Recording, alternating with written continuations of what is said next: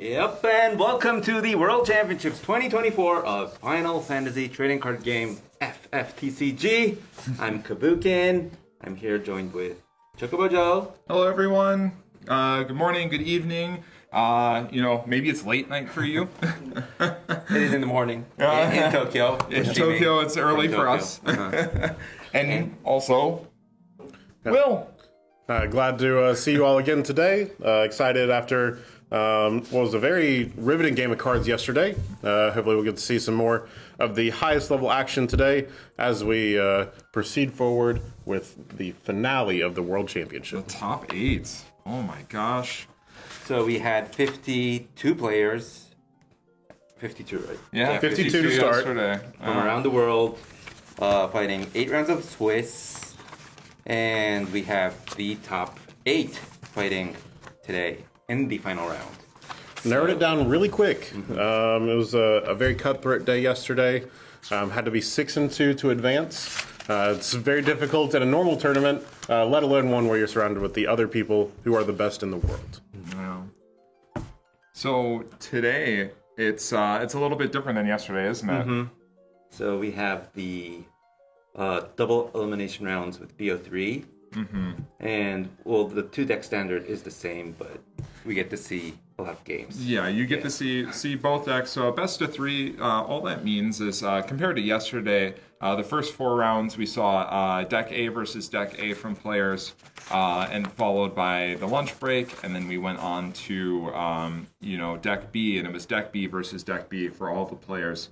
So what this means today, the difference is with best of 3, right? We're going to see both decks, right? Well, absolutely. That's the hope, is that we're going to see both decks from both players. We get the full 3 games out of each of these, and after you win with a deck, you cannot use that deck again. You do have to win with your other deck in order to complete your 2 wins necessary to advance further in the winner's bracket here. Yeah, you have to win with... So essentially what it means is you win with both decks. The winner must win with both their deck A and their deck B. The loser of the first game of the best of 3 can choose whether or not they want to stay with their deck that they chose for the first round. So if they chose deck A for their first game, they can continue their second game with deck A if they so choose. So potentially, the way that these matches could go is that we see the winners, we see both of their decks. But if the loser of that match has a harder time,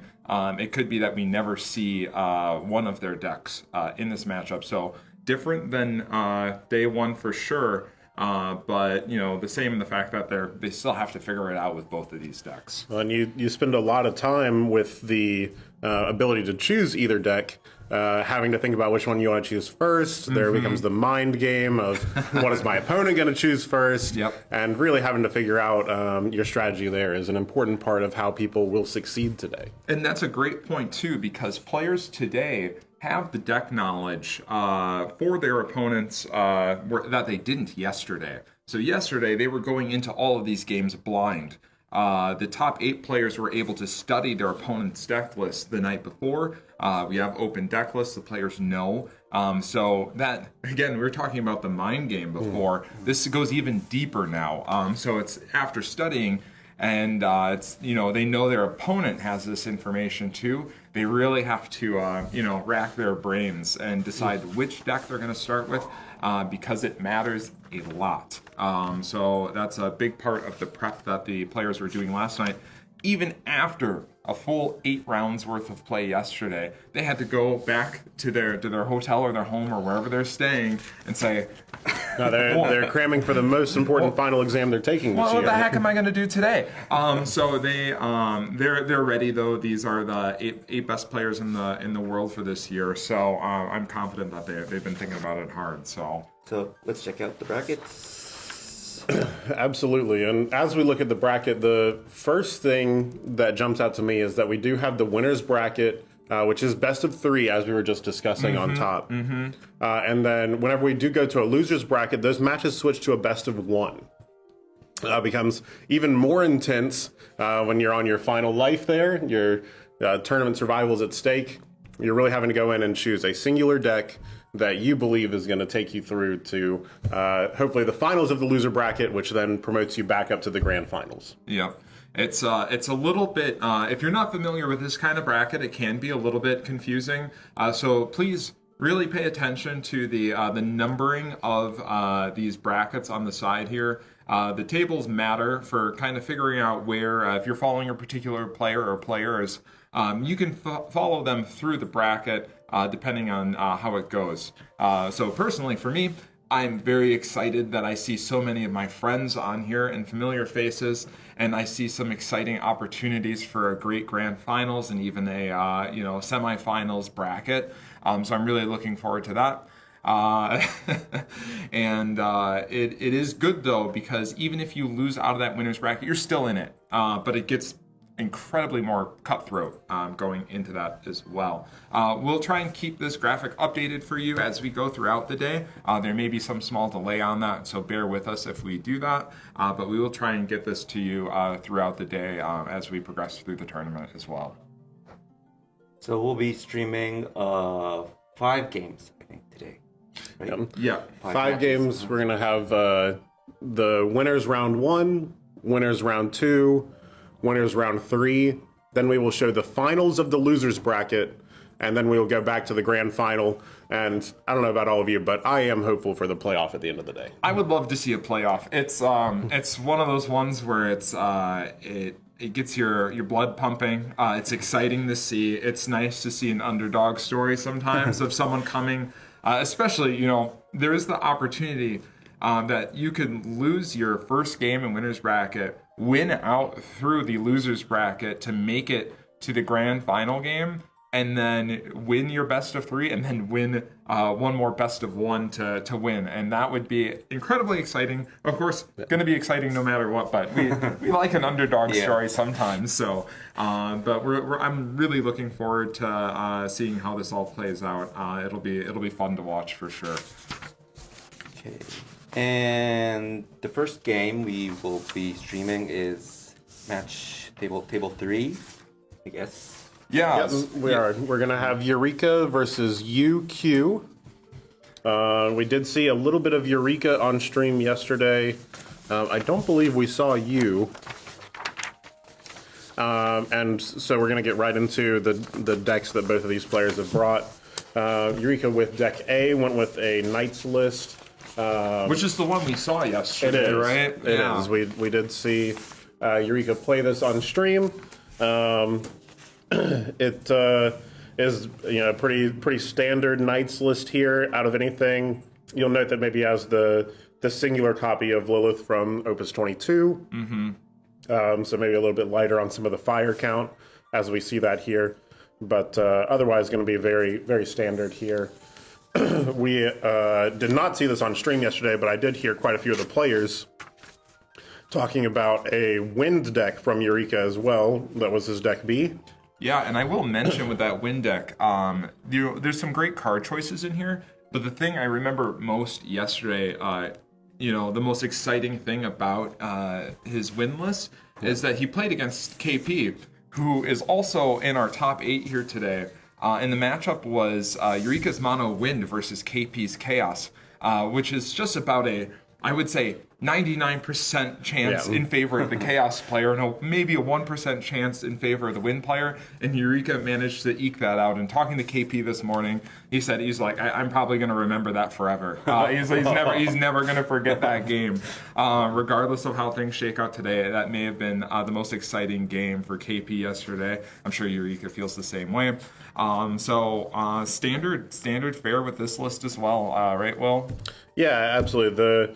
As Chad is kind of pointing out here, we're pretty limited on the new cards, which is not something that's too uncommon to see in a Worlds format. Mm-hmm. Again, we mentioned this yesterday. People are playing the decks that got them here. They've refined those throughout the course of the entire year. And with the World set, we only had about 2 weeks, even less if you were having to travel to get here. Yeah. So not a ton of time to get the absolute best testing on some of the new cards in here. But it is important to note that we do have a couple new cards with the Zidane and the Vajradhara Wu. Yeah. coming in the limit break for Eureka. Yeah, and like you said, I don't think we got a chance to see you on stream yesterday.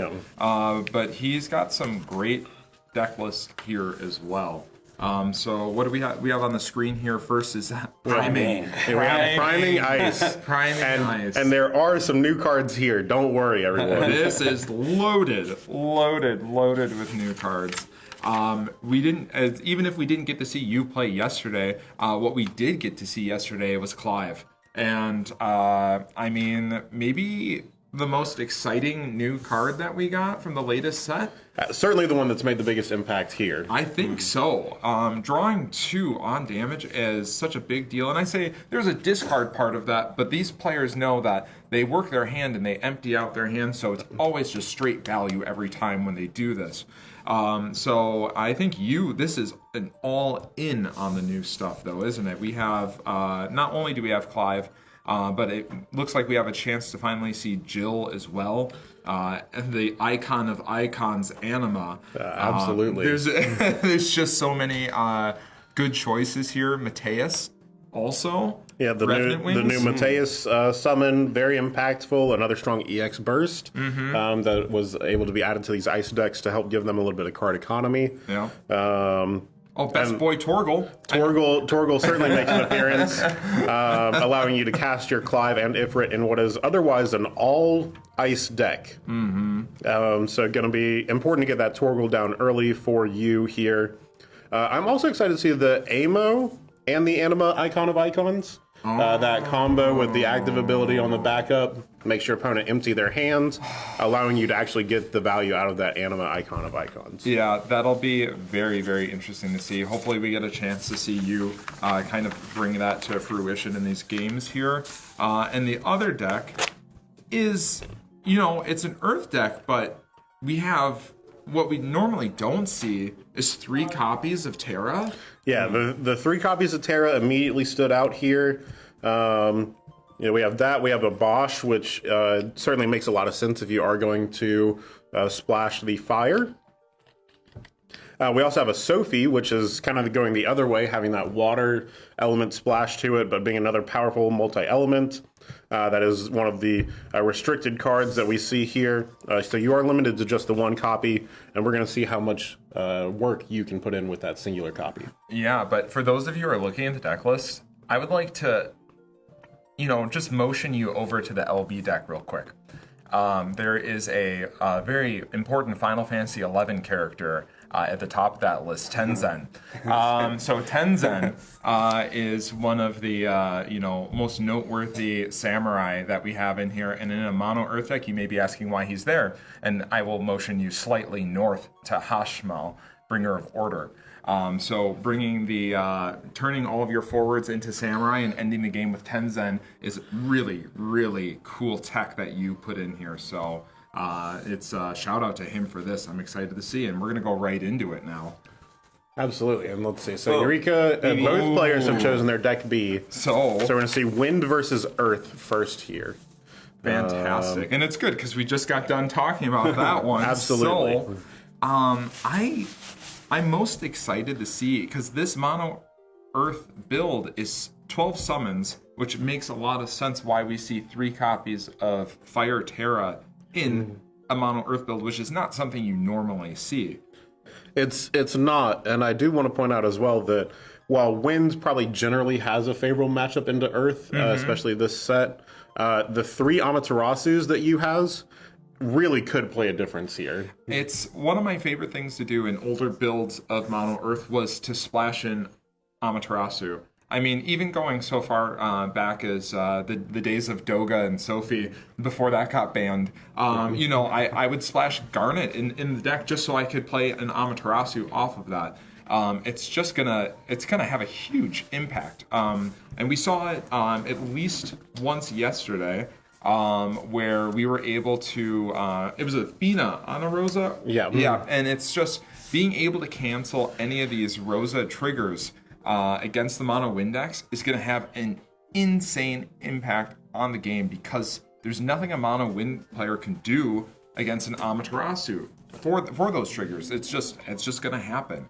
So having that is going to definitely, play really well for you here. That being said, Mono wins a powerhouse deck.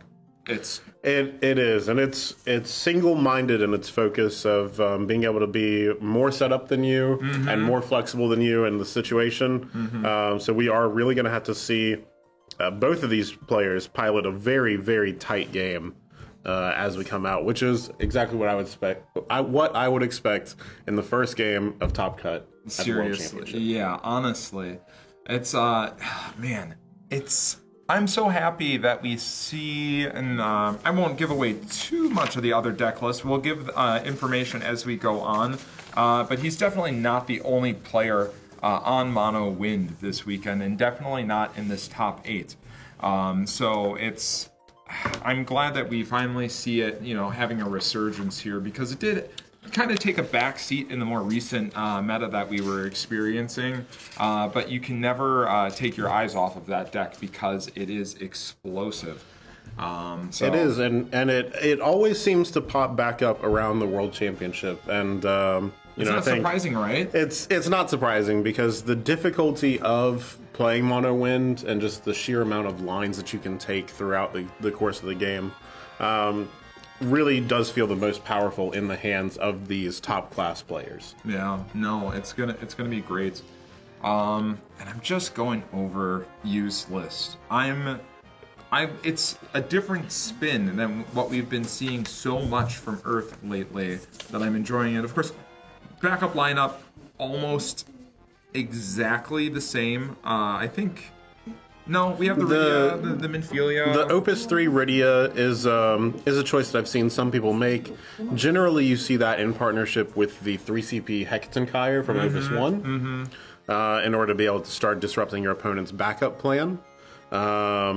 Here, I'm interested to see what the primary target is, whether that is getting the Amaterasu early or even getting a Mist Dragon early, depending on the matchup that you find yourself facing. Sure, and I think we're worried about this matchup, but having that in there, it gives you that flexibility. Yeah.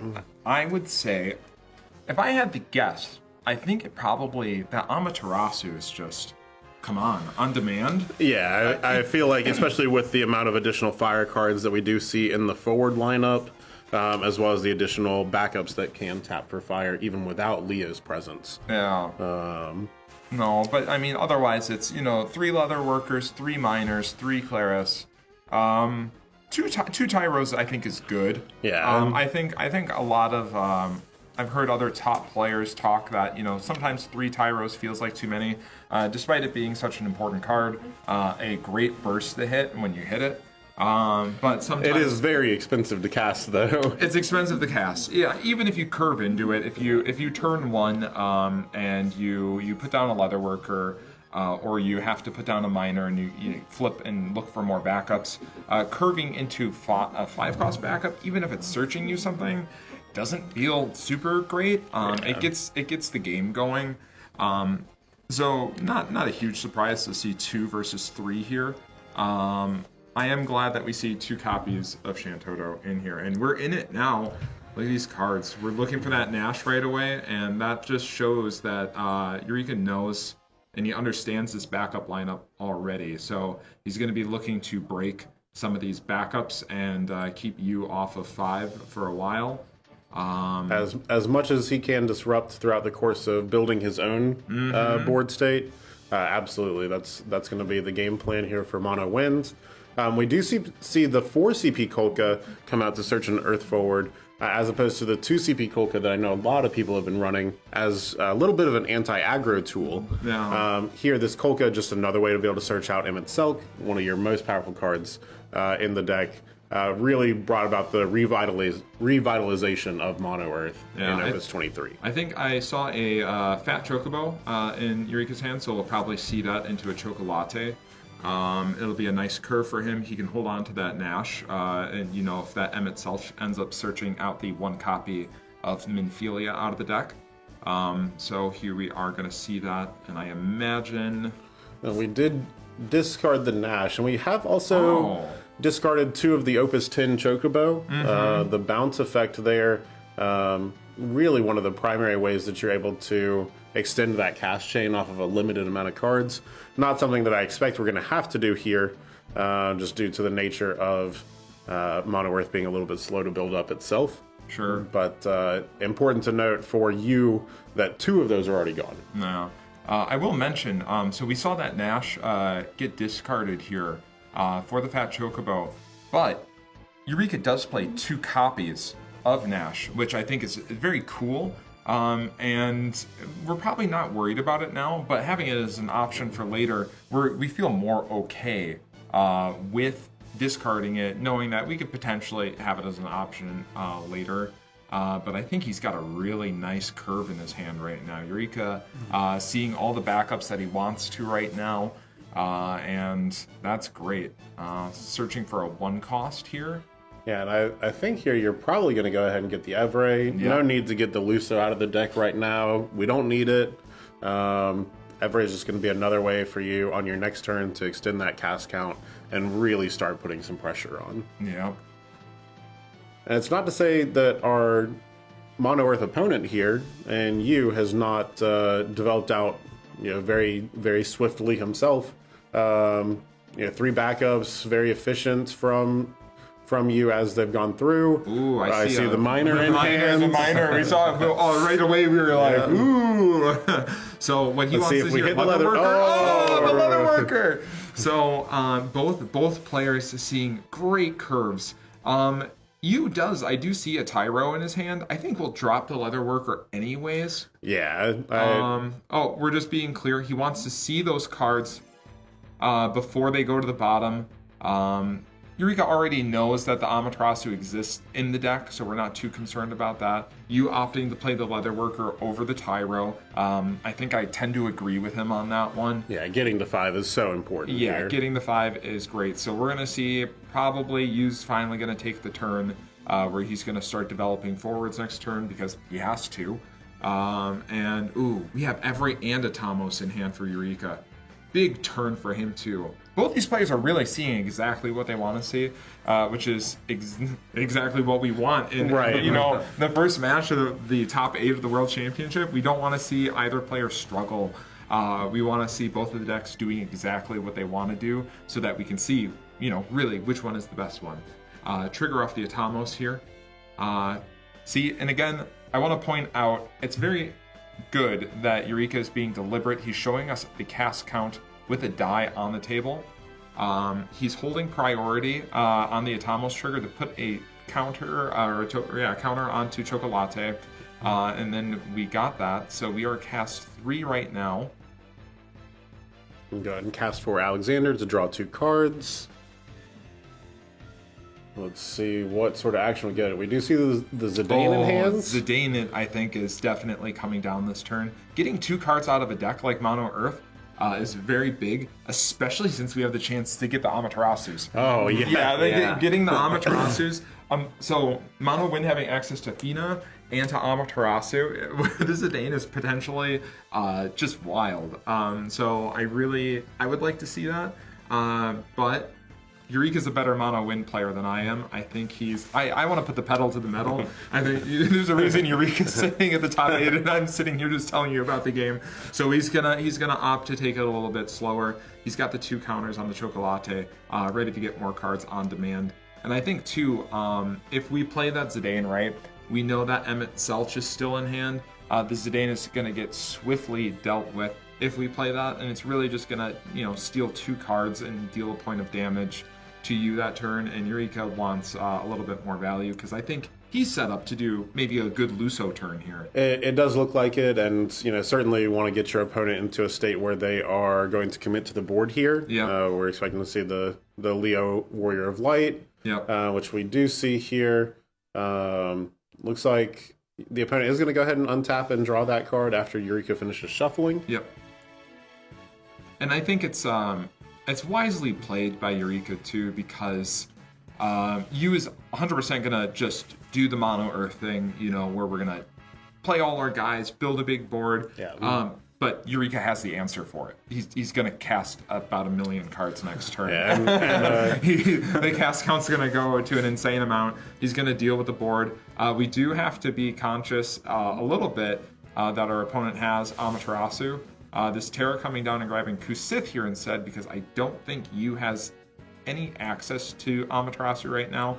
Obviously, Eureka doesn't know all of the cards in Yu's hand. He can feint it. We saw one go to the bottom, but we know that there's 2 floating around somewhere. Damage coming in from Warrior of Light. Third counter going on Chocolate going into Eureka's turn. And this does speak to another reason why we didn't cast that Zidane last turn. Yes. Keeping the cards in hands, just another reason to be able to storm off as super efficiently this turn. Man, we have Lulu, we have Fina, we have, some backups that are just going to be fodder for us to get our payments going on. And this is where all of the mini pathways start to really branch out. Yep. And this is where the long hours and hours of practice that Eureka has in Mono Wind will help to guide as we try to navigate through what is just an extremely difficult situation. Yeah. So Dryad coming down, I believe we targeted the Warrior of Light there. Looking to clear Warrior of Light little efficiently. I don't think we have the Luso in hand, so we don't have the pop-off turn. We're still looking for Rosa as well on Eureka's side.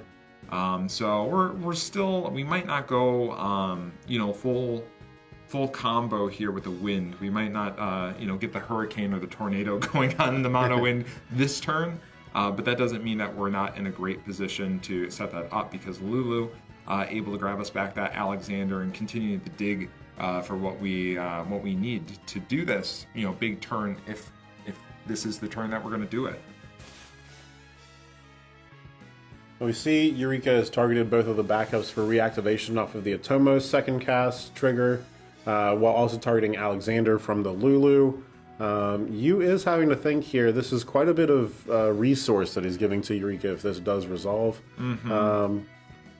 But I'm trying to see what in his hand he has that he could potentially respond with. I think it's Titan.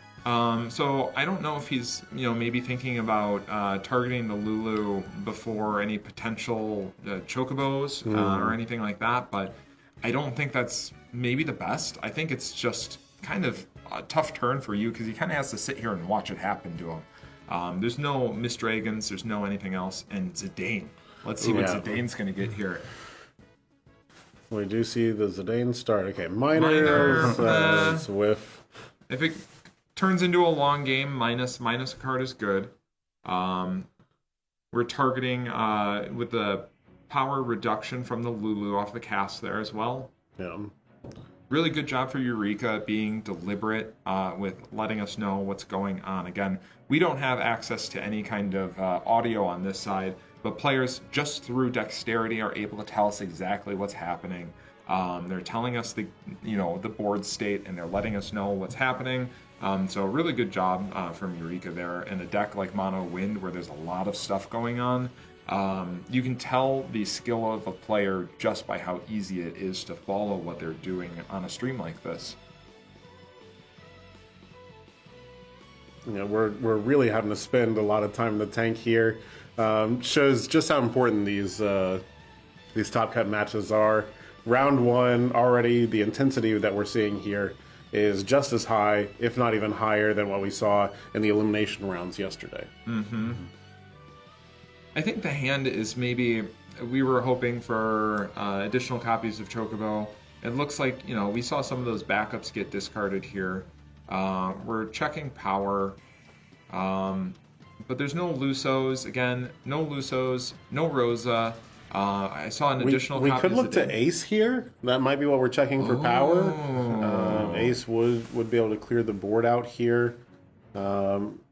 Again, that's a very expensive commit at this point in the game. But I think, if we're Eureka, we're probably very worried about the potential of an Amaterasu in Yu's hand.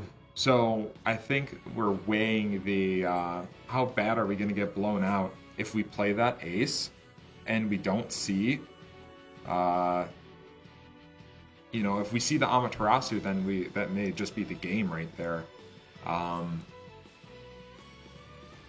think this is main we do 2. see, yeah, this was main 2. So Eureka offered to pass. You responded with saying, no, in your main 2, I do want to say that I want to Kusith, get this Warrior of Light back to my hand, showing that the threat is still there for that. And now representing that there is a fire card in hand, even if we do need to discard it for a potential Amaterasu. Have to see if Eureka is going to pull the trigger. Yes. Wisely played. Forcing you to have it here. If he does have it, he's saying, okay, you're going to have to discard 2 cards in hand and use the Amaterasu, and that's only if you have it. So Eureka not seeing the Amaterasu here, he has a poker face on right now, but I think internally he's probably very happy with that. Yeah. He's holding in. He's holding in how pleased he is by not seeing that. Terra going to the break zone here and getting some additional value, off of going to the break zone.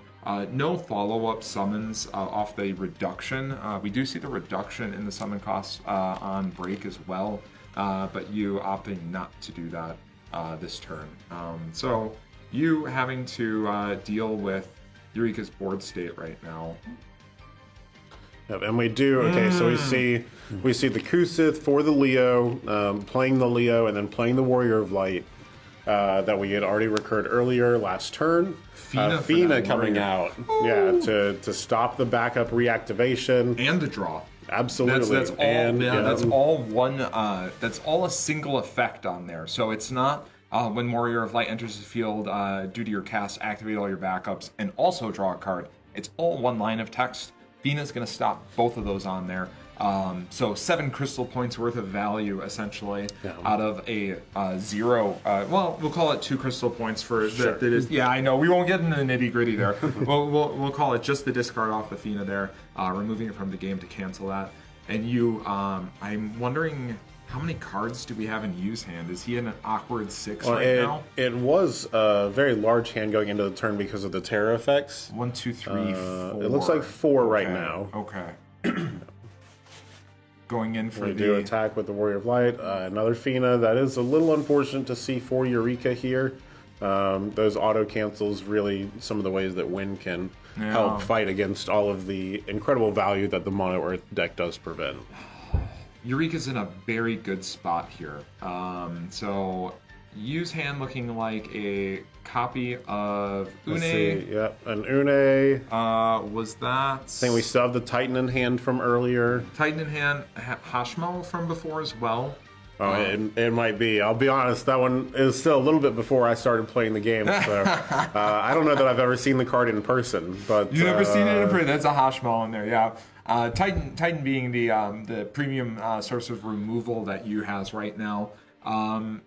But it's kind of it's a little awkward, right? Because Mono Wind doesn't play any. I mean, Ace aside, there's no big bodies that we're looking. So this the 3 CP removal summon that we have in hand, targeting. It's okay. Removing it, but wow, he's gonna let him get a flip. It does look like it. Well, we don't want to discard 2 and that, but the value there is. Especially with it hitting a Luso, the value is quite good. Yeah. And an Amaterasu off the top too. Eureka's in a really good spot. You has to hope for some pretty good tops here. He does have some options for bursts in here, so we wouldn't hate to see maybe a Terra off the top, a Tyro off the top. Also wouldn't be so bad. But Eureka in a very commanding position here right now. A commanding position on the board state, but still one that you have to worry just a little bit about with the ability of Earth to clear the board. Mm-hmm. We have cast quite a few cards on Eureka's side, so that's very good. That is a premium card to see off the top. So with Zidane's ability, the cast can be. Oh, here it comes right away. Yes, the cast can be from any element. So that is just about arguably one of the best cards that you can flip off of a Zidane. Absolutely. Amaterasu also being in that high value one. There's the Rosa. And now the Atomos activate too. Warrior of Light really is quite a way to start the chain here. So Eureka's a kid in the candy shop right now. He's having a very good time right now. So it's we're gonna do a lot of things. We're gonna get a lot of counters on this Chocolate this turn. It does look like Yu is seriously having to consider now as well if he has to spend 3 cards in hand to do that Titan onto the Rosa before we are able to proceed forward from the cast 2 trigger. Wow. And then even if he does, he's just on the back foot here.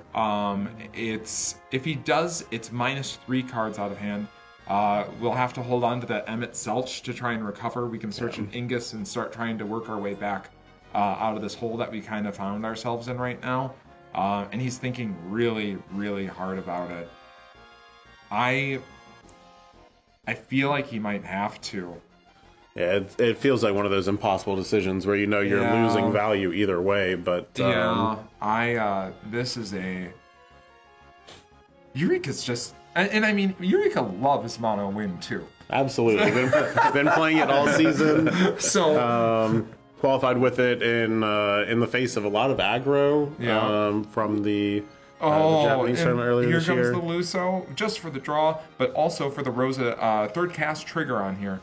So you deciding not to use that, we're going to get that Rosa trigger. It's going to happen. It's just... We are checking the breaks in again, just furtively trying to figure out if there's any information we can use to really lock this down. If you've ever wondered, do I want to play mono wind?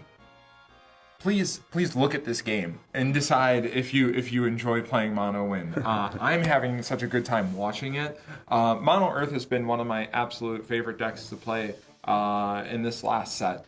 It's very strong. Some of my friends and playtest partners really enjoy and have had great success with Mono Earth.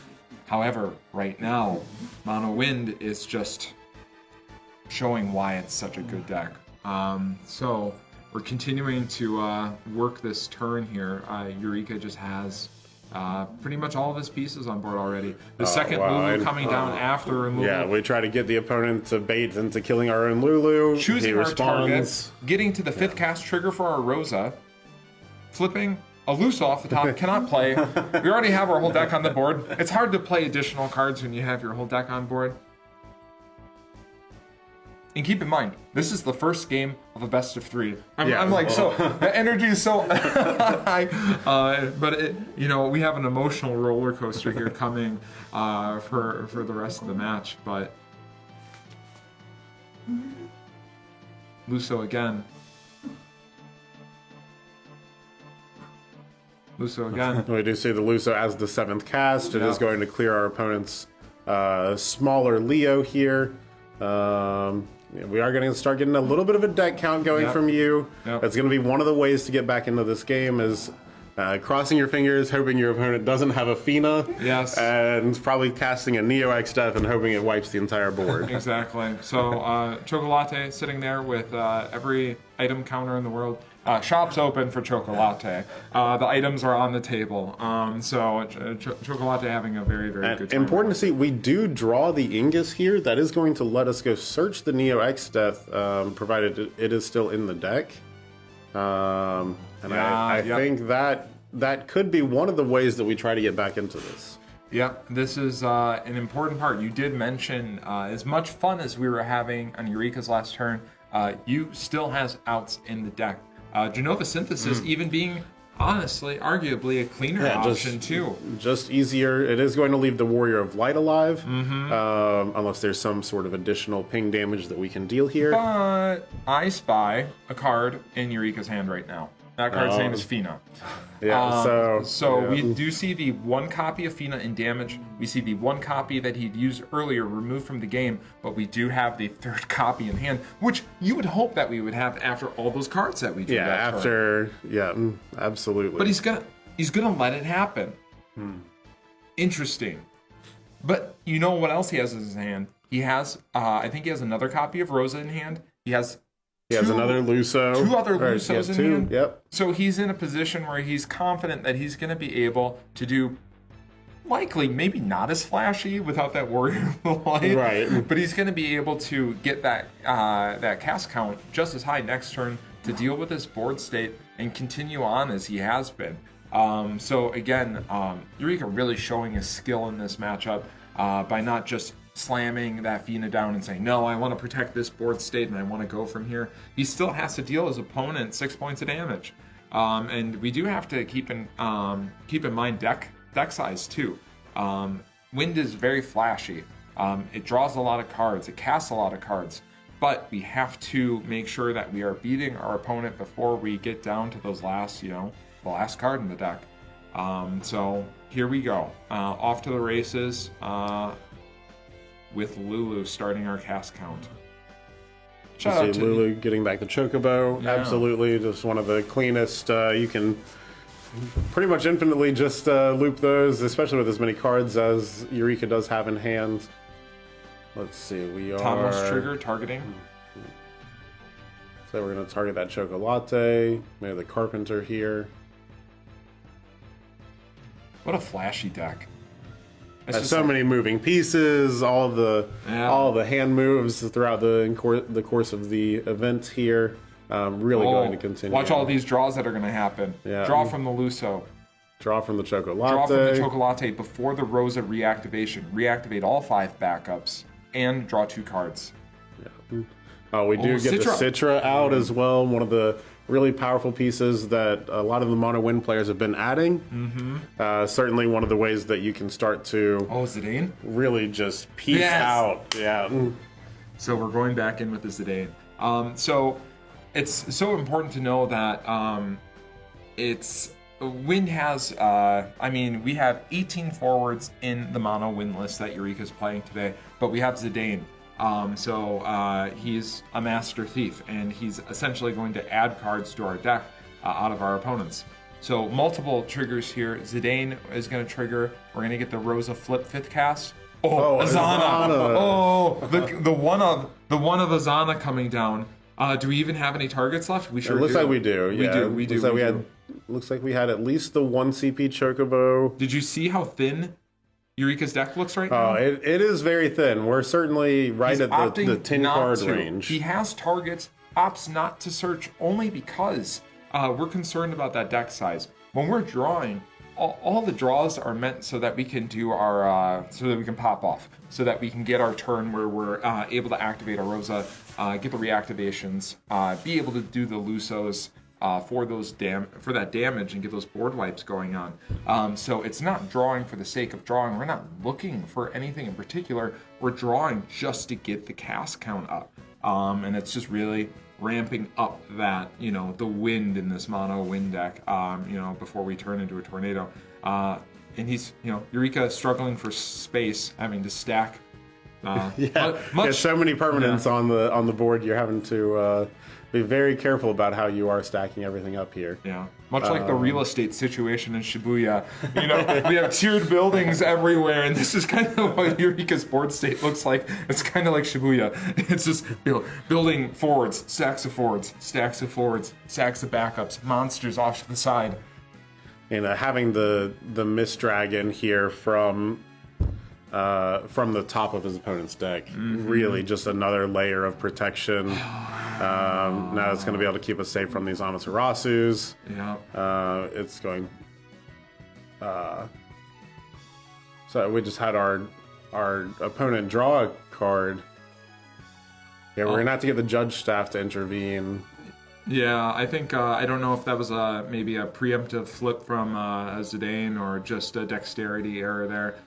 Just making sure that everything's good. Yeah. Again, I said it many times yesterday, and I'll say it many times today. Part of running a very good tournament, a World Championship style tournament, is having the proper staff and proper judge staff around to make sure that we're keeping a clear board state. And it's also important to note too, dexterity errors happen as well. So judge just making sure that everything's cleared up and then we can continue the game. with the integrity of the game in mind. It does. This one looks like it might be a little bit sticky to figure out here. The card did go to hand, and the hand was shuffling the cards very quickly. Really going to be difficult to kind of walk this one back from the judge staff here. Let's take a look and see what they do. They have stopped the clock for the game while they take the appropriate time to be able to go through. It's important. It's important to note that, and this is.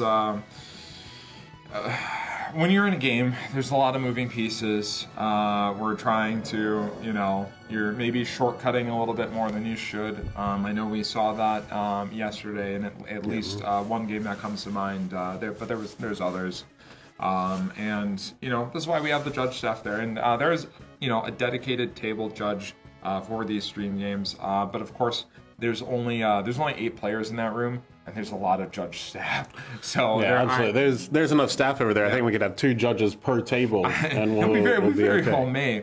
But eyes are peeled on this, and we're making sure to keep the game as clean as possible.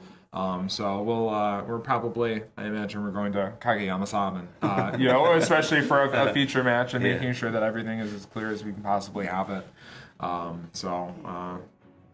think both players just analyzing the information. Look at that cast count. Yeah, we do.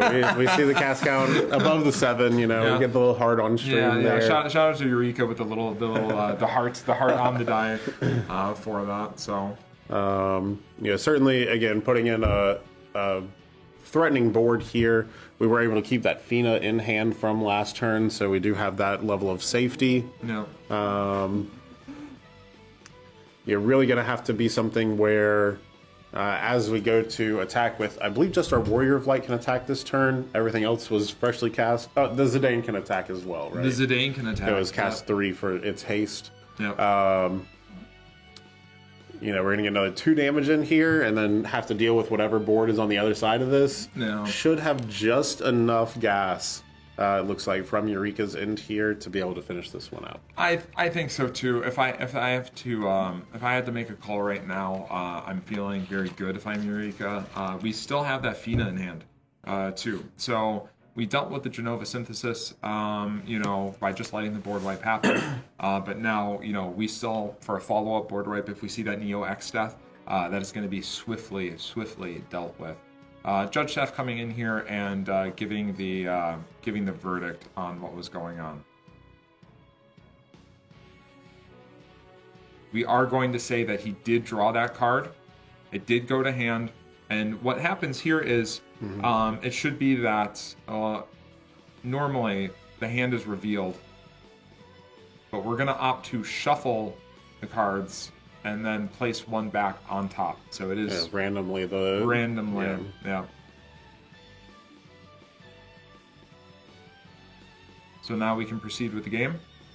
And Zidane coming in for the first attack, and we're going to see that trigger the Hashmal. It was the Hashmal, which is the card that we didn't know was in hand. We knew already existed in hand, so you did get to keep. Neo Exeth coming out. I'm looking at the deck list. We said the Shantoto LB, I believe. We do still. So if we go for the Shantoto LB, that's his only out right now, and that is going to get Phoenid.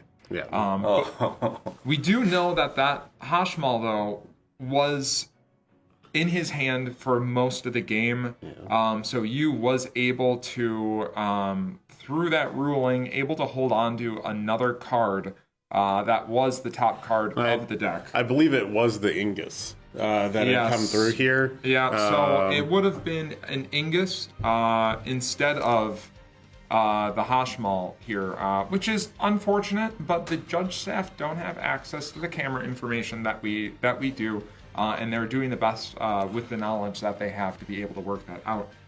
It would have been a much more impactful hit had we seen that Ingus. I'm not too concerned about Eureka's board state here, given that that kind of resolution to that ruling. Yeah, and it does remain consistent with the way that this is approached for the vast majority of things, and that is one of the things that I think we want to make sure is followed from the card game standpoint. Consistency in the rulings is just as important. Yep. So we're searching. Use deck not looking too big either. We are looking at a copy of the 4-Cross Warrior of Light. Makes me wonder if we have a copy of Leo in hand.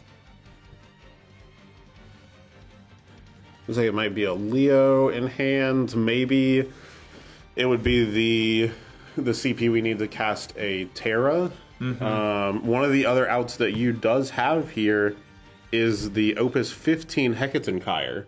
That would 8k his opponent's board and would not be stopped by the Fina. Could be stopped with the Mist Dragon, though. Could be stopped with the Mist Dragon that is still up there. Yeah, we do still have that Mist Dragon available. So it is cost 5, right at the upper limit of Mist Dragon's reach. It is. So I hope that, and I know that he does. Eureka is absolutely aware of that Mist Dragon being a card at his disposal, thanks to Zidane. So we're gonna see how Yu plays out the rest of this turn. Hoshmel, kind of an interesting card for Eureka to have. It is a 1-cost summon. It is. It's a very easy cast count to get up if you do need for your next turn, as we are starting to run out of some of those pieces that really efficiently activate a lot of your backups. We do have another copy of Ace in the LB2 that we have access to. Yeah, and the plus 1000 is not nothing. It's not. Oh, yes, here's the Mist Dragon. Okay, yeah, and we do see the Mist Dragon to prevent exactly that Genova Synthesis coming back out, attempting to 8k the board here. Let's see what they were. Oh, I think we're making sure costs were paid correctly. Yes, the Mont was one more expensive than what you had initially paid, yes. So back over to Eureka. Or no, that was just the draw from the Mist Dragon, excuse me. Yeah. So we're still trying to figure out Yu's turn here. We've presented an Ingus and a Mont Leonis on the field. Yeah, and we do see in Yu's hand, we see the Amat and the Warrior of Light, so that is castable here with the one backup remaining. But I really don't know which of these triggers is going to be the one that really allows you to start trying to pull back into this. Wow. Eureka's hand is stacked, though. We have the Citra as well. We have Citra, we have Dryad, we have, is that Alexander? We got Alexander to deal with either of those, too? Oh my goodness. He's got 2 pieces of removal just in the form of summons in his hand, let alone the Citra. And we're going to get in there with that Zidane, too. I wonder if Yu is going to opt to maybe hold on to that for the Zidane, but possibly the Rosa as well. That might not be a bad choice. But the Zidane just getting free value here, pretty big deal. Yeah, we see Eureka trying to go back and forth on which way to really start approaching this. There's so many tools in your hand, you have to kind of sequence them still correctly in order to get max value out. So even being in such a commanding position, there is a best line, and I think the higher level players are always going to rack their brains on, I'm in a good spot, but there's always an opportunity. You don't want to give an edge to your opponent just because you feel like you're locked in. You still want to play the cleanest you could possibly play. You don't want to be, well, it doesn't matter. I'm doing so well, I can just do whatever I want. You want to play correctly. You're at the World Championship. You're in the top 8 of the World Championship. You want to play really well. He's taking his time to think. He gets those 2 pieces of removal. We do see him hard cast the 4 CP Alexander to remove the Ingus, shrink the Mont Leonis to a 5k. The Warrior of Light attacks and does use the action ability to finish off the Mont Leonis. Yeah. Mont's ability does trigger stopping the next damage this turn, but there's so many attackers coming in here. It was Eureka's very short game. work afterwards. I'm glad that we worked through that dexterity error. You got a bit of an advantage there based on that judge ruling. Eureka making sure that his board state, even with that slight advantage that he was able to eke out there, Mono Wind showing that it can kind of blow the dust away off of Mono Earth and send it packing. So Eureka moving on to his night list. You having the option to either stick with Mono Earth or move on to his priming ice deck. I hope we get to see the priming deck. Right? Are you a 16 man? Yeah. Comic-Kin? Yeah. It does look like you has opted to switch decks here into the priming matchup. So certainly going to give the folks at home exactly what they want to see. Oh, look, Eureka got a little star next to his name. Oh, yeah, That's the look at winner that guy. star. Did you play the DLC for 16? Not yet. I haven't either. I have it it's on my PS5 ready to go. I think I have a little bit of time off from work for the holidays coming up. I think that's on my short list of time off things to do. So, but no, I love that game too. So seeing cards that we love from the games is important, right? Torgal? Yeah, that's your boy? Yeah.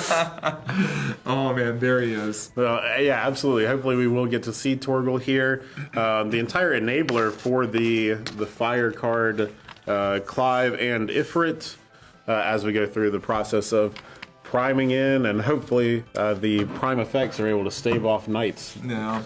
So it's important to note that it's priming. The deck name is priming, right? But it is a mono ice with 3 copies of Ifrit and 3 copies of Clive. So the way that this works so much is there's also 3 copies of Amina in this deck.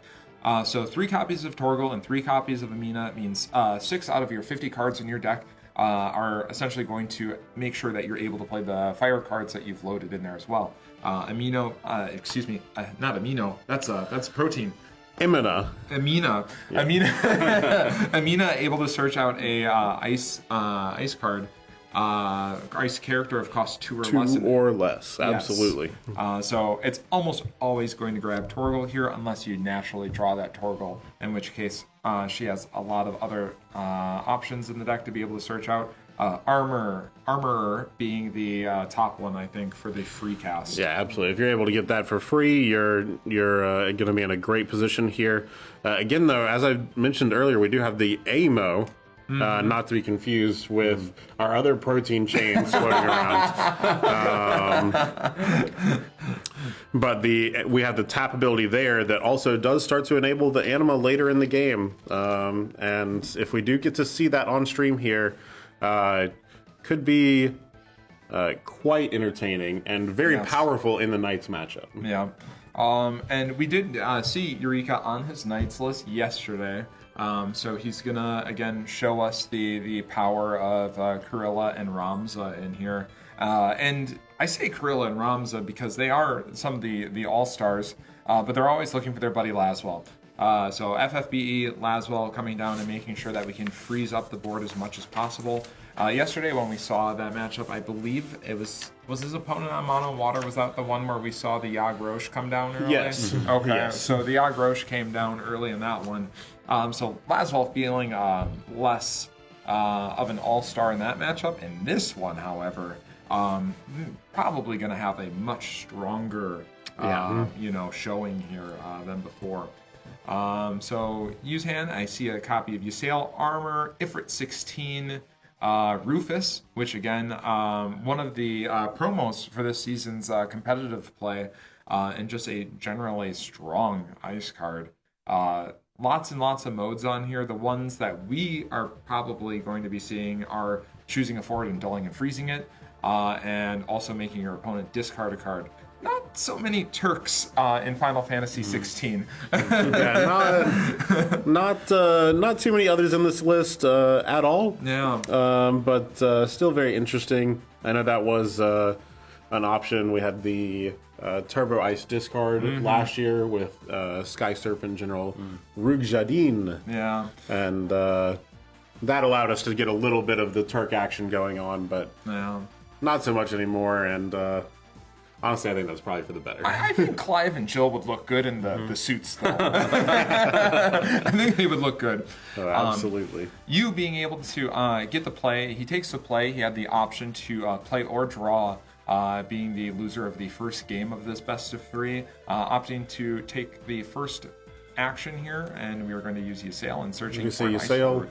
And I bet this is going right into a Sid Randall. Knowing that you're playing against knights, it's going to be one of the more powerful things that you can do early.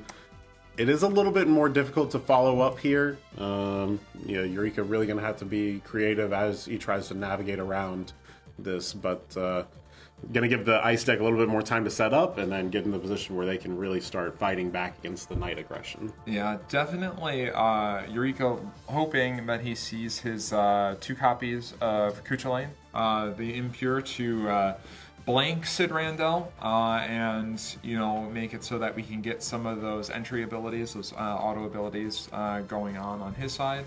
But a very safe, very strong play from you here.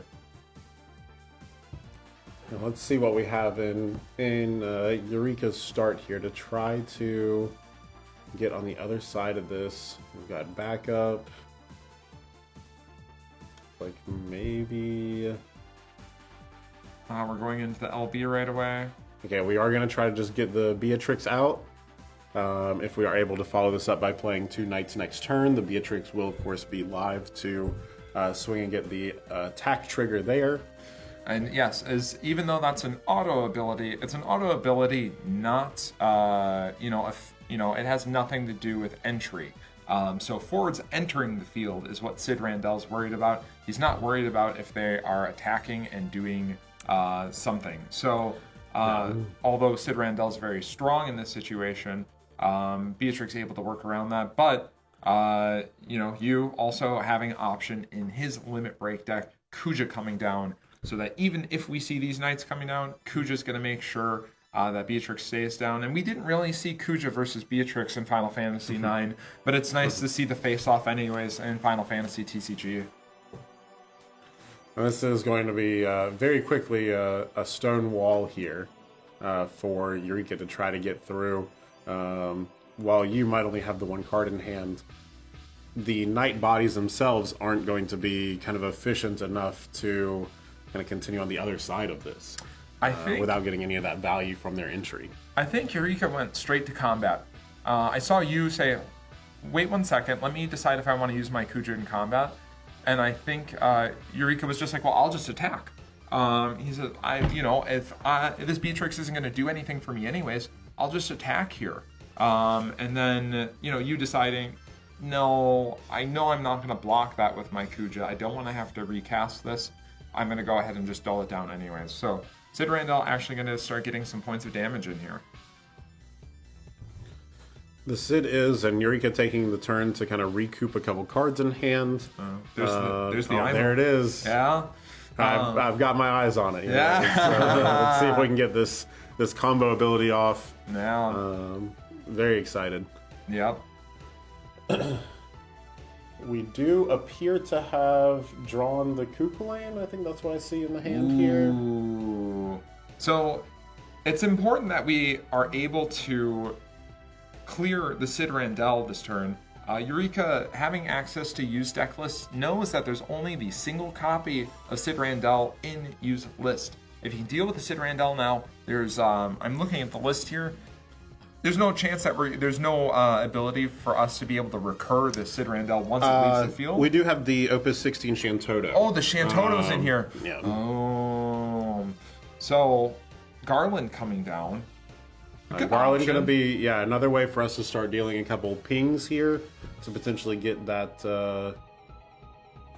It's going to be Cruella. So Garland coming down. We're going to get multiple triggers because the Cruella coming down.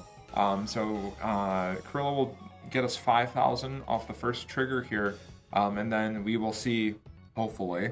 The odds are heavily in Eureka's favor. We're going to see either 1 or 2 more knights coming down for Eureka to kind of keep this turn going. Oh, and very important here, we do see you allows Eureka to pick up the Delita. That gives him the ICP to cast a Charlotte.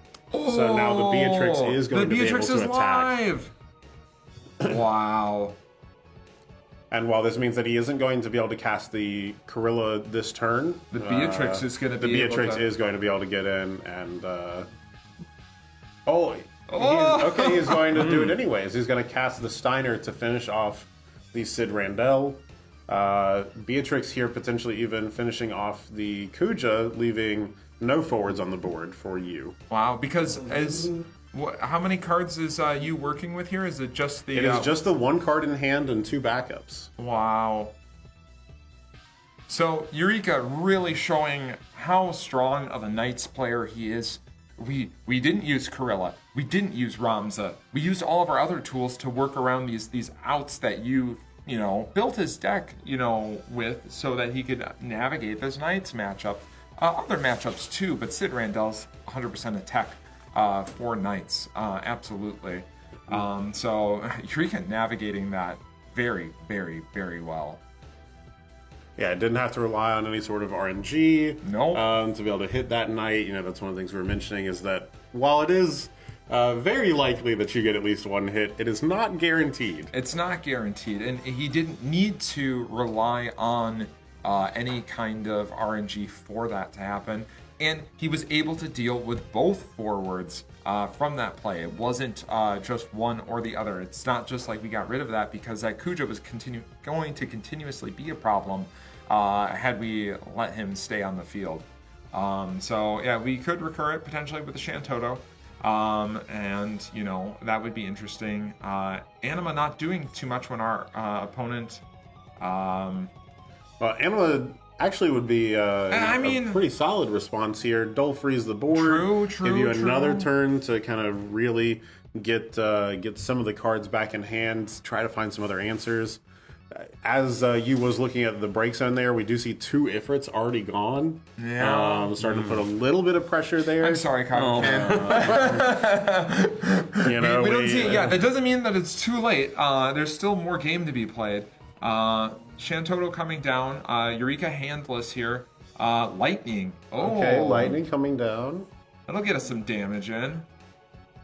It'll at least be a 9k body to stand up here. Yeah, I think it's going to be swiftly dealt with. But with the Beatrix, however, if we do that, Beatrix would swing in. We would clear the Lightning out, and we would block with the Shantoto here. But this is a Surgus coming down. So we can more effectively deal with the forwards that are entering the field. So we can probably likely opting to dull the Shantoto here and then clear out the Lightning. That would be my guess. Yeah. Yep.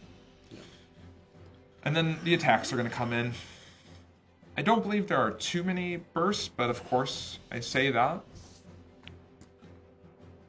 Yeah, it doesn't look like... Not so many. Yeah, really, as I glance through Mateus? this... Yeah, it looks like the Mateus is really going to be the only burst. So 3 bursts in the list. No. Not a ton of pressure here for Eureka getting this damage in now. And Yu is facing a mighty army of knights for the next turn. Yeah. Wow. Checking the LB on Yu's side, his hand is suffering. We have 2 copies of armor, and we have a copy of Amina in hand. We don't really want to build backups right now. Yeah, we needed a little bit more action to come out here, and unfortunately, this really... this hand does allow us to get to 5 backups, but it doesn't allow very much else at all. No, the Rufus sitting in hand too. Rufus not really wanting to go and meet with Charlotte right now. Not interested in dulling and freezing that. We really want to do something about this Beatrix, but the Knights having each other's back here. And Charlotte being able to protect the more high value targets on the board right now. It's backbreaking for you. So he's mulling it over. He keeps going back to the LB, knowing that there's not too much going on in his hand, trying to figure out what he can do exactly. Victoria coming down and dealing with that Charlotte. And then I'm curious to see if we're going to discard the other 2 to play the Rufus here. Yeah. At least getting some sort of a reprieve. Mm-hmm. But yeah, still going to be just bigger forwards on the side of Eureka for the most part. We do have a Ramza in hand. So Ramza will probably be the... We don't have enough to cast it, so still a little unfortunate on that side. It looks like we do have a Gawain as the other card. We could overpay for it and start getting some pings down from the Garland. Yeah. We could discard 2 in hand. Would that give us enough if we play the Gawain and have the backup up? So he can play Corilla here? Oh no, he needs the water though. Yeah, he is going to overpay. He is going to overpay, and as I'm looking at the list, I actually do wonder if he has a knight that he can play off of this. Because we do see the 1 copy of Lilith already over in the break zone. I'm thinking... he can't play the Beatrix. Agrius. He does have 2 copies of the 1 cost Agrius. So Steiner and Agrius. Yeah, okay. Yeah, there we go. Yeah, there it is. Yeah. And this will allow for another one of these 4s to get cleared out. The Agrius itself will not be able to bounce anything here. All these 4 costs are just a little bit too high for it. But Agrius is just enough she just needs to be there. Absolutely. Her and Garland give each other a high five, and they take Victoria out of the picture. Yeah. That Victoria was a 10k because Eureka does have 0 cards in hand. Yep. But this does deal with it nice and cleanly before we start turning these knights sideways. Eureka offering the trade with you for the Shantoto, you opting to take the damage and passing turn here. And you hoping for a miracle off the top of the deck here. Y'shtola, quite good. Y'shtola is quite good. It's a haste for it that's going to allow us to clear one of these bodies out. But it requires an attack. It does, and it's not going to be able to defend on the other side of it. Y'shtola is a lot of things, but she's not brave in this scenario of not having to dull down to get an attack in here. It is a piece of removal. It is. It allows us to remove the Beatrix. Maybe with a Rufus attack, you can freeze the Garland and offer a trade to your opponent.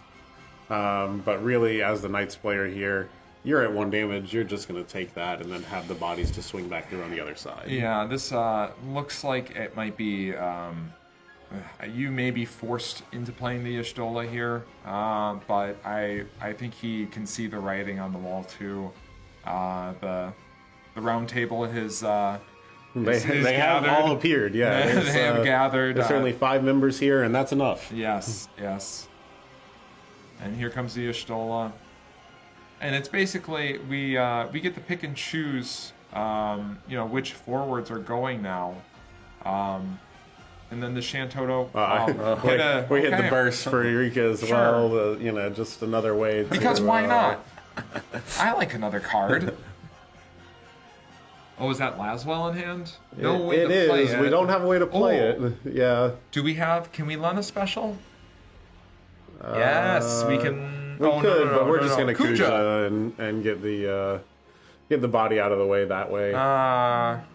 Good game. Good game. Yeah. Oh, we do get the Dolan draw here from Eureka, but that will take care of it. There were plenty of bodies to finish the job there. A decisive win from Eureka with both decks. We did get to see both of you's decks. We saw all 4 decks this time. Yeah. We did. Yeah. But in 2 games only. We couldn't see priming. Sorry. I know. You're so excited. I was like, I want to see the Final Fantasy 16 cards. You'll have to blame Eureka when he gets in here for that one. You have to tell him that you wanted to see those. I do think that that's one of the things that we have seen so far with priming is that whenever you do get the ability to have those forwards on board and actually cast the prime and complete it, it is very powerful. Searching for those cards has been another story. Having to draw them in the right order right now is still a big deal, which is probably a good thing. If it was very easy to search them out, I think it might have really shot up the power of the current meta. Yeah, I would say that in my testing, obviously I wasn't testing for any big tournaments. I was testing just to get some knowledge for myself going into this tournament. Right away, we got all of this priming package. We got all of these FF16 cards, and it's like, surely, there's a deck that they all go together. All these things are happening, but it felt like, okay, we have to get that turn where, okay, Amina comes down, and then we're going to get Torgal, and then we do all this, and you need time to be able to do that. Knights don't give you time. Knights, they wanna come in there and they wanna clash swords with you right away. And look who it is. We have a guest. Here, You want your slide over here? Oh no, I'm okay here. We're good. Okay, We're good. you can cosplay Kabuki. I'm Kabuki. Yeah. Basically the same. Congratulations. Yeah, thank you. Yeah, that was insane. Yeah.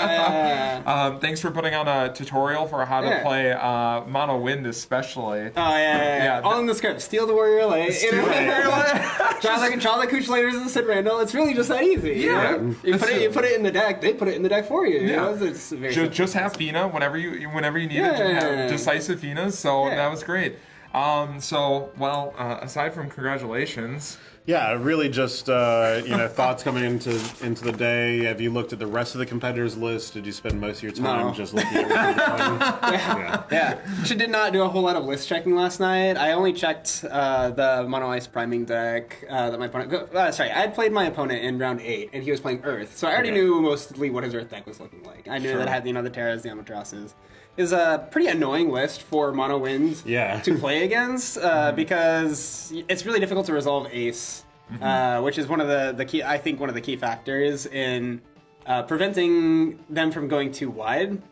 However, it does mean your Zidane hits are really, really juicy. So I decided that I was going to do mostly a Zidane-focused approach to the matchup. Just don't play the LB Zidane unless it was going to deck out. Really try to get those juicy Zidane hits, and I got the best one in the deck, and I did it to him yesterday too in round 8. It was really, really dirty, but Warrior Light, Mist Dragon. Yeah. So a little unhappy with my performance in game 2 there. On the turn 2, the turn that I Kucha-laned and played the Garland, I was going to play Corilla, and that's why I discarded the Lilith, and then I changed my play partway through because I was like, I can get the Beatrix attack, and there's no risk of missing Corilla if I do it this way. It was like, I could eliminate the risk, but I should have, set the cards aside and figured out exactly how I was going to pay for everything before I did it, because it was all public information, but instead I ended up having to discard 2 to play the Steiner, which was just like, it was really painful. I mean, I didn't think, I thought I was far enough ahead, but my opponent kind of proved afterwards that, like, if I had hit, like, another burst too early, I did have lineup, but if I had, like, not drawn ice at the right time, then it actually could have been pretty dodgy for me, because he had that Shantoto and a lightning and stuff like that, and, that was kind of demoralizing. I was like, if I lose this game, then it's really just all my fault, kind of thing, but it worked out. It worked out. I asked the universe, I was bargaining with the universe this morning. That's been your theme this weekend, right? That's my theme this whole year. I've been bargaining with the universe. I told them, just Superman me, make me just as powerful as I need to be, and they did. I did not make the perfect plays. I just made the good enough plays to sneak the game out here, and so I was able to get that one. Yeah, we were talking about that line a lot. I was expecting the Corilla to come down there. I was like, we're going to get these multiple Garland triggers and start clearing stuff out. It's almost guaranteed. It's almost guaranteed, but and that's we're like, surely, but it's like, of course, if it was going to happen on any stage, right? Exactly. So I don't blame you for taking that line at all, even if maybe it would have been the more decisive had we played the Krill at all. And I think what I really should have done was the breaking point there is that it's Charlotte, right? So it absorbs the Kuja, so the Beatrix gets the attack, gets to kill the Kuja. That was a breaking point, but if I had made the correct play, I could have still had Krill in my hand for the next turn, and then it just would have been like super game over. But instead, I goofed, and it was a lot tighter than it needed to be. But again, just as strong as I needed. Made it through on the next round. No, and hopefully we'll talk to you after that one as well. Yeah, no. Oh, well, I might not be on feature that one, but we'll see. Well, I would. You probably won't be. You never know. You gotta. Hey. But no, I'm just really glad that we got to see Knights yesterday. I'm super happy that we got to see Mono win today. Yeah. Between this is my bias. I'm going to show my bias here. Between you and Alex, I really want to see both Mono win decks take stage here today. Yeah. And really show people what Final Fantasy TCG can be. Yeah. A lot of the times it's just you play big chunky dudes and they go out there, or it's a super fast game. But I really like the highly technical games, and I couldn't speak highly enough of the clarity in your plays. Showing cast count, we've been talking about that a lot this weekend. and being very deliberate. It makes our job easy on the commentary side, but it makes it easy for viewers as well to be able to understand what's going on. So I can't speak more highly of you of being able to do that as well. So it was a pleasure to watch you play. So Thank you. Congratulations again. Thank you. Are you going to duck over to Yep, that? I'm gonna go back over to the Japanese stream now. So. Sounds good. Absolutely. Sounds good. We won't hold Okay. you up too much. All right. Good luck for the rest Thank you. of it. Cheer me on. Eureka, our winner for that one, guys. Really glad that we can pull him in. We'll continue to try and get more interviews throughout the day as we pull players in. With this best of 3, the games are going to go a little bit longer. I know yesterday we had, especially with some of those fast games at the end of the day, they went really quickly. So we had more time for that as well. But as for players that are comfortable coming in and doing a little bit of English interviewing with us, we'll try and pull in as many as we can, as comfortable as they are if they want to come in and talk to us. So we'll continue to try and do that throughout the day. So. But man, That's a great way to start the day off. That was the first one of the day. I feel very great. very strong games. Both players played well in those games. We did see kind of a pretty clear draw difference and deck construction difference, and just the choice in general. Yeah. As we went through, but sometimes that's just how the matchups line up. And Yep. And that's how it goes. But it was really, really well played by both players. Eureka showing, a decisive 2-0 victory there, though. And then we'll have to see how the rest of the bracket shakes out to find out the next matchup. But we'll be back soon with that. yeah, absolutely. We don't have a time currently. I think. Oh, we do. So 11:30. So in about 20 minutes, 22 minutes from now. So we'll be back in about 20 minutes to keep it going, and then we'll go off, huh? Yep, we hope to see more Clive's priming. Are you looking through the list? He's looking through the list for Clive.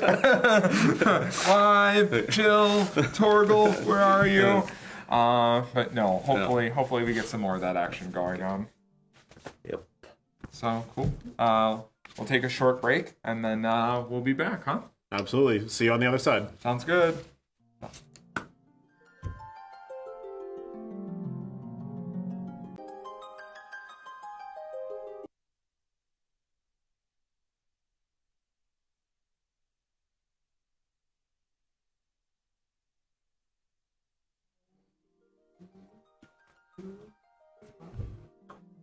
Welcome back to the World Championships 2024 Final Fantasy Trading Card Game Day 2. And we are on to the next round. With... Do we get to see the bracket? Okay. Yeah. So we just saw Eureka and you on table 3. And now we are going to watch table 7 with Alex and Hara.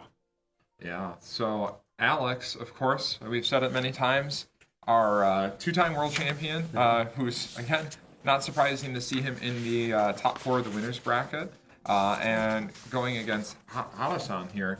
And Hara-san is well-known worldwide, a Japanese player that is, among players internationally, he is a household name. We look for his lists. Whenever we see tournament reports come out of Japan, we're always excited to see those lists out of there. So, pulling up the list here, we have Alex. We did get to see Alex on stream. Round 1 yesterday started us off nice and early with his Warrior of Light list. Again, this is something that he played very successfully last year at the World Championships. Yep. Certainly done some tinkering with the list as he's gone through the year, but the additions that stand out to me are adding the Clive and the Ifrit to already World 7.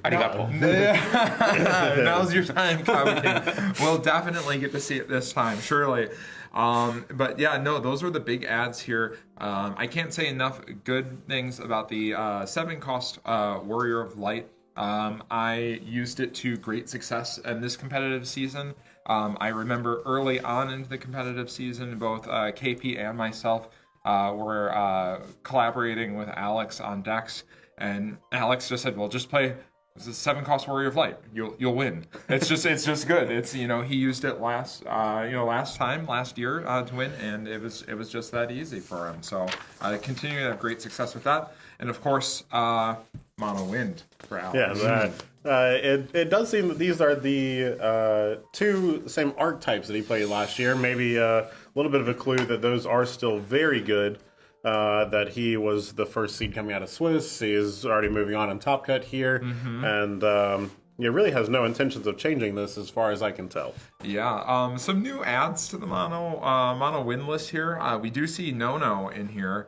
And newer than his last win with this deck from the last World Championship, we do see Citra and Adele as well. Yeah. Some different, little different tech choices here compared to what we were seeing with Eureka's list, which I think is more the more orthodox style of the list. Yeah, the forwards in this list in particular do stand out. The backup lineup does appear to be mostly the same. We do see 3 Moogle 11s here, allowing you to have more of that toolbox freedom to go get the piece that you actually need with the special ability on that backup. Yeah. And I think the card that we should talk about the most is Belgamine, right? Yeah, absolutely. Brand new card. Very, very exciting to see whenever spoiler season was going on. And, it is interesting that we haven't seen it in Eureka's win list that we just saw. Or in any of the other, wind ice lists that we saw yesterday. Yep. I believe there was one copy in the very first wind deck we saw the day, but we didn't get far enough in the game to see that one. No. So interesting to see how Alex is going to use that here and how effective it's going to be in a couple of different matchups, because on Hara's side, we do see a Firewater Monsters list that we haven't seen very much of so far. No, not at all. And I mean, for our English-speaking folks and North American players, we do remember, if you saw the finals of the North American Championship, we saw Tori Kelly, operate a Firewater Monsters list with great success, not just at that tournament, but throughout the competitive season. But now we see this list with the addition of... Oh, we're in it right now. Okay. Well, we're going to continue to give you information about the decks, but the Monsters list also here featuring Ifrit and Clive as well. Yeah. Those cards continue to be good. So Alex is going to be on the mono wind list here. Deck B? That is deck B for Alex, and I think Hara is also on deck B, which is a Warrior of Light list. And when we say Warrior of Light, this is the traditional 4-cost. Yes, traditional 4-cost Refia-centric Warrior of Light deck from Hara on this side. And there's that added no-no. Getting discarded immediately. It does discard for 2 win CP, just like all the other cards in the deck, except for Citra. But yes, very, very exciting to see. It's Norstalin and the Stiltskin. We've already got a couple backups ready to go, and we're ready to respond to whatever our opponent's doing here. Yeah, absolutely. I did pause the time, I think, for that. There's maybe a slight correction. Claris coming down. And the Claris here, looking at the list, King Tycoon, so that we can start getting our elements set up. We talked about in our first series of games yesterday, how important it was for the Warrior of Light player to be able to find fire backups. However, being able to get our earth, wind, and water backups set up so early is also really important in why the deck is so strong. So Hara's setting up for that turn where we're going to go ahead and play King Tycoon, search out Lena, and get our backups going on next turn. Absolutely, and seeing the Claris come through, while not a Warrior of Light himself, very important for the consistency here. He does have EX burst, so it's going to add to the EX count there, help this deck stabilize a little bit more freely against aggro matchups, while also being able to provide, depending on the list, your wind or fire backup. It does appear that we only have King Tycoon here. Don't think that we have the Edgar present, but we will have to see exactly how this unfolds. Yeah, Alex playing the Moogle here. Every in hand off that Siltskin, waiting until next turn to play that. I believe I also saw a Rosa in Alex's hand, so we're starting to get pretty set up on Alex's side. And that... And having a Moogle 11 ready to go does mean that suddenly your entire deck is your hand. Yeah. Hara going through the turn exactly as we had mentioned. The Claris discarding King Tycoon, searching out Lena, playing Lena. And here comes a nice Rosa turn. We're going to see how flashy it gets. Citra. Oh, wow. We see Citra already coming out. There we go. Deciding to play it this way. Wanting to leave the 3 mana, the 3 CP up here, just to be able to... Mist Dragon coming down in response to the Citra auto ability entering. And that was cast 4 here. Not going to leave anything too incredible to do from the LB deck from Alex, but is going to allow the Citra to get shut off immediately. Now, opting not to go for a card out of LB to push to cast 5 for the Rosa trigger, opting to just play more conservatively. Very good play from Hara though, making Alex discard his hand to try and set up a bigger turn, but a very nice response from Hara's side. Tyro coming down for the Warrior of Light. We do see the Tyro coming down, giving us all of our colors. Important to note, though, that this backup lineup does have 3 backups that are not going to be those Warrior of Light members. Getting a little bit more flexibility from playing the Tyro out instead. Maybe not having a fire source in hand for the Lunith. But maybe going to limit some of the cool things that we can start doing with the Refia later on in the game. Yeah. That is a really important point to make. It's important that Refia is able to activate those. But there's a Warrior of Light. There is, and it draws you a card immediately. There's another one, and now we get to see a couple options from the top of our deck. Wow, 2 copies of Lunith coming off the top in addition to a 4-cost Warrior of Light. Amaterasu. We do see the Amaterasu being grabbed. Very important with Rosa being on the field. Again, we talked before about how important Amaterasu is into Rosa being on the field. A fantastic response for the Amaterasu player, and not too much that a Wind player can do about that. Chocobo, not a bad answer to that either. The auto ability will still be canceled, but it helps us preserve our Rosa if we do want to hold on to that a little bit. So some interesting back and forth, and I do think we're going to see the 4-cost Warrior of Light coming down here in just a moment from Hara's side. It does look like it, and we're going to have to see what we want to follow up with here. The Tyro is going to have to stay open if we do want to be able to cast that Amaterasu based on the information we can see right now. True. But, certainly going to be able to start developing the board here and starting to swing this back, keeping pressure on the Wind player, and making them hopefully have to burn through a good portion of their deck to be able to find a reasonable response. Yeah.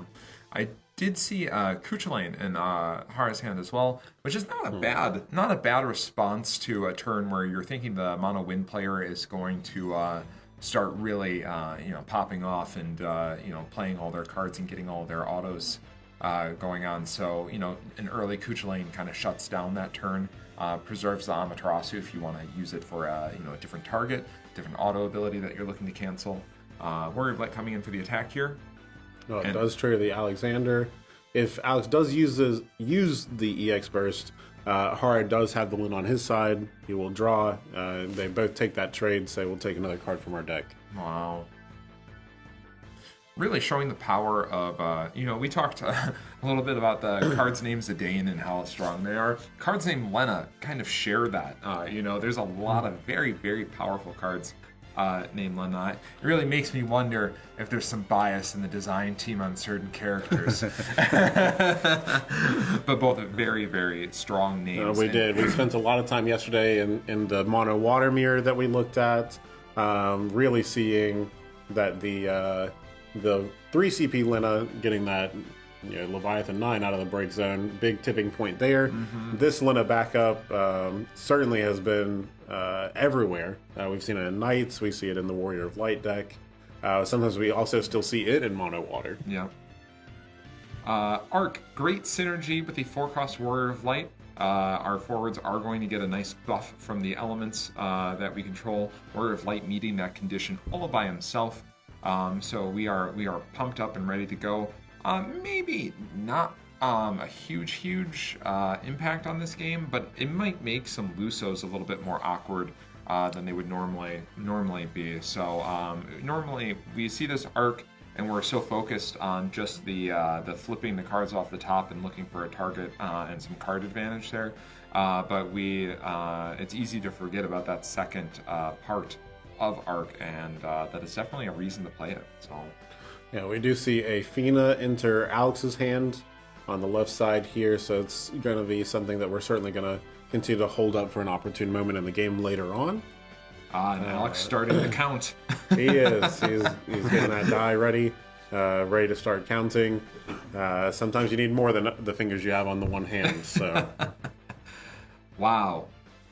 It's we do have the one cast already. The Atamos is a very good target here. It is a very good target. Maybe not going to get the value that you'd like to see this turn, but certainly going to be something that, as the game unfolds, just continues to refund back the cost of itself over and over. Seeing the 2 Lusos, though.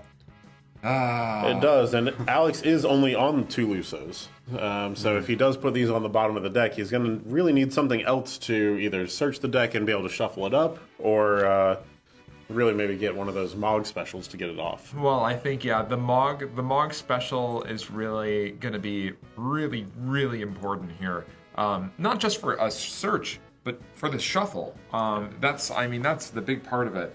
And we are going to grab the Luso instead. We don't want to have to worry about trying to find that Mog special off the top and rely on that so much. Opting for the safer, I have the Luso in my hand. I have the Luso in hand. But also here, we have a copy of 2CP Chocobo in hand to be able to return that Luso and really start to get things going. And I think one of the most impressive plays that I can remember Alex doing with a mono winless is, I think it was maybe turn 1 or turn 2, being able to get to the board wipe cast count on there off of seemingly no cards in hand, but still somehow being able to make it work. Something I do want to point out here from Alex's side is he has played the Limit Break Zidane. Certainly something that the Wind players in the mirror have been really heavily focused on, being able to help mill out your opponent faster than you are milling out yourself. But we, at the same time, have to notice that he has what looks like some additional sleeves around his Limit Break. Yeah. Little special design put in there for the World Champ. I know there was maybe a little bit of an issue at the EU event where maybe an LB card got accidentally shuffled back in the deck. So now they are in top loaders and oversleeves and envelopes, and we're making sure that that is not ever going to happen again. Sometimes it's just the precautions you have to take. Yeah. Chat, I see some of your comments about particular matchups that you want to see. I'm not going to say that I necessarily disagree with you either. There's a lot of exciting potential matchups that I would love to see. And the one that I'm seeing in the more recent chat is one that I would love to see. We see that Amaterasu come down for the Rosa like we had talked about earlier. It is important, but I did spy another copy of Rosa in Alex's hand. So he's not so concerned probably about trying to preserve that and using his Chocobo for that. And now we see Refia come down. And we talked before about how there's kind of a lack of Warrior of Light backups here.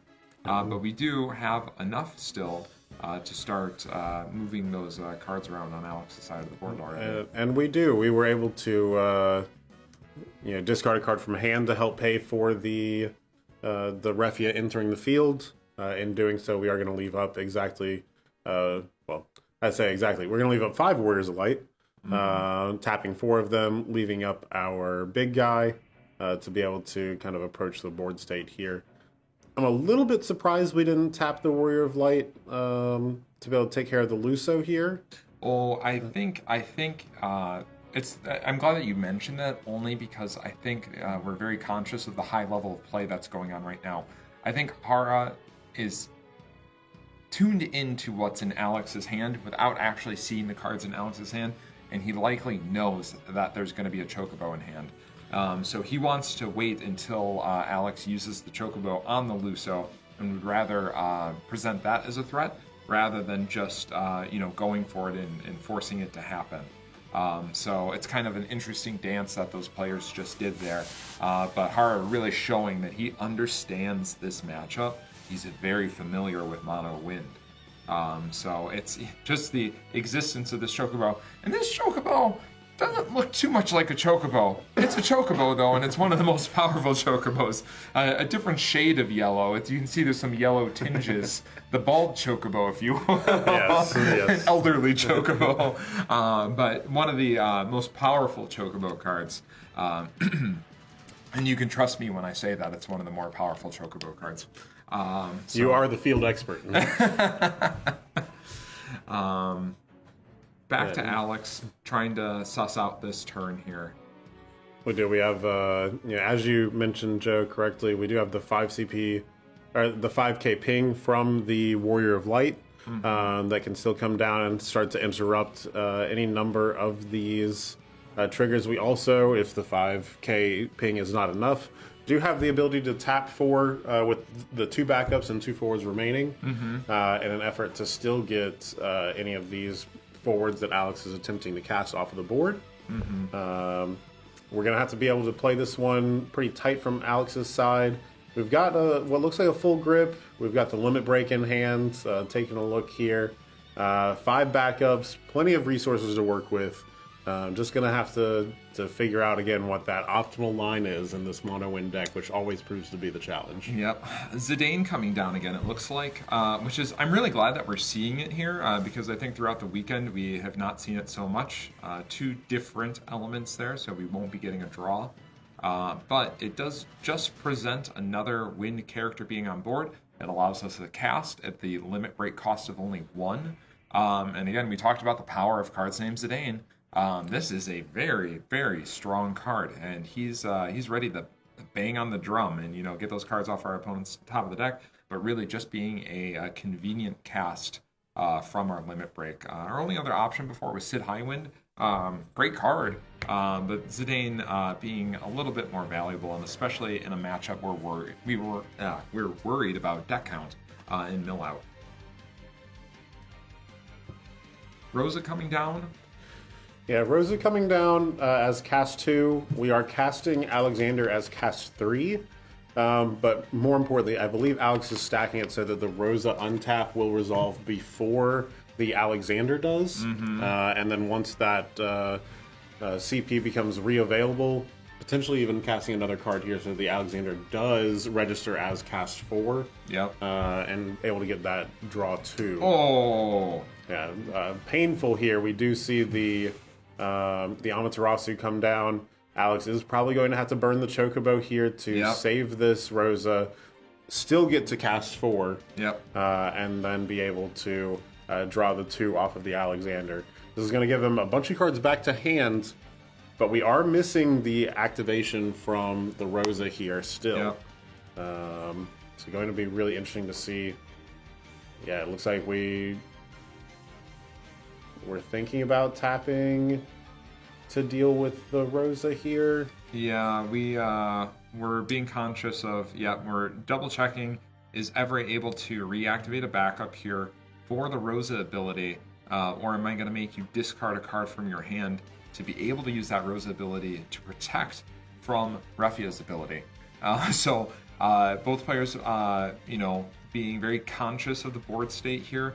Hara doing an incredible job. I know we've been talking a lot more from Alex's perspective on the mono win side, but Hara's navigating this matchup, which we showed in the last match can get really out of hand.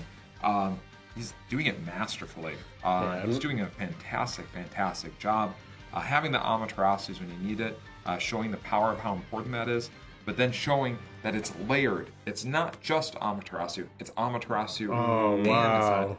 Oh, wow. So we really had we had 4 or 5 different items on the stack there, both players dancing around this turn.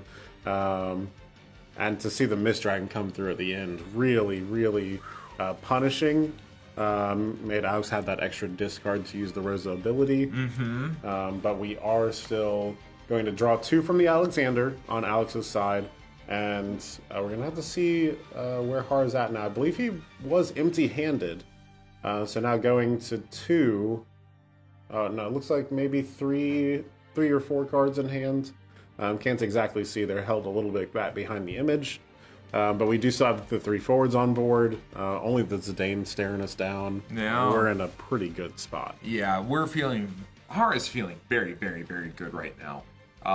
Board state's great. He dealt with that kind of layered response that he was expecting from Alex, and showing that Hara is a player that I mentioned, before we started the match that, internationally, we know Hara. We know his deck lists. We appreciate the tech that comes out. Whenever we see these Master Series tournaments come out, he's a familiar name that we see regularly. So he is a peer with a 2-time world champion, 100%. Absolutely, and we do see the Firewind Zidane come down. It's going to start to pick apart Alex's hand. It's already taken the Fina there. One of those constant abilities to really fight back against the reactivations that the Warrior of Light deck has. We're going to see the Zidane get removed as well from Alex's side. Hara's going to combat, reactivating those Warrior of Lights, getting a card draw, getting the backup CP back, really starting to put a lot of pressure on and take over the game here. Yeah.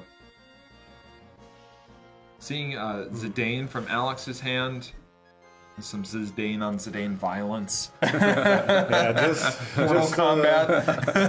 Just a little bit here. We had it the other way earlier with the Limit Break Zidane milling the Firewind Zidane. Yeah.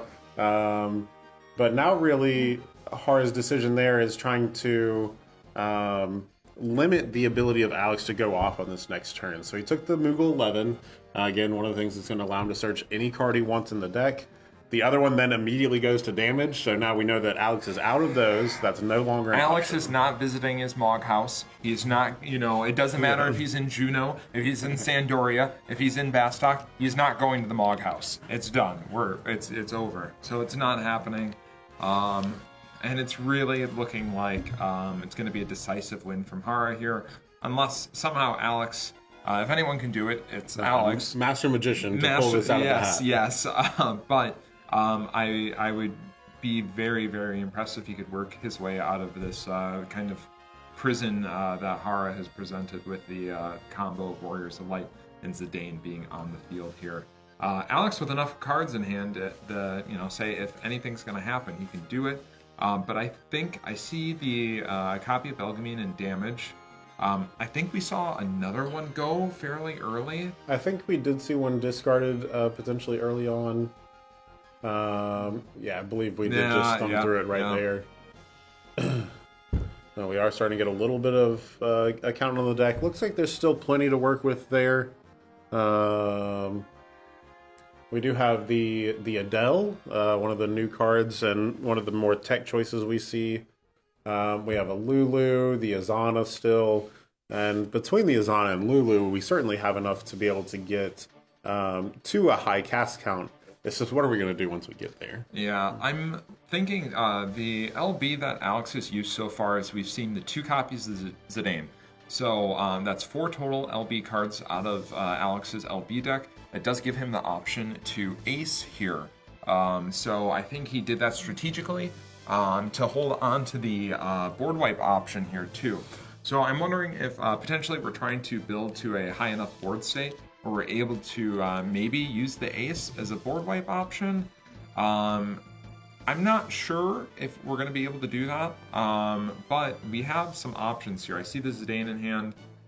We have Lulu coming down, and we have an Azana as well. So we can get quite a few casts off this turn. but to what end? We would need to see how Alex is going to kind of navigate this turn. Yeah, we're really going to have to pay attention. We also do still have the Refia Tuck available to us, as well as the Warrior of Light Ping by itself. Yeah.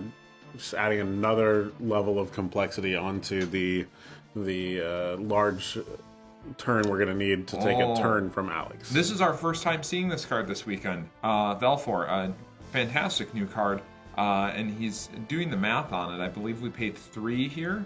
It does look like it.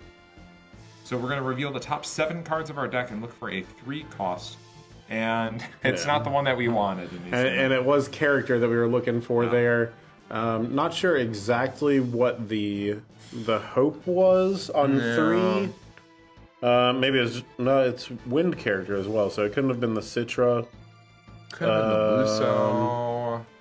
Not a particular backup. Yeah, it's maybe really, he was really just curious. trying to dig there a little bit, I think. Yeah. But unfortunate we did not see what he was looking for. So we do have Hara Victorious on the Warrior of Light deck. Moving over to Firewater Monsters. Yeah.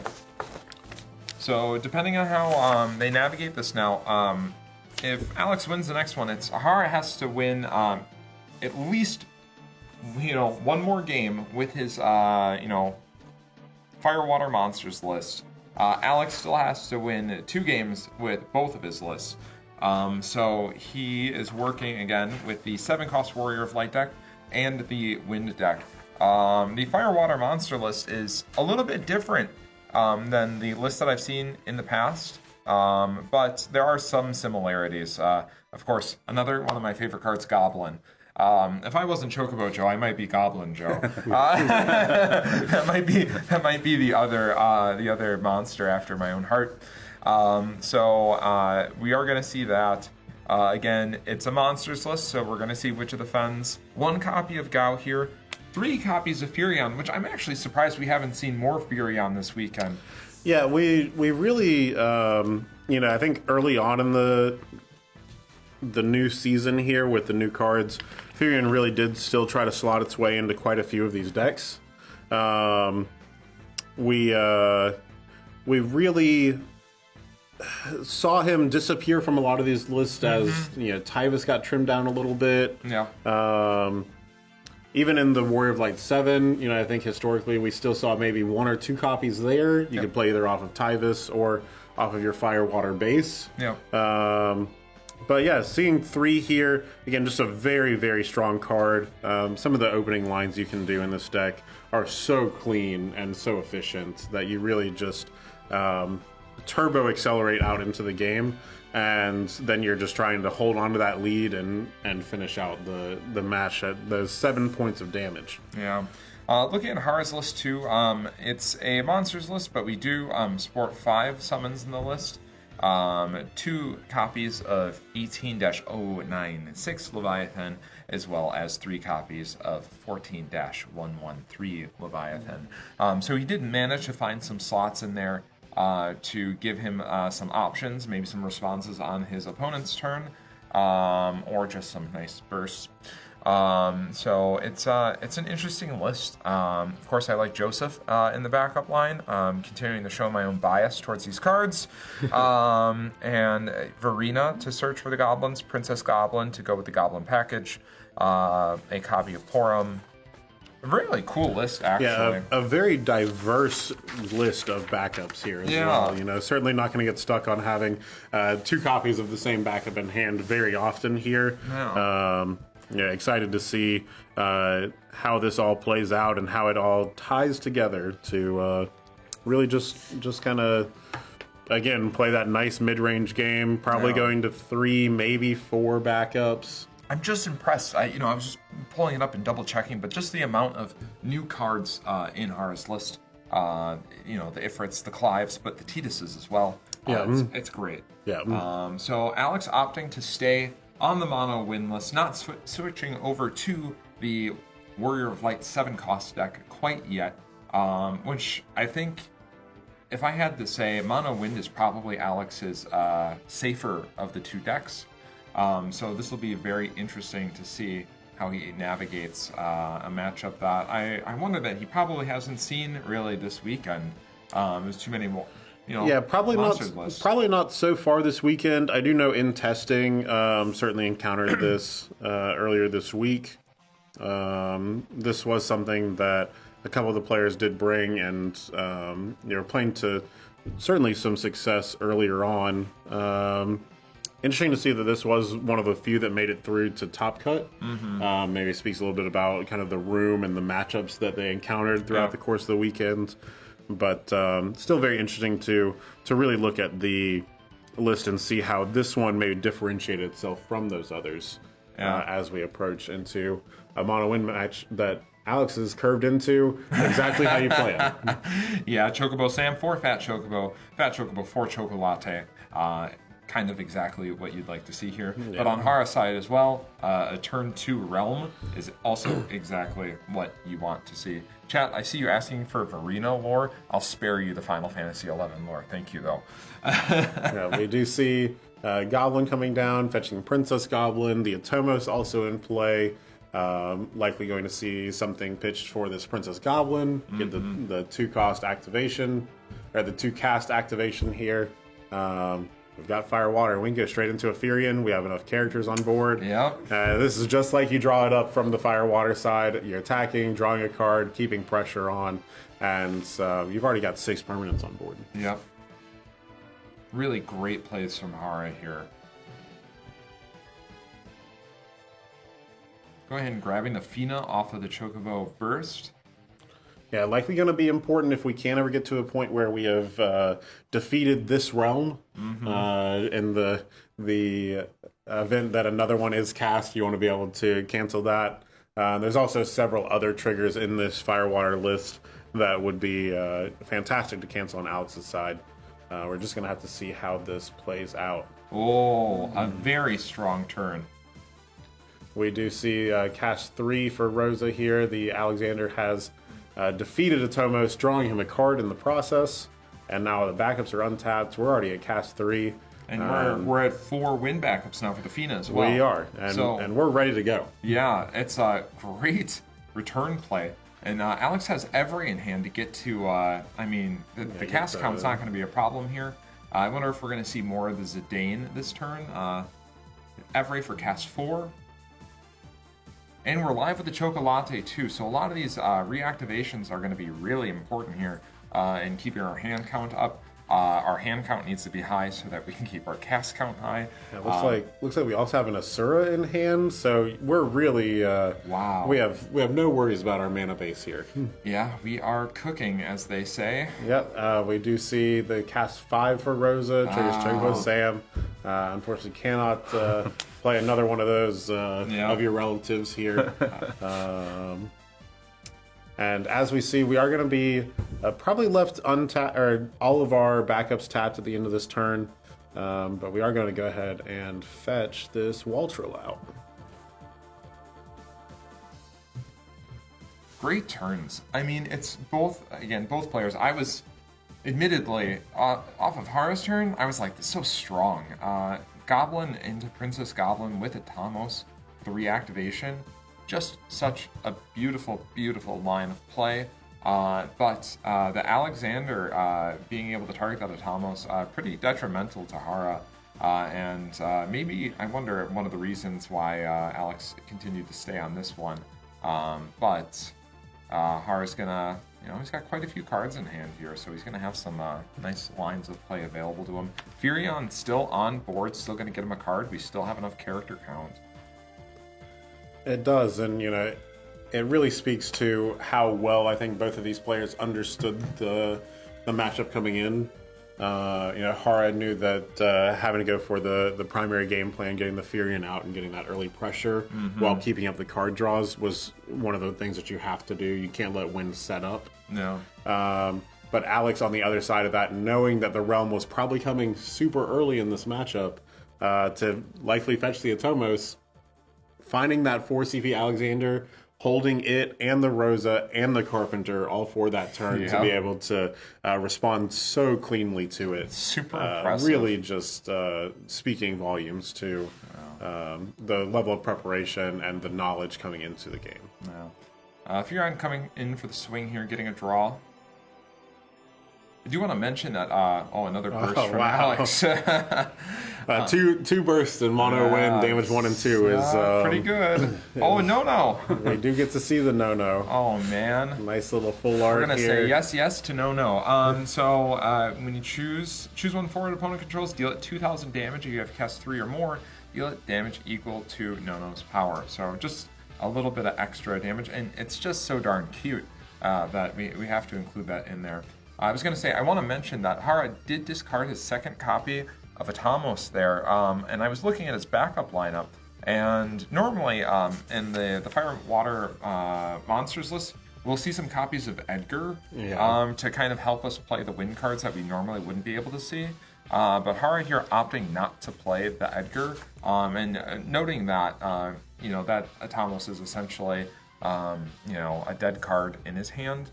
I'm trying to look, too, if there's any alternative ways for him to cast it. But it really doesn't look like it. No. One of the things that, I think in addition to that we see is that sometimes the Fire Wind Zidane does make their way into these lists. Yes, true. To potentially help, but Hara's playing that in the Warrior Light list, so and that is off the table here. Probably a lot to do with the fact that it's a 2-deck format, so we had to make some sacrifices for not playing that Zidane in there. Maybe Edgar not as important if we're not playing the Zidane. We don't just want it for the Atamos. We do see Alex still trying to puzzle a little bit here. Several cards in hand, ready to go. 5 backups. Rosa on board. And he knows that his opponent does not have Amaterasu here. Yes. There is still the Cancel Leviathan. Yes. Which can stop the effects for the turn, but it doesn't deal with the Rosa. Yeah. And I think that is one of the important aspects as we look at this. Another credit to Hara for that, too. I really like that in both decks that we had ways to stop auto abilities. So just, again, a 2-deck format mindset going into this. I really like the decisions that Hara had made here with his decks and the choices that he was making for that. But Alex, I think this turn, he's got enough to do, I think, whatever he wants, nearly. With that many cards in hand, with Rosa already on the board, with Evray on the board, he can just go for it. And I think the likelihood of him drawing a card here is pretty high. Oh, not high enough though. Not high enough, but pretty high. Getting another copy of Realm is important. Getting another copy of Goblin, very important. So good hits despite not being able to draw us a card here. These are, and in talking to some of the players that were playing this Fire Wind or this Fire Water version a couple days ago, deck out was a very real problem for them, and normally that's something that we're a little bit worried about on the wind side, but it looks like we've seen roughly the same amount of cards coming out of these decks so far. I wonder if that's going to have to start playing a little bit of a role here later on in the game. No, being a source of removal for Furion is awesome. Yeah, very, very cool interaction there. Nono entering and saying your opponent discards a card is also very cool here. We do see Luso coming down now, cast 4, drawing that card. Oh, Alexander off the draw. Here, very good. Certainly we're going to see the cast 5 turn from Rosa. We'll have to check and see what's on top of the deck. It is another backup, can't use it. But he will draw it from the Alexander. I wonder if it's a coincidence that Alex likes wind so much with this card named Alexander. So now we're at cast 5, and we do see. Let's see. We saw a Fina go into hand. I believe it's 2 Finas. The Carpenter. Okay, we are activating with Evray here. And Alex kind of, not quite dulling down the Evray, but just enough clarity provided there to show that Evray had used its ability. Evray doesn't have to dull to use its ability, but sometimes you'll see players use that just for clarity's sake. And we are going to go ahead and use the Ace here as cast 6. Very expensive, another 2 cards from hand, but they were 2 backups that we weren't going to be able to get back on the board. Dealing with the Furion and the Realm. Not necessarily the highest value targets by themselves, but combined together, we do see the Love 6 come out. But this is maybe okay.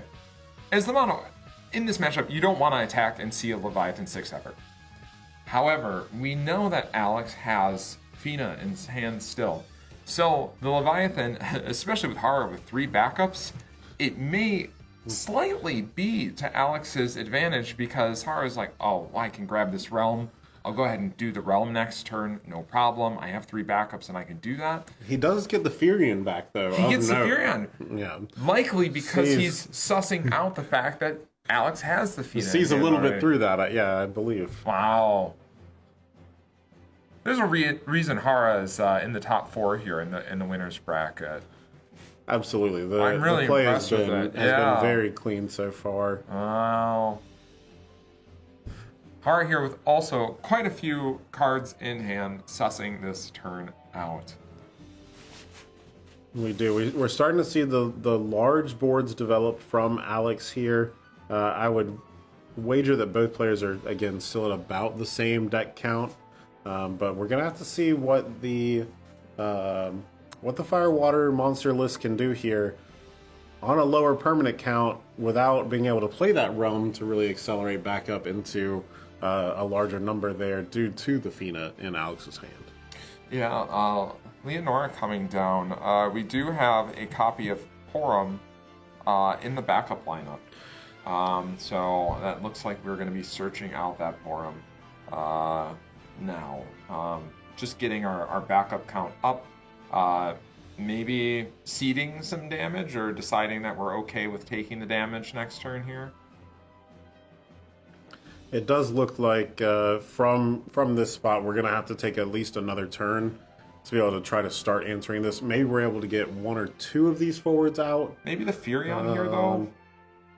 Now, we do want that draw, and it's highly unlikely that Alex is going to block here. There's a world where maybe that Luso blocks, but no, Alex opting to take the damage ahead. Chocobo, look at all those Chocobos and damage. All 3 of them. Hara, are you upset with me? No, it's a Chocobo, balanced Chocobo going to damage. It would have been quite a nice draw for Alex with Luso on board and Rose on board already. Okay. We're starting to see Phoenix here from... We're not saying it a weird way. That's its name. It's from not 14. quite Phoenix. This is coming in, trying to deal 9k to one of these forwards here. Opting for the poor Moogle. Alex laughs. He says, no, please. Why no? That's so cruel. Look how cute he is. No going away off of that. A little bit of an overkill on the damage there. Alex picking up Belgamine here. Maybe this will be the turn where we can see a little bit of action from that card. Maybe, but one of the things with the Firewater monsters is there's just not going to be that many forwards for you to interact with. The Belgamine specifically interacting with your opponent's forwards is going to limit that down. You've only got the Furion there, and I think you can probably figure out a better way to deal with the single Furion. Yeah. Something that is still intriguing here is that we do have that 4 CP Alexander floating around in our break zone. So any Lulu is going to start being able to deal with these monsters quite effectively. With utmost haste, drawing you cards in the process, being free after you've cast the Lulu itself. And with only 3 in hand from Hara and no backups open, in order to cancel that Lulu, it would be the rest of the hand. Yeah, Alex just checking out the English on Phoenix here. It's kind of, I don't want to say that it's underplayed at all, but it's not super common outside of Firewater monster lists. So Alex just making sure that he understands the activation effect to turn Phoenix into a forward. So it does require removing 4 cards in the break zone from the game to be able to use that ability.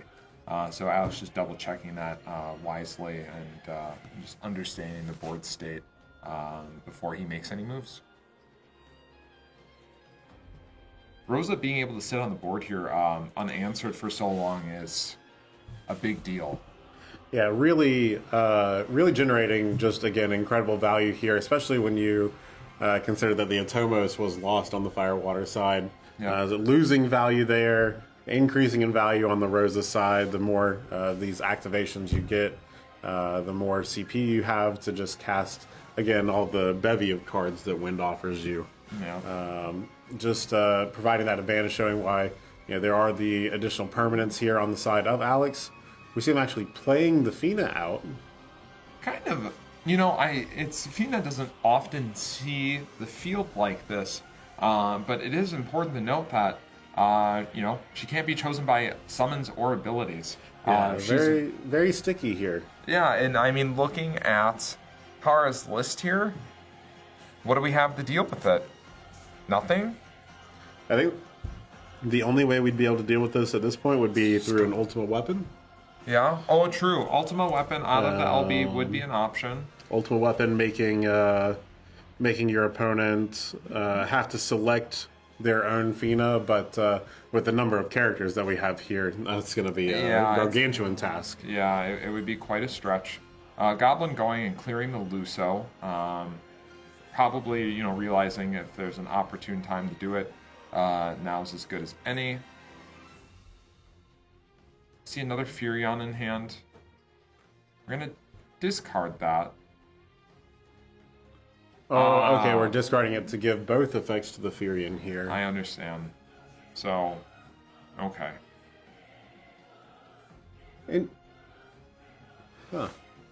Yeah, I'm wondering, I may have missed a step there. If there was a block declared, or block declared, and I don't know. I think we may have missed a step there.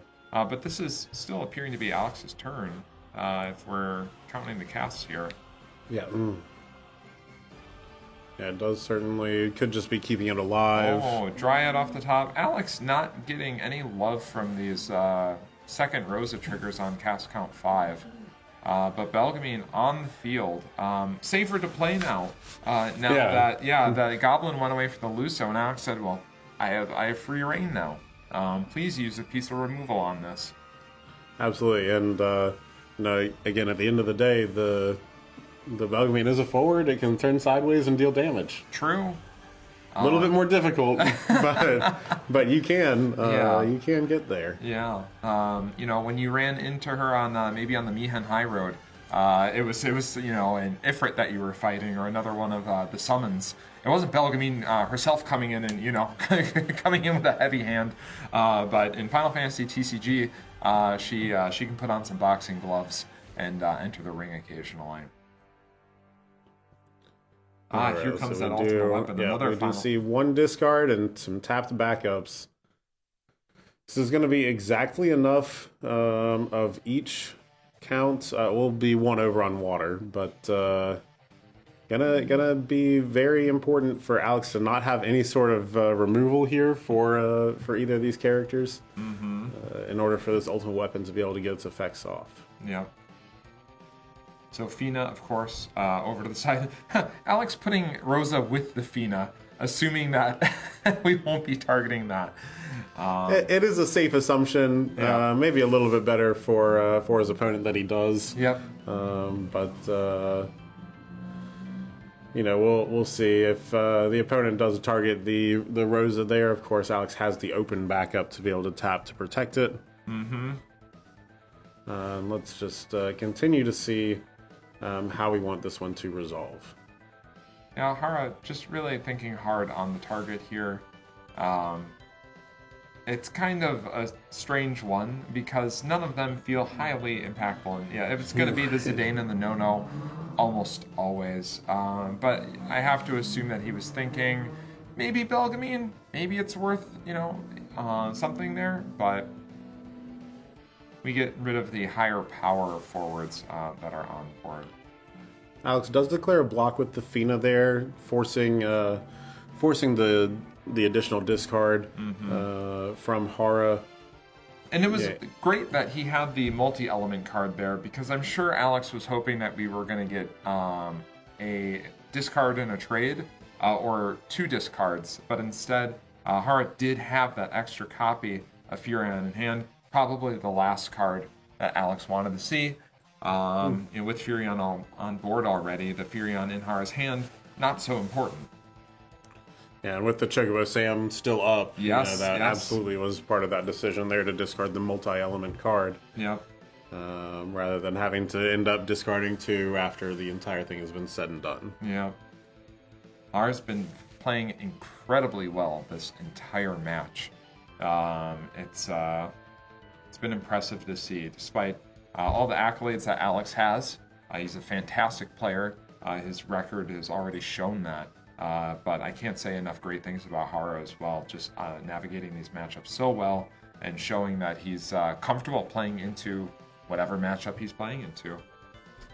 We do see Alex here casting Dryad. He is going to pay the additional cost, it looks like, removing 10 win cards in your break zone from the game in order to draw an additional card.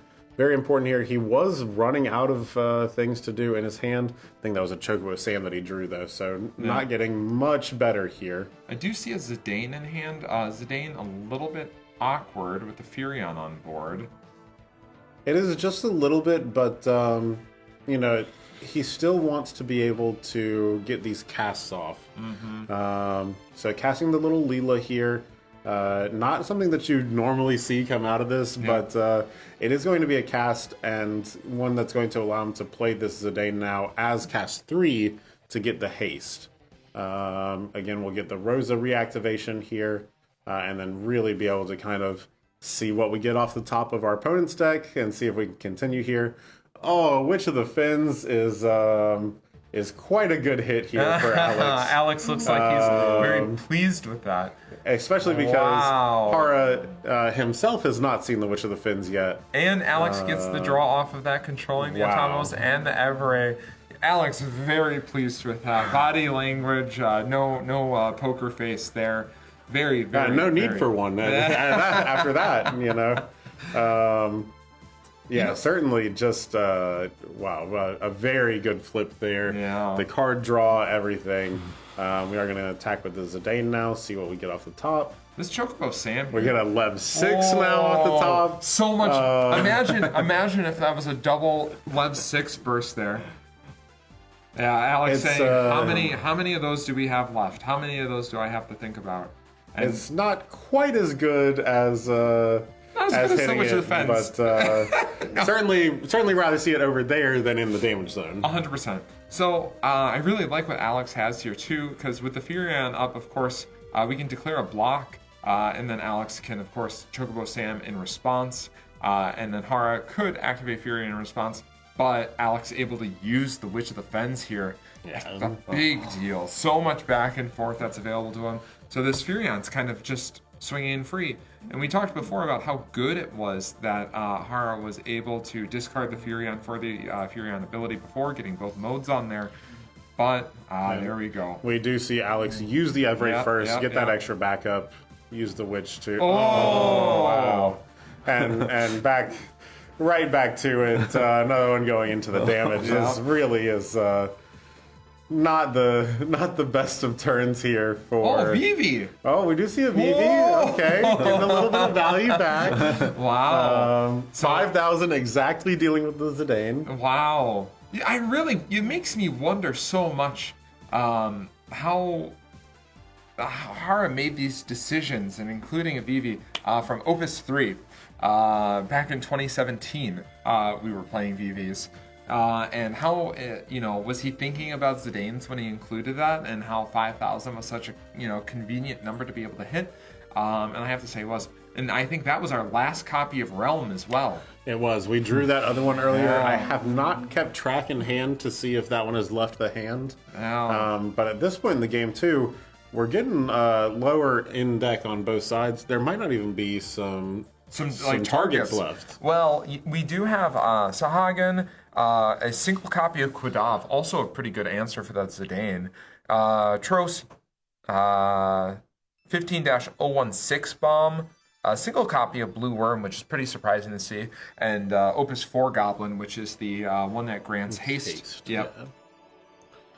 Haste Goblin always being one of my favorite goblins to play. Yep. It's the card draw attached to it. Just a very efficient little surprise coming out sometimes. Yep. We do finally get to see a new card here. We see the Yeah. Tidus come out. Wow, returning to hand's pretty good here.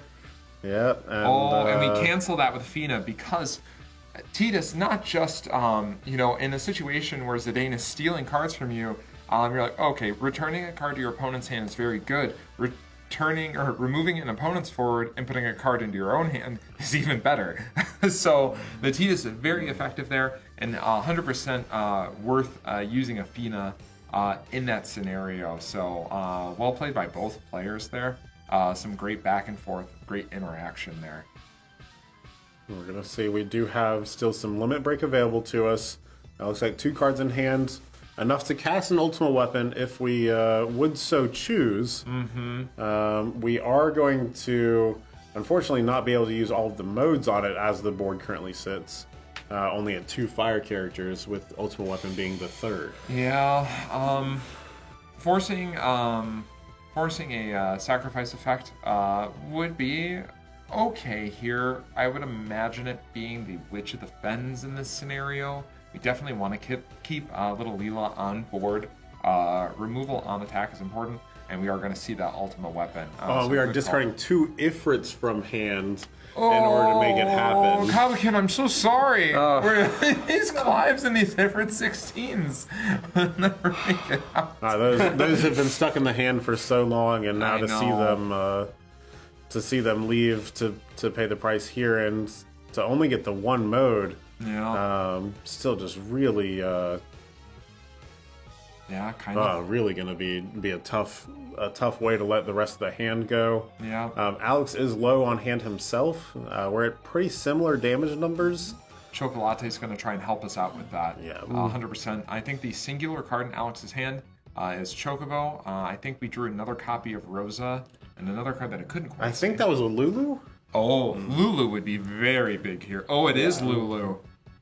Ooh. Yeah, Lulu's certainly going to come down and start to really chip away here. Yeah, we're immediately getting that 4CP Alexander. Wow, and we're going to be able to do a reduction here. I want to see Hara going ahead and going to the next game. I'm so happy that we get to see this go to a game 3. This one does wrap up very quickly there. So we will get to finally see a game where Alex is able to use his 7-cost Warrior of Light deck into this Fire Water monster matchup. I will say, though, it's very important that Hara has those Leviathan, 6-cost Leviathans. The 6-cost Leviathans and the Cancel Leviathans. And the Cancel Leviathan. So he has a lot of tools to be able to deal with this. Alex probably being very aware of that and wanting to stay on the mono win. However, Hara, if I was Hara, I might want to try and mulligan for the Cancel Leviathan. I think I would potentially look for it here. Going first, Hara will have to make that decision before he sees what Alex does. Yep. But regardless here, really going to have to try to play to the deck's strengths and have a lot of these monsters available to us. The Warrior of Light 7 deck does sometimes have a little bit of a hard time interacting with monsters. Yep. Especially because you can generally turn them on and off as you please. Yep. But I think really what we're going to be looking for here on Hara's side is to build a board state where you can successfully resolve an ultimate weapon. Yep.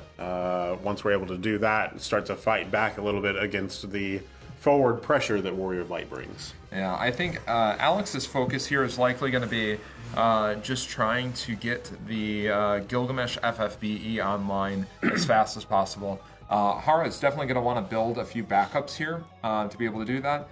Gilgamesh would happily punish anyone for trying to focus on building a little bit first. So the deck is able to do the explosive Gilgamesh FFBE. We do have the 4-cost Warrior of Light in this deck with the 7-cost Warrior of Light. That is the standard here. So we're already off to the races. And we do see there, Alex stopped Hara immediately there. The the cost for paying the Merle Web was initially incorrect. We got that sorted out before even the cards got drawn. Yeah. Nice and easy. Yeah. But just paying utmost attention. Sometimes at the start of a game, it can be a little bit harder to keep that fresh in your mind. You know, you're looking at this and kind of assuming, all right, we'll play a couple backups, and then we'll get into the game, and then I'll start to think about everything that's going on. But from turn one, every decision in this game always has the consequences. Yeah, I think we might see a 7-cost Warrior of Light this turn. Alex, If possible. It is. We do have the Sarah FFL in hand, and I believe we have a 4-cost Warrior of Light, so we have the water crystal points to be able to pay for that. I think Alex recognizing that there's no way that Hara can cancel a 7-cost Warrior of Light right now, so he's doing the math. I love this sign language that Final Fantasy TCG players have. It's counting, the dexterity counting, and trying to figure out the turns. I love it. It's something that I find myself doing, and it's a tick that a lot of players have. You'll notice is trying to math out the turn. We'll lay cards on the table as part of the counting process. If I play this, then 3 cards go, and then I continue on. So I think if I had to guess, we are going to go ahead and see a 7-cost Warrior of Light this turn while Alex can safely play it.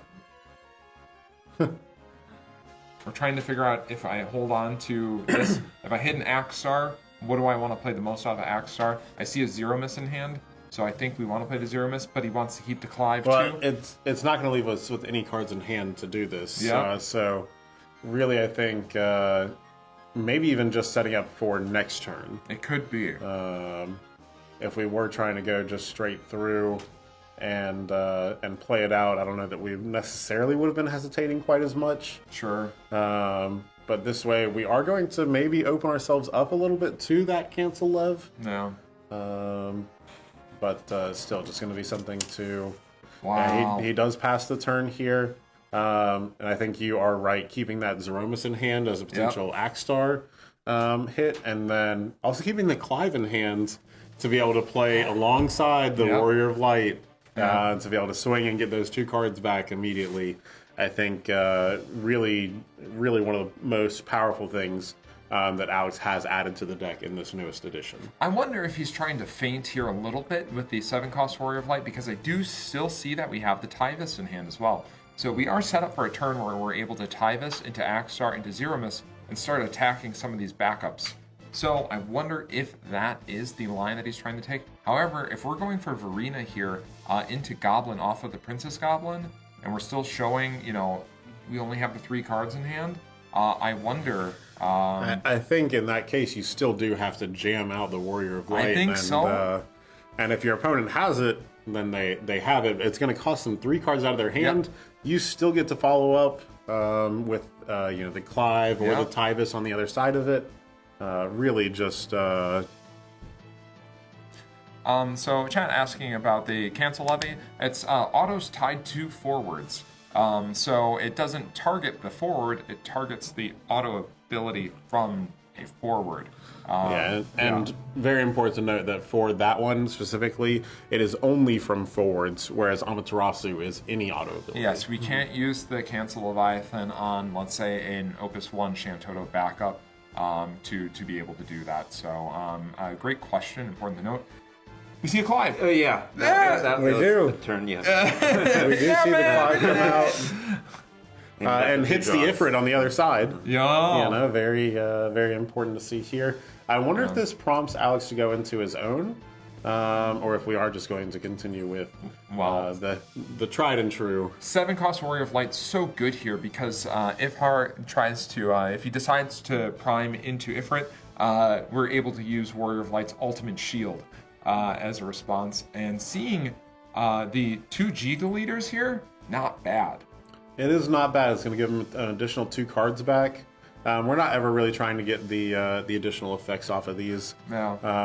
But important to note that Alex did discard the other 4 CP Warrior of Light that he searched as part of this, leaving him maybe a little bit low on the special resources, with only the Warrior of Light standing in the way here of a potential Ifrit coming down. Yeah. Certainly going to have to be something that is mindful. On the other side of that, though, it can also force our opponent into the priming situation, stopping that additional card advantage that Clive can provide. I feel like that's very much what's happening here. It's we're saying, like, go ahead and deal with it. Like, please spend resources on this. It would please me very much so if you did, and then I can play another 7-cost Warrior of Light and turn into more 3-drops out of my deck. So I'm sure he would be very okay with that happening. But we are going to go and... We do see the Prime come out, absolutely. Now we're going to have to see if Alex has a response for this, if he just wants this Warrior of Light to hit the break zone. Important to note that with this and the Zeromus in hand, he does have all 7 colors online for a potential Gilg FFBE. I think that is also part of this scenario that we're in right now. Happy to take the extra damage. I will go ahead. I'm going to go ahead and give you some quick updates here. We do have the result of Eureka and KP's matchup, and KP able to revenge himself, and KP taking it over to Eureka and making it to the finals of the winners bracket, but not the grand final yet, because that will the other opponent from the losers bracket. We will help. That'll help us decide who's going to be in the grand final. Congratulations to KP. Congratulations, and please, if you're back home and you're maybe having a beverage while you're watching this, have a beverage for KP while you're at it, and because I'm sure he's ecstatic right now. Absolutely, he's thriving right now. He's worked really hard this season, jamming so many games, even when back home in the United States, and after getting here. To be ready for this and compete at the highest level. Yeah. As far as the losers bracket goes, we have Chris L taking it over Fujikawa, and Chris L will be playing Eureka in the losers bracket, and then we have Sasha S taking it over UQ in the losers bracket, and of course we will the loser of this game will be playing against Sasha in the losers bracket. So those are your updates from that. We do see the Ifrit swinging here. The second Warrior of Light. We did. We missed a Warrior of Light here. Did we have a Warrior of Light completely whiff? Or no, canceled. The cancel. Oh, the cancel lev is in the break zone. Yeah. That's what happens when you look away from this game for half a second. Okay, we did have that cancel lev come out, keeping Warrior of Light down. Ifrit is still being a terror here, trying to really get his own way through. Yeah. Let's Ara definitely hitting L3 and R3 here. Yeah, absolutely. Let's see, we do have a Witch come out. This can certainly start to be problematic now. Yeah, so even if we get that Gilgamesh FFBE, Witch of the Fens being an incredible answer to that. Do we still have the Tyvis in hand? It looks like it. I believe so, yes. It is right there. We do still have the Zeromus as well. And we have a Yuzuki now in hand.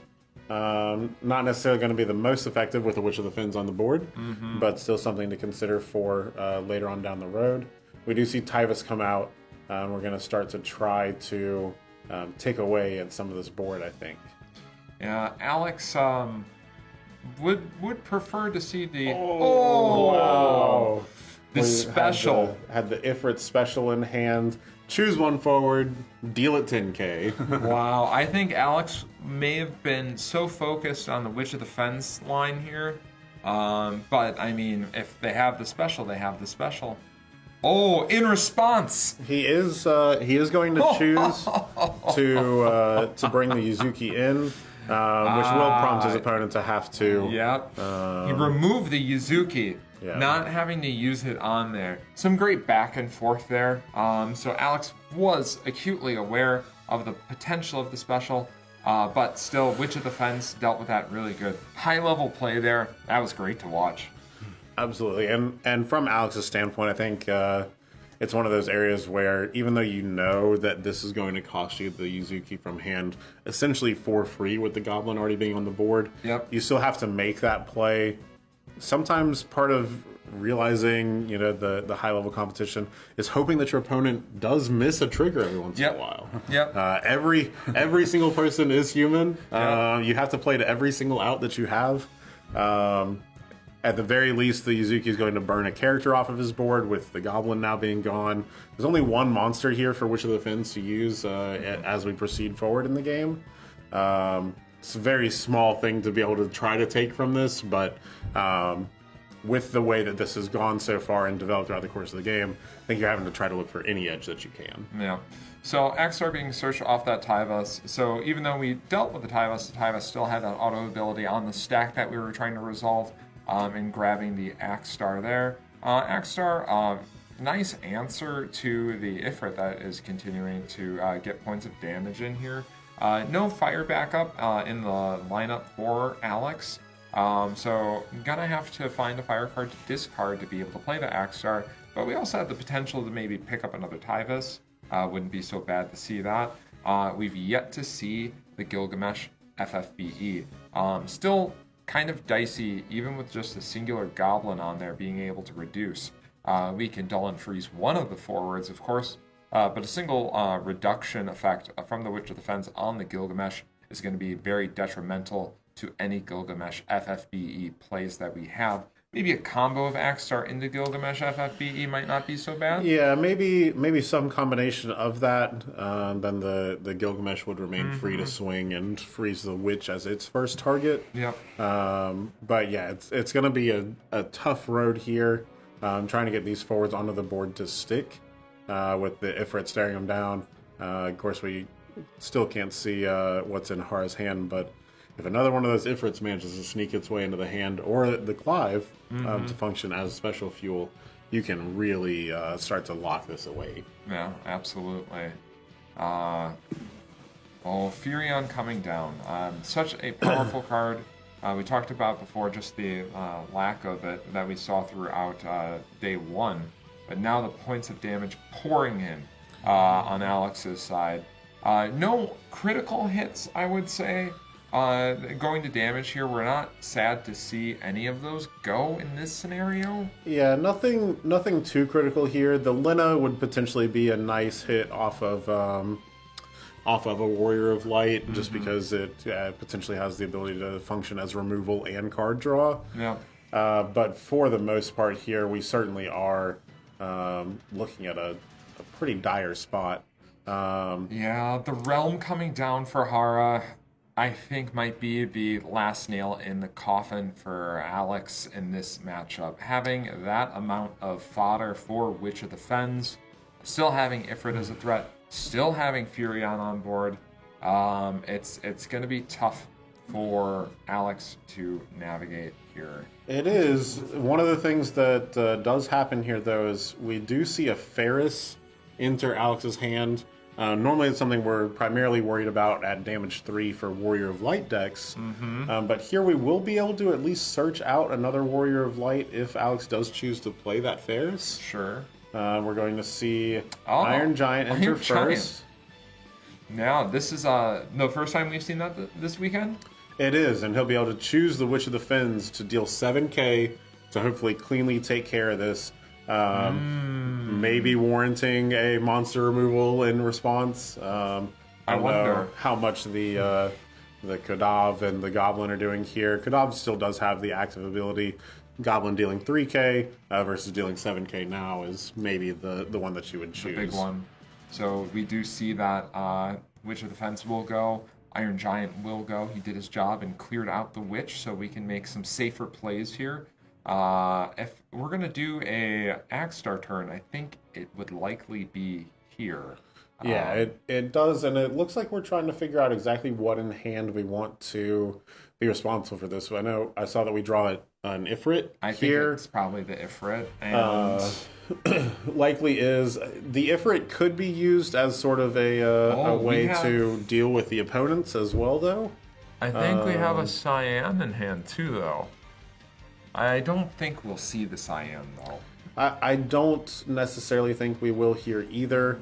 Primarily because even if you do the entire board wipe response, it's only dealing 9,000 and the Ifrit's still live. Yep. So are we going to see a Ferris here?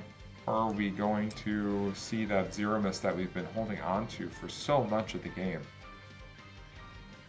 It really, I think, is going to have to be the Ferris here. the combination of the Ferris, the 1,000 ping on entry, the 3,000 ping from itself, and then the 6K from Axstar does let you deal with the Ifrit. Yeah.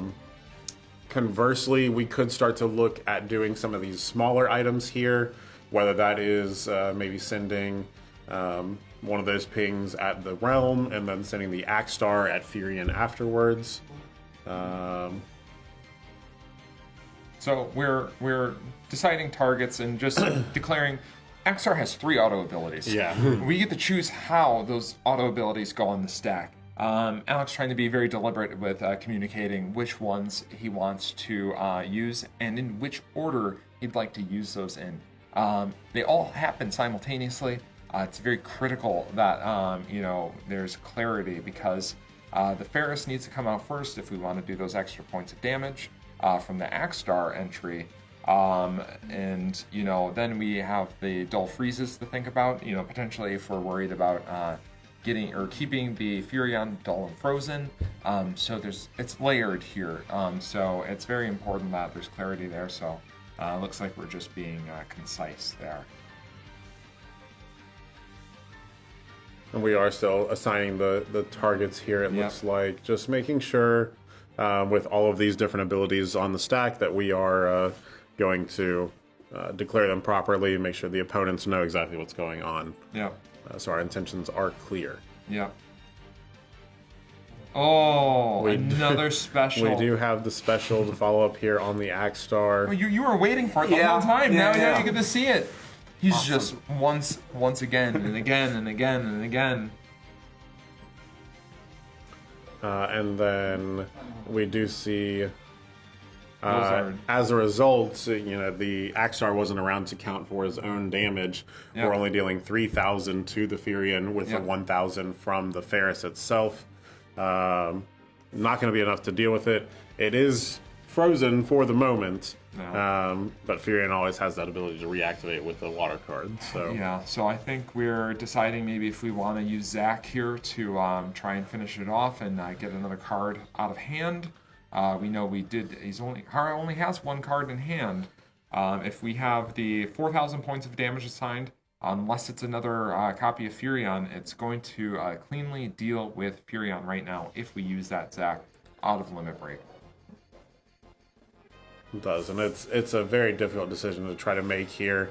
It's one that I feel like you have to, but you do want to be able to hold the Cayenne, of course, in hand for potential later on board clears, and leaving you here with just the Zeromus and the Warrior Light 7 is going to make you have to discard your entire hand next turn in order to be able to successfully play it. Alex navigated that quite well. So we're set up for another 7-cost Warrior of Light on the following turn. We have not seen a single copy of Gilgamesh FFBE yet, so it could be fireworks next turn potentially, or we could fizzle out depending on how those flips work out. I'm opting for more excitement, but he's also on 5 damage, and Hara's Ifrit is just taking a breather right now. He's just charging up another Hellfire, another Spitflare. Absolutely. Hara being at 0 here really is certainly going to be one of the deciding factors with still so many bursts included in the deck that you still have to navigate through. It's not just going to be 1 successful turn for Alex. It's probably going to take 2 or 3 in order for this to tilt back into Alex's favor. Yeah, even if we play the 7-cost Warrior of Light, even if we hit a Gilgamesh FFBE, if I was Alex, I would feel a lot more safe if I was able to ultimate shield before we go into attacks and then attack, just for that extra level of insurance. I'll say, just to avoid any Leviathan 6s coming down and trying to ruin our whole match here. Yeah, and we say that we'd like to have that ultimate shield. I believe there's only 1 left in the deck as the other 4-color Warrior of Light. Gonna have to be a pretty precise series of draws here to make that happen. Yeah, 100%. Let's see, as Hara tries to navigate, looks like the LB deck is going to come into play here. Just get a little bit of additional resource while that certainly was a good turn for Alex, it doesn't mean you have to panic. Yeah. This game is still very much in your favor right now. You do know that the other Warrior of Light 7 is likely going to come down next turn. But let's see if we can find some sort of either additional auto cancel from the other Leviathan in the deck, or just be able to build card resources to handle it on the other side. Yeah, absolutely. Leo, such a strong LB card. One that I'm surprised we haven't seen more of this weekend. It's existed in the decks that we've seen, but I just feel like the high level of play, it's maybe sometimes it's used as a crutch. But, here it finally comes down. And now we see the flip. We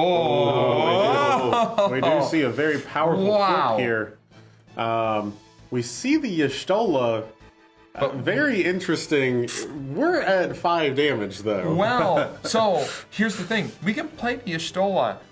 You may receive 1 point of damage, right. But the other triggers off of that, the Gilgamesh FFBE is gonna just kind of play into this. It is still gonna deal all of it, So I think we might see it, but we just might not take the extra point of damage here. It may not be necessary.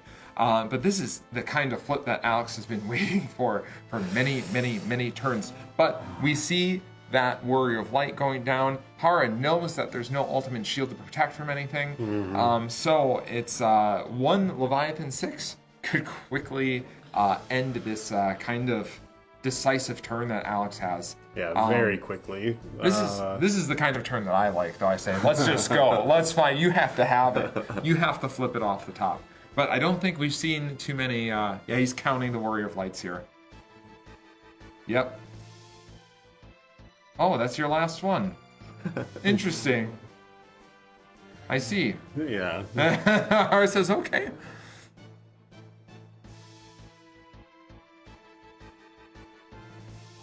So we are identifying those as those the two are, cards that we can't choose. Yes, the 2 cards that we can't I'm choose. still trying to make this decision here, and after listening to you talk about it, Joe, I do believe that you might be right. We just play this Y'shtola, choose not to take the point of damage, and then we're going to try to proceed If we forward. take the damage, we clear the Leo, though. We do, but I think you can also just use the first swing from the Gilgamesh to take care True. of it. And does Hara, so the... Oh, he's got a Love 6 in hand.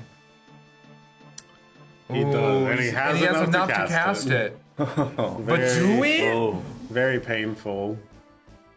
That's why he was looking, though. He was like, is it worth it for me to cast this? Well, and then he's thinking, well, I see that we have the Warrior of Lights already out. You can't special, so if I do it, it's not so bad. Oh, he's opting Alex to take does it. choose to take oh, Alex. And now, I really wonder how we're going to have to approach this here. From Hara's side, I think if you let Alex overextend here, you can just win with this blue worm. You could just win with the blue worm potentially. Yeah, I think I see where you're going with it. Oh, those are all water cards. The Leviathan wants to go so bad.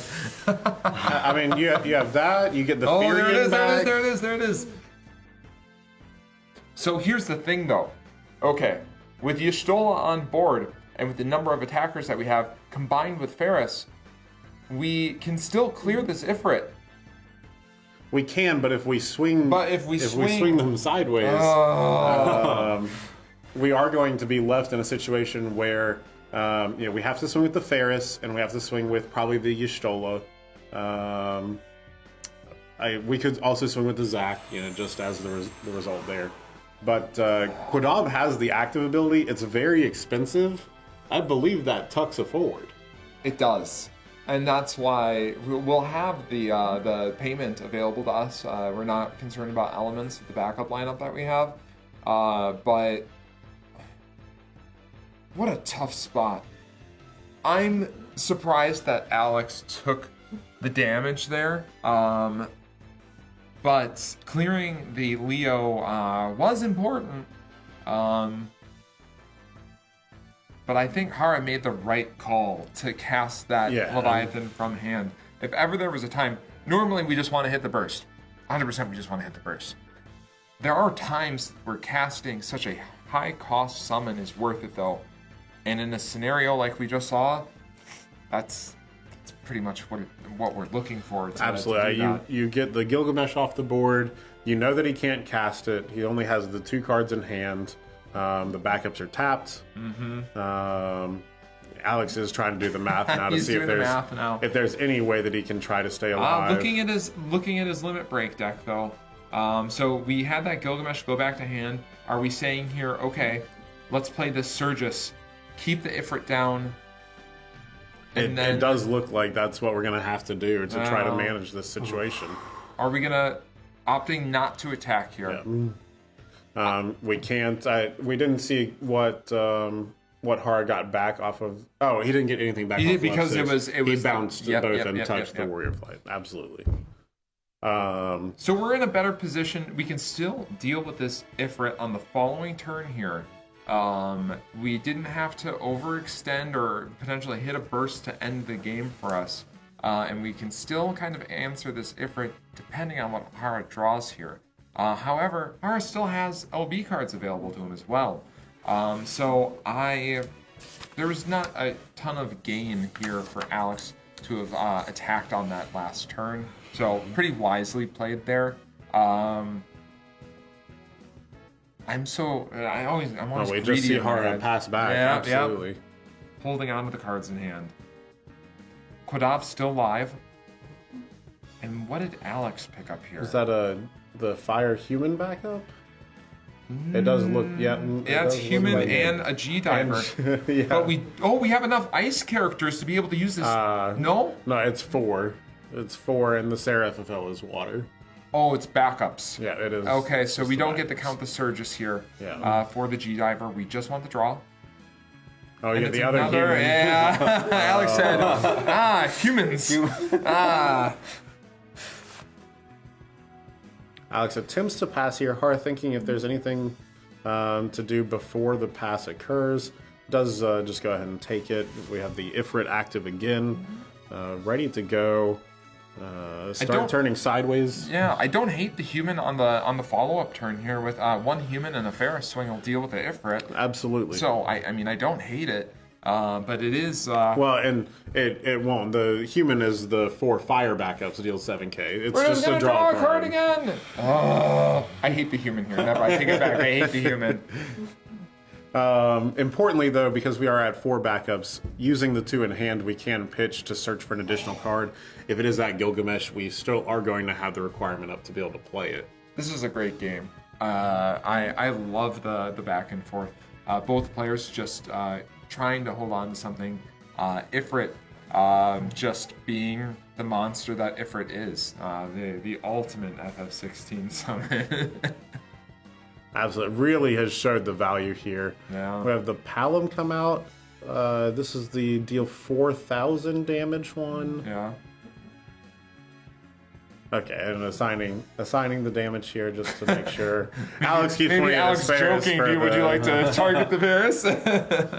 Okay, so we do see 0 miss. And we saw the Sarah back up, the 3-cost Sarah, potentially Dull Freeze a character. It's the new one off of. Off of 23. Choose 1 character, Dull Freeze it, or your opponent discards. Certainly would leave it up to Alex to determine which is best at this point. Getting the Ifrit out of the way certainly seems pretty good. Seems pretty good, yeah. Especially with it being first strike and standing there just saying, all right, are you going to send your entire board into me? I don't think so. No, we're going to opt for the draw instead. And now we have enough to play the Zero Miss. We do get the Zeromus. And it's going to have haste here. Very important. We do get to at least freeze one of the backups. We'll freeze the Princess Goblin here. And then we are going to be able to...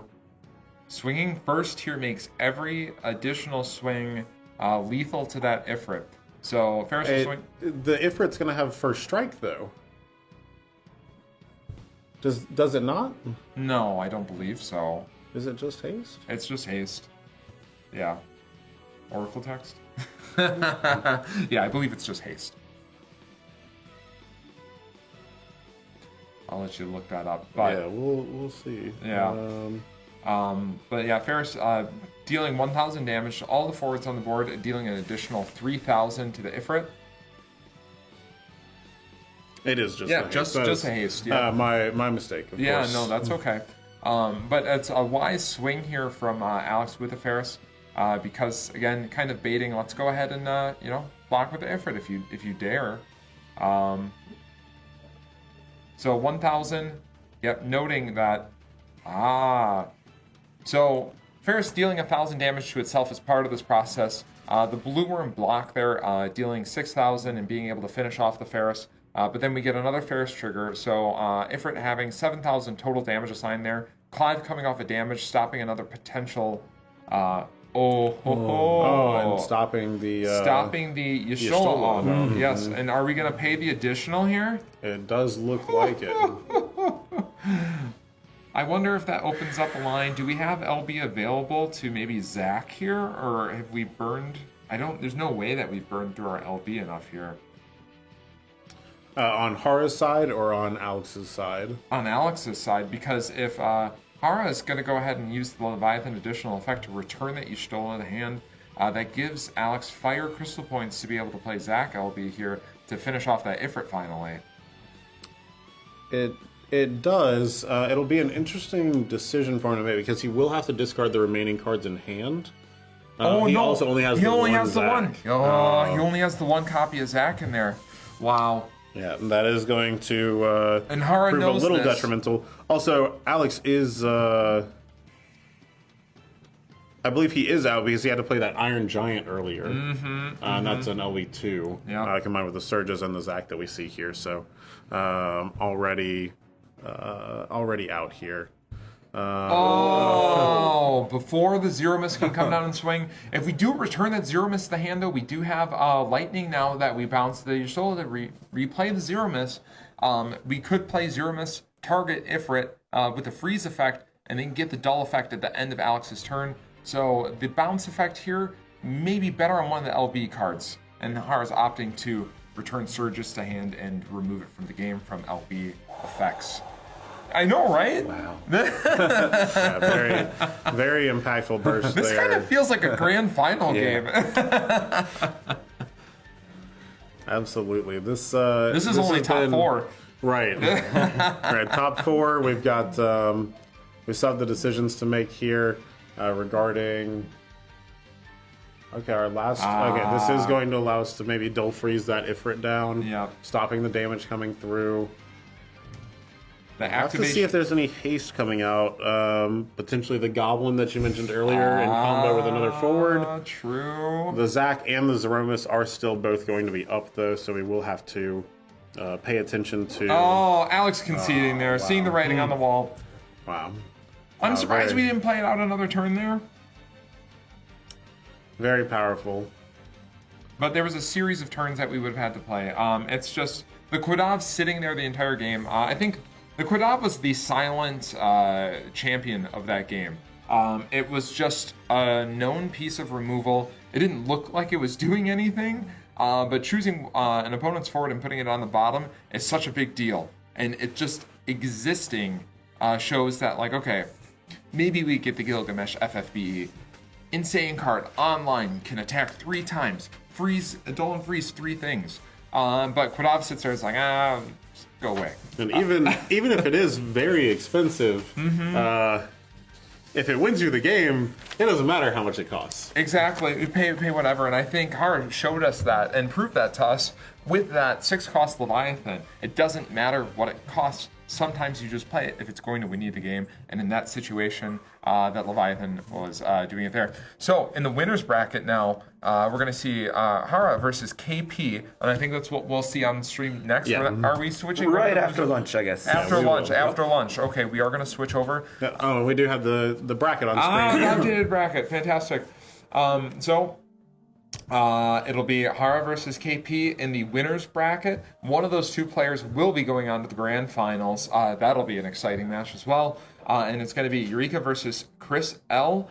And then it's going to be Alex versus Sasha. versus Sasha right now. there's so many good matchups. I could not have asked, honestly, for a better set of brackets here. I would happily watch every single one of these games. If they put them on stream, you would have a fantastic time. We would have a fantastic time watching those games. I love the way that this shook out. And that goes on, not just the remaining players that we have, but this entire top 8 that we've had in today, too, is super exciting. And I would say it's easy to have recency bias here in terms of talking about excitement in years past. I think this, in my opinion, might be the most exciting World Championship. It's a lot. There've been a ton of great games over the years. I couldn't be more pleased with what we have now.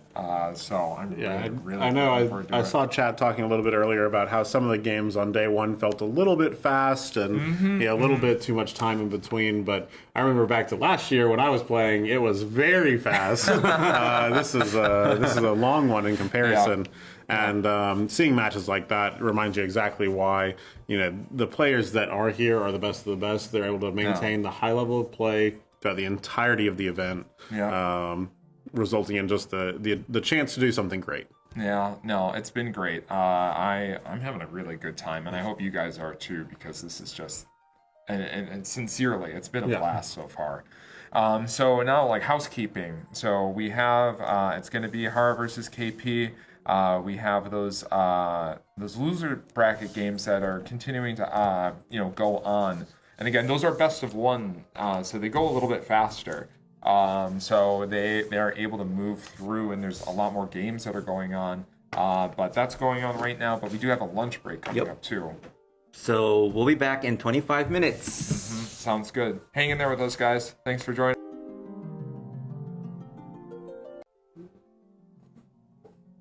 And welcome back to the World Championships 2024 of the Final Fantasy Trading Card Game. It's day 2. We just saw a great match in the finals. Yeah, we're working through our bracket here, and we have it up on the screen for us and for you guys to watch. So that was Alex and Hara before. Yep. And we're going to see Hara again. Yes, versus KP this time, and I was double checking with all the excitement going on. We did see KP yesterday on stream. Now we're going to see a little back-to-back Hara on here as we're in the winner's bracket. And it was an inevitability that we were going to see some repeat play. And it's likely that we will also see some repeat play, obviously, from the loser's bracket. So we're gonna go, and this is the final round of the winner's bracket. Before we move on to some of our loser's bracket games, and before, obviously, after the loser's bracket games, on to the grand finals. Okay, so this is the deck we saw yesterday.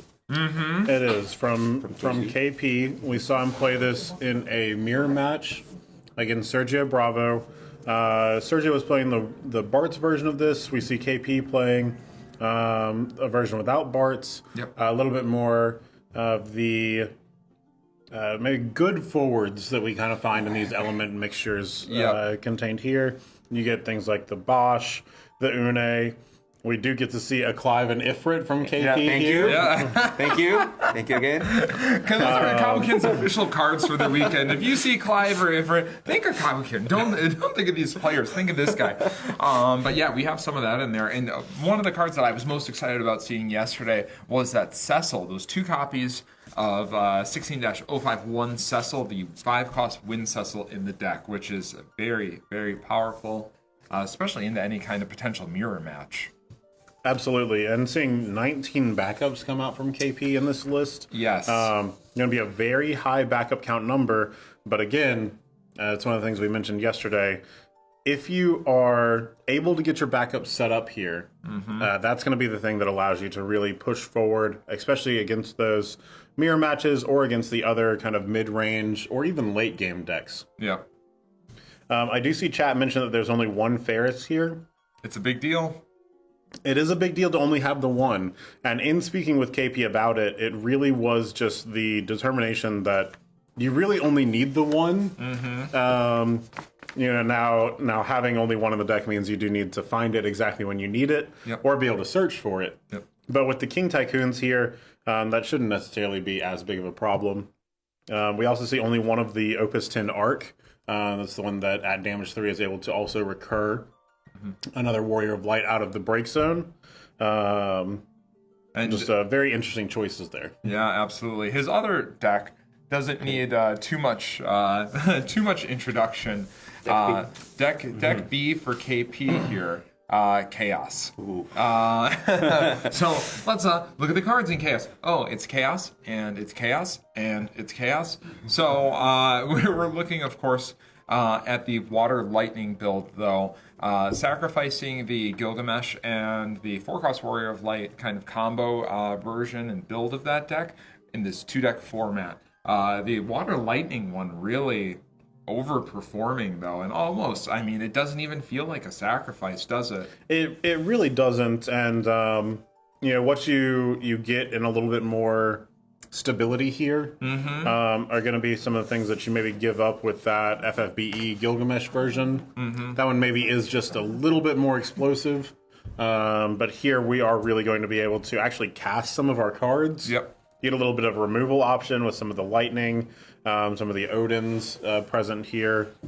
I want to see Jack Garland. You want to see the Jack Garland? Jack Garland. Make your opponent block. Yeah. Absolutely. Yeah, Jack Garland, no stranger to chaos, as I'll say on that. And we'll skip going over Horus because I think we're all pretty familiar with that. We did. We saw three very full games. We got quite a bit of the list out there. You know who's no stranger to Jack Garland is that very spicy guy on our image right there, the Warrior of Light promo.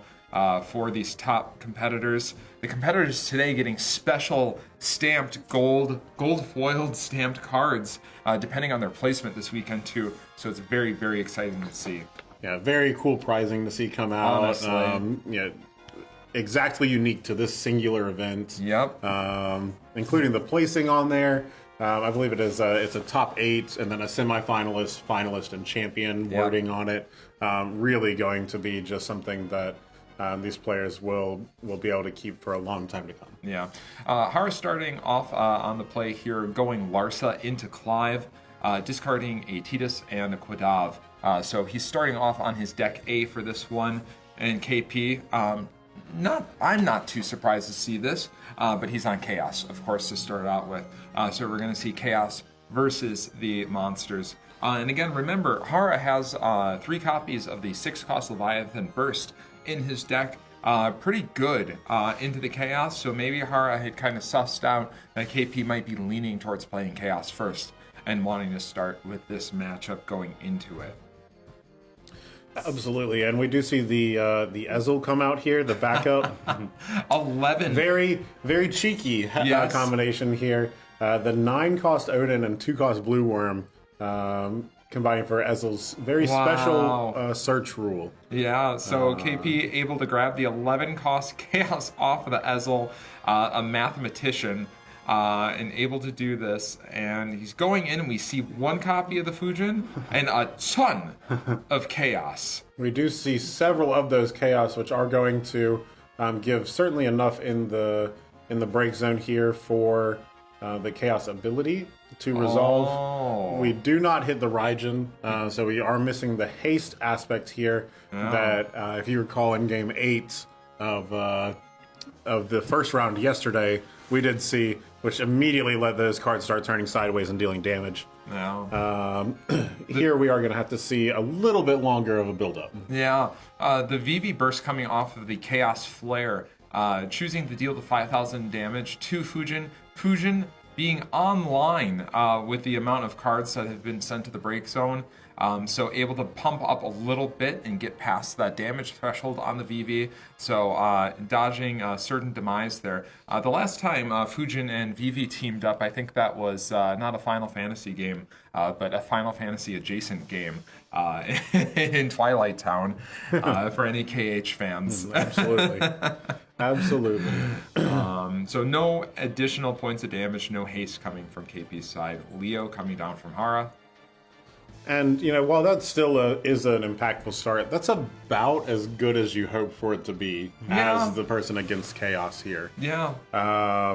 Really just kind of hoping to weather this initial storm, continue to get a little bit of your resource developed, and hopefully at the end of the day be able to stand up tall against this board and start to answer back with your own swings.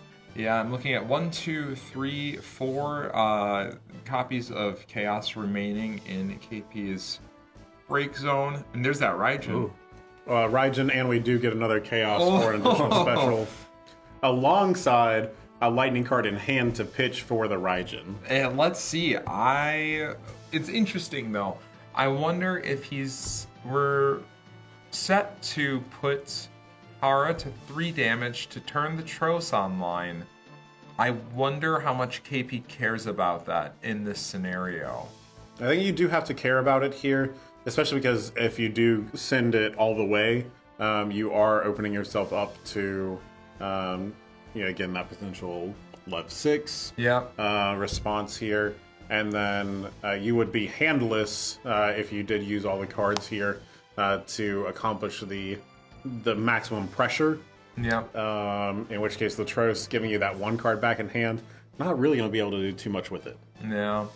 So I wonder, KP looking like he's going to discard the Odin, and we're going to go for Lightning here instead, which I like, just to dig a little bit deeper.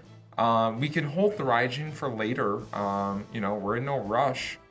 And did we pick up another a second Raijin copy of? So we could do both now.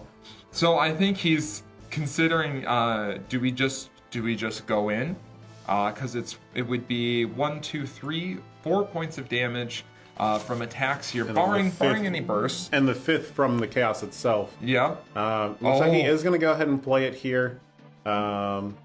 Maybe holding back the other Chaos in case there is any sort of a reset here, or a bounce of this Chaos, just as another way to be able to deal that maybe final point of damage as we're coming across. Yeah, it's we're presenting near lethal, but we have to keep in mind it's not just Leviathan, right? We have Tidus as a burst option. So either Tidus or the Lev 6 being the big one. And that's why we're going to opt to attack with the Chaos first here. Phoenix off the top. I love Hara's the slow meh. I think our behind the scenes staff also really appreciate that too. Hara would love to see that Lev 6 come off the top there. Yeah, and I do think you have to attack with the Lightning next here. This is going to Raijin first. Keep the Tros from being able to activate and trade back with it. There's that Tidus. Maybe that is the hope. But now the options are, okay, we are going to... I think it's fair that he did that. I'm surprised it's not the Chaos, but of course, we don't want to get that entry effect again, especially while we have a forward on board. So, wise move. And the Leviathan, but not the Leviathan that we're looking for. So now, Hara is really staring down the barrel here. He's got quite a few cards in hand, so we do have some options. We did get the extra card from the Tros that turn, so very important there. Let's see how we're going to start coming out here. We've got Clive, and we're immediately priming into the Ifrit to try to start answering this board down. A great answer. This is going to be pretty effective at doing so. Highly effective. We're going to get in some damage. We're going to clear 2 forwards, and then we're going to continue on with the turn. I wonder, what do you think he's going to choose first here? I think if I were to choose first here, I would choose the Chaos. You got to get rid of it. It is still representing additional points of damage. Yep. We know that KP has another Chaos in hand, so a little bit less beneficial there. But I do think you want to leave the Lightning up. Yep. That's the one you can play from the break zone. You know that he has the cards to do so with the Ezel up and the Fusion that you'd bounce to hand. Yep. So we have the Chaos. I imagine KP would love to see another copy of Chaos in hand before we do that. We do have the 2 Raijin in the break zone. There is another copy lurking in the deck. So we would love to hit that again. It looks like there is still an Astinian out in KP's hand here. Almost wonder if that's something that he could try to warp and set up for the really big turn next turn here. He's just a little bit limited on the space to do so. Sure. That's one bad draw away from not even being able to cast the Chaos at all. No, going straight to attacks here and getting in with Lightning. Easy trade for the Leo from Hara. I wouldn't be surprised if he played another Leo on his turn just to, put a body and draw a card in there. And then we are going to warp that Estinian, opting to not worry too much about holding on to the Fusion. Estinian going to have a pretty big impact next turn, and then we're kind of set up for a turn. If we're going to get in 2 attacks the next turn, we are set up to hold on to that Chaos and maybe just end the game with a single Flare special. Yeah, absolutely. There's going to have to be some sort of wall put up here. We've got 3 cards in hand, as you mentioned. Probably another Leo going to come down, giving us a nice cheap body that way.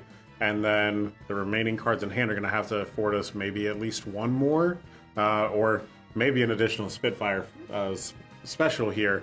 Really would kind of take things out. Yeah, damage coming down. The other Fujin. Okay, so that is our other Fujin. Starting to get a little bit low on the hit numbers here. But KP is also getting quite low on deck size. Yeah. You still have the probability to hit. Yeah, there's that Leo. So Hara, the turn prior on KP's turn, happy to block with the Leo, knowing that it will allow him to play another one. And just keep a few in hand, maybe making it a little bit more appealing, maybe like, hey, maybe you want to play Chaos early. But now, more importantly, just being a blocker for this Estinian here, and not forcing us to block with Tros, leaving that live for us. Not that we necessarily need it, because Ifrit is continuing to be a recurring source of removal on every single one of Hara's turns so far, since KP is lacking in ways to deal with the 10k body on Ifrit. Yeah, really interesting to see KP pick up the Limit Break deck here. If I saw his hand correctly, it was the Sarah Mobius, an Ezel, and 2 Chaos? I believe so. I wonder if he is contemplating... He doesn't have Leo in his LB for this deck. He saved that for his Warrior of Light deck.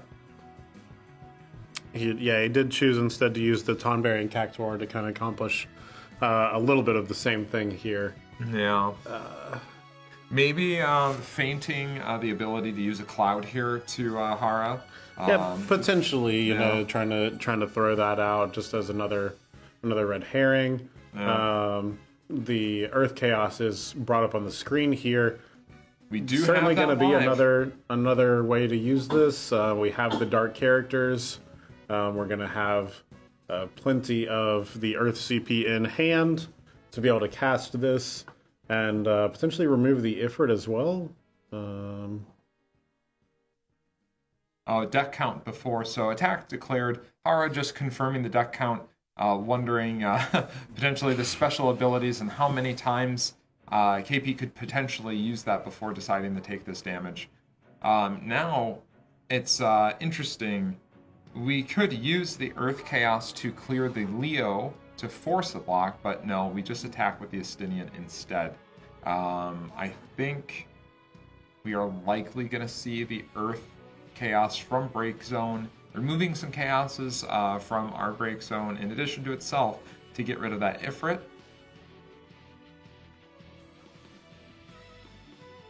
Oh no, are we going to do Chaos here?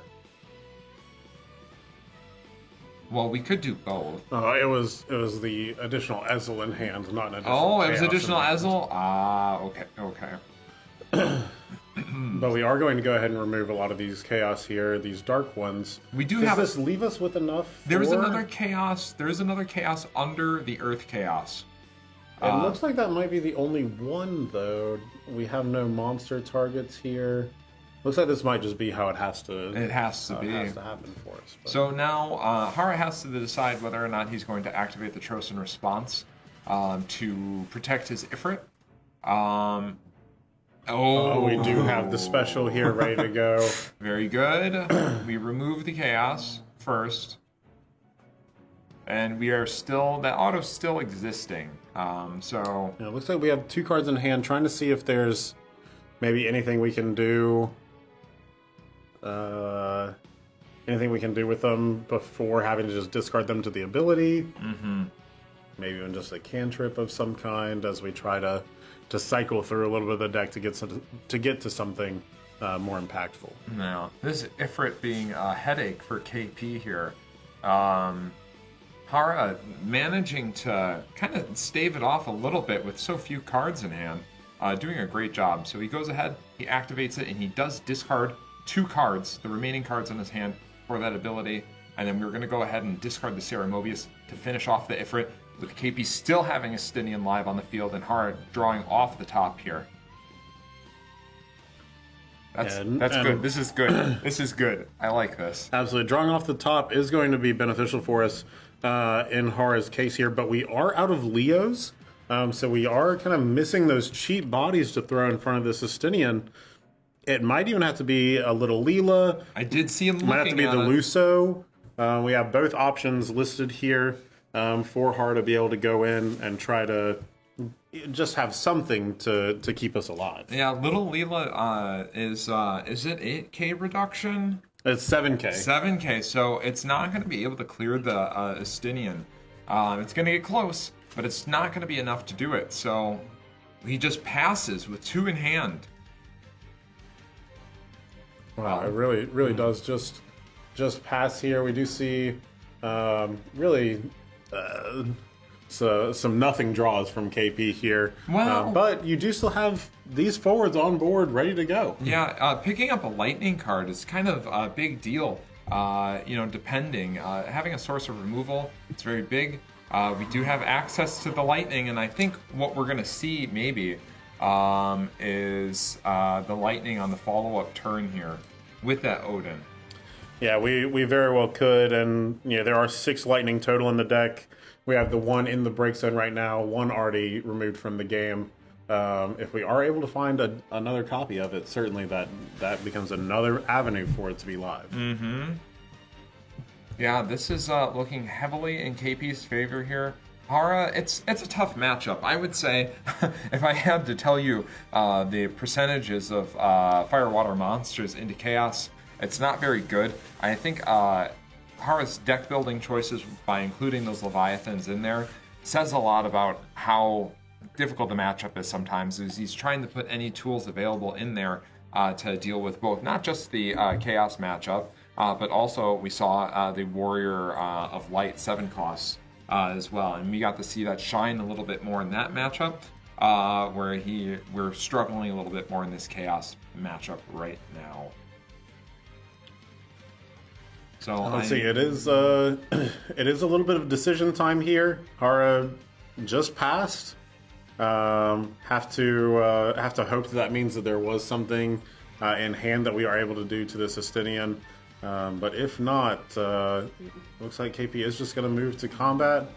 We're going to have to hard cast the Lev 6 by overpaying even. We had all fire cards. Yeah. So now we should be able to use the... Oh, just the hand. I wonder if he's... Yeah, he's putting that to hand and he's recurring his own realm back. Yeah.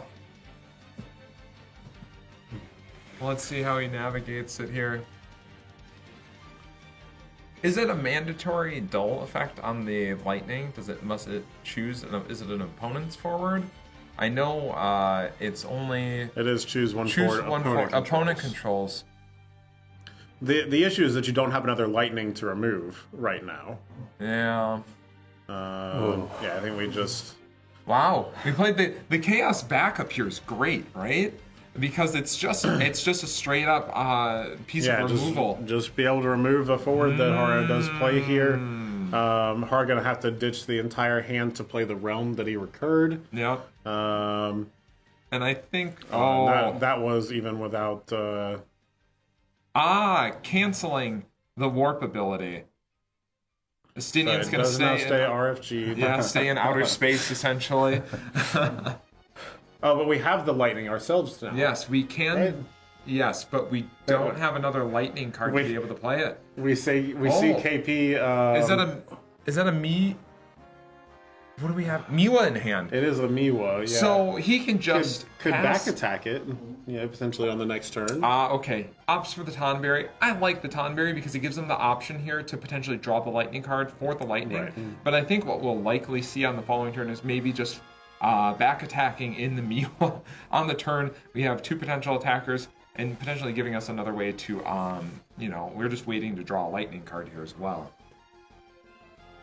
Well, and if we, this is a Larsa that we drew here. Oh. Can we discard the lightning, go search an Estinian? Yes, and then we're able to use the lightning effect from hand. Oh, it's a Jack Garland. Or the Jack Garland. The Jack Garland for flavor. Yeah. Well played by KP. Yeah, very good. Yeah. Solid demonstration of what the deck is capable of, even in a little bit longer of a game than sometimes you see. Yeah. And really showing that it is not just the single turn, hope you get there and pray. Yeah. There is still the skill involved with making the correct decisions and discarding between games. That is always going to matter for you. Yeah, so KP moving on to Warrior of Light. Job-centric, not the 7-cost Warrior of Light deck. We're going to see those Leos out of LB that we... Chaos a lot of the times would like to play the Leo from LB itself, potentially. But again, 2-deck format. Some sacrifices had to be made in deck building. KP really showing that maybe it's not always a sacrifice. It's just you have to adjust your play a little bit. So we saw this yesterday on stream. And now we're going to see it again. And now Hara choosing whether or not he wants to move on to a mirror match situation or if he wants to stick with his monster list. It does look like we're going to stick with the monster list here from the sleeves. And I think this is a pretty good matchup for the monster list, or one that it's more comfortable with. Definitely. Yeah. Good might be too strong. Yeah, definitely going to be maybe a little bit... Would you say 50-50? I think I would lean that far. The water deck really is able to so efficiently get enough characters out on board early that with one key Amaterasu, they really are able to swing the entire board state over to them. Yeah. Here we do have the Cancel Leviathans, so we'll have to keep a little bit of an eye on that. But most of the abilities we're trying to cancel are probably coming from forwards anyways here. Yeah. Really just thinking that this is going to be, can Hara get all the monsters online and the Furion online and the Realm early, swing in under before the Warrior of Light develops, dodge the burst, and then be able to go on to game 3. Yeah. I think KP would very much like to close out the game here. Yeah. I do not think that he wants to have to go into the mirror situation. Absolutely. And while the mirror might be a little bit favorable for KP due to some of the...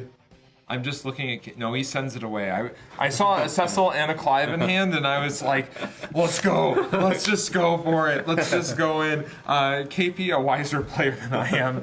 I like to go all in all the time. KP getting a pretty good mulligan there. Sarah, FFL, and Tyro. Hard taking the play. Yeah, being able to get the fire backup online early too looks like it is going to cost the Firewind Zidane to do so, but I think that's a trade that you'll make, especially on turn 1. Yeah. Haste Goblin going to the break for the Mirror Web here. Oh, King Tycoon as well. Oh, our curve's quite good now. It is. We're a little bit stuck on if we're going to have the wind CP or the fire CP kind of on either side of the Tycoon and the Lunith here. And KP has moved those cards to the far right side of his hand. He's trying to determine that himself. Yeah, I think it's the Zidane for the Lunith. Yeah. I think it is, nice and easy. Worst case scenario, right? We play Tyro next turn, and then we do it that way. We would very much like to pick up a wind card on our next turn, preferably another King Tycoon, and go ahead and do that. Leonora searching for the Palom or Porum back up here. Yeah, we have both.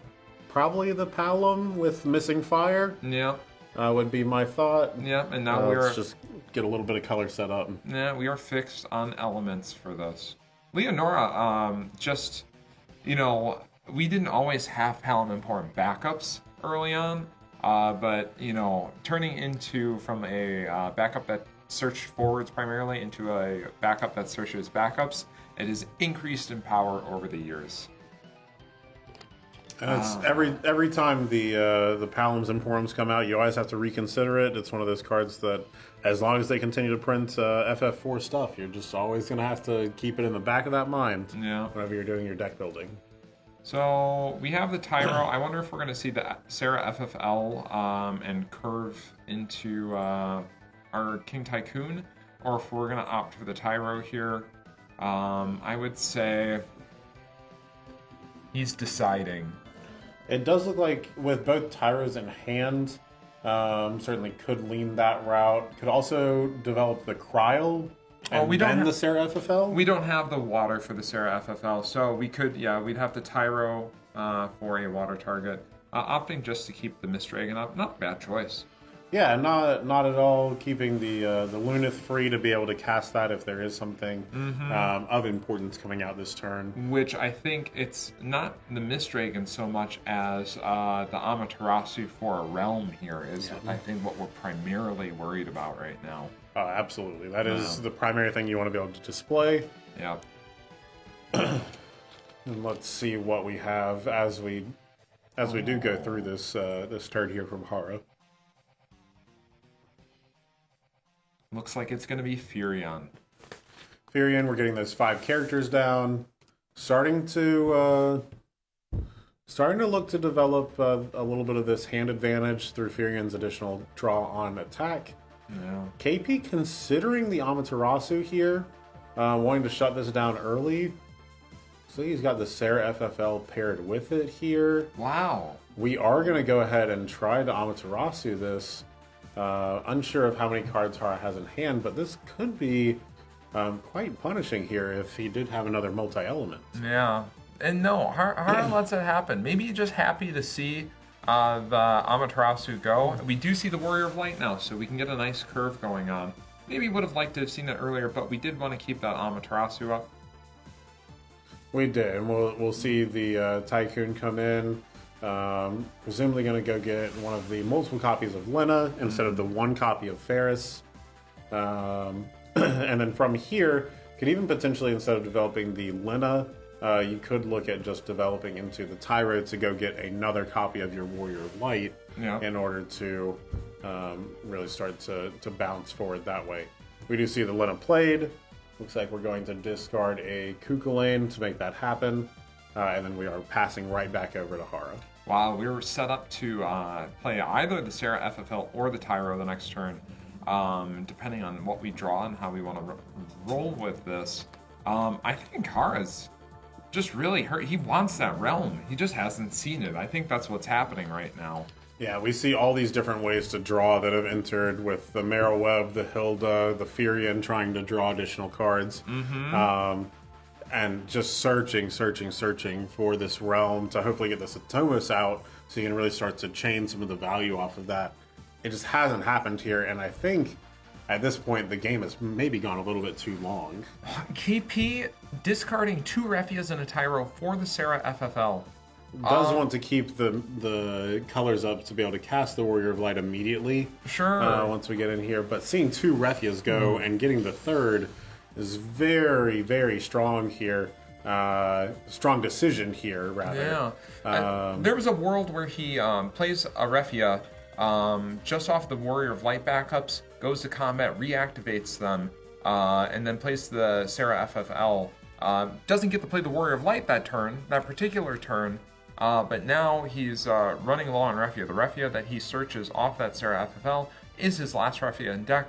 But, there's no Mist Dragon coming from Hara's side, and we have plenty of ways to recur it here. So maybe KP not worrying too much and wanting to get some points of damage in here before things get out of hand on Hara's side. Yeah, certainly trying to get this out. Once once Hara does find the realm, the number of permanents here will start to stack up very quickly. Maybe even a little bit too much towards something like an Ultima weapon for KP to deal with quite as efficiently, but this is maybe a little bit more aggressive of a discard to play the Sarah FFL than I would have made. But again, as you mentioned earlier, we are certainly sitting over here, and we are not in the driver's seat for these matches. So playing the Refia main one, tapping all of our forwards to be able to reactivate 4 for the draw, giving our Refia haste with that Lunith as part of dulling all of our backups down, and then coming in for the attack off of there. So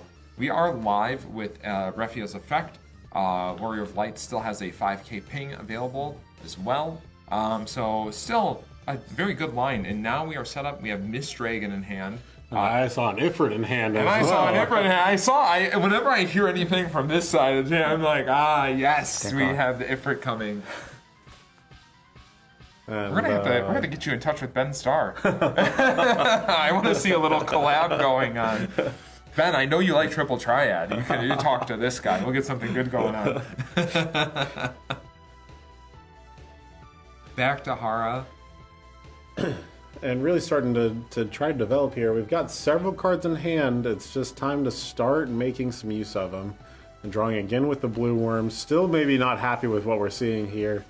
Do you see a Witch of the Fins available? Not so great if we haven't seen that realm this entire game. It really hasn't. You could sacrifice this blue worm to try to deal with the Refia, but even still, we're really going to be in a tough spot as we look at this. Yeah. I wonder if this is if luck's going to be in KP's favor here, and it's going to end in a swift 2-0 versus Hara, who had an amazing showing versus Alex. Absolutely. But KP on a tear. Maybe a little bit of the lunchtime fatigue set in, and some of the people out in the lobby here were mentioning maybe a little bit of a food coma coming in after lunch. Have to see how this is impacting the players here. Of course, both of them still playing at an extremely high level. Of course. Witch of the Fence coming down. Draw resolves with no activation on KP's side. And we do have that blue worm that we can fire off at that Refia. The blue worm, unfortunately, is one of the ones that we hope to be able to convert into our damage in this matchup. Yep, so that's really not the ideal target for us. We see the Quadav hero coming down from last round, really starting to be a little bit of a monster collection here. Maybe immediately getting sacrificed for the Refia, but he's doing his duty that way. Yeah. So Refia sending Witch to the bottom, and we lose the Quadav on there. Hara with an Atomos in hand, trying to suss out. Might be an Ifrit in. Yeah, I see an Ifrit in Hara's hand as well. And KP picking up a Bosch here. Very big deal. The Bosch is a very big deal, especially when we're just floating the mana here. We're not worried about the damage at all. Yeah. Certainly just going to go ahead and likely see that one go. Yeah. So I wonder if we're gonna play it this turn. We have some pretty good targets for KP especially. I don't hate Une here. Titus not going to use that burst. That would be returning the Warrior of Light and a draw. KP says probably not. KP laughing. He's like, "Oh, would you like to?" And we are going to see the Bosch this turn. Yeah, he will come down still. Being able to search for any fire or earth character from this point damage. Let's see if he hits a burst. Nope. Okay. Not too lucky. Yeah. That is the fourth point of damage that KP has dealt this game. 3 to his opponent, 1 to himself. Absolutely. It very important for the tiebreakers here in Top Cut, of course. KP pausing for just a moment as he goes through his deck, seeing both of his wind cessels stuck together in the deck. I think he's going to give his deck an extra shuffle this time. Whenever a TCG player sees something like that, we say, okay, more. So Une coming down, which I'm glad to see, and we're going to play it right away. Here we are. We're removing 2 of the summons from the bin to make this a little bit cheaper cost here, costing the 4 mana. Let's see what we bounce. Goblin Princess. Yeah, just gonna be the princess here. You know, certainly there weren't any targets whenever it came in the first time. KP's looked at the list. We've looked at the list. There's not going to be a target magically in here the second time. We hope not. yeah. But no, there's no targets to search on there. It is just a very plain backup. But in making that decision, there's 3 water backups and there's 2 fire backups. You want to kind of choke out whichever element is the least of to make the plays as awkward as possible. So KP wisely choosing that. Princess Goblin, of course, not having an entry in this particular situation. Palom, of course, having an entry. So we want to, pick whichever backup is going to have the least impact when we see it again, if we see it again. So well played by KP on that one.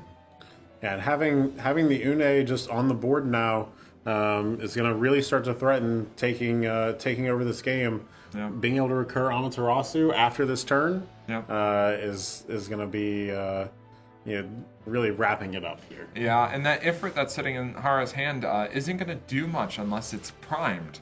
Of course, it's going to have haste, but it needs to connect. And there is the hero from the first Final Fantasy in between Ifrit and KP that will gladly guard KP from that onslaught of Ifrit. Wouldn't hate to see a special from Hara's side, but I think that would have been more swiftly played here had it been in his hand right now. Yeah, I think we see potentially the Ifrit played, the initial 10k going towards the Warrior of Light. You do have to swing with it then.